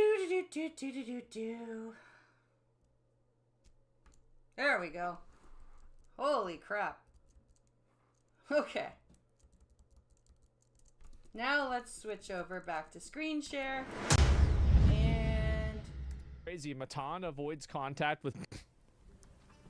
He got a wall up. For today's guest, we have Bonnie Blue. Please hold the mic close to you and then introduce yourself in case anybody doesn't know you. I'm the girl that slept with 1,057 men in just 12 hours. 1,057 men in 12 hours. That's okay. Okay. Okay.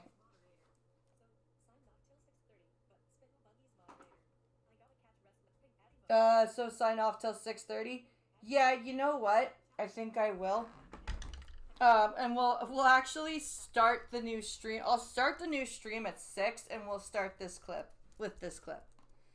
That's what we'll do. So, my friends, please return. Please return at 6 o'clock for the part 2 of this stream. I will see you guys then. Have a wonderful 2 hours. See you later.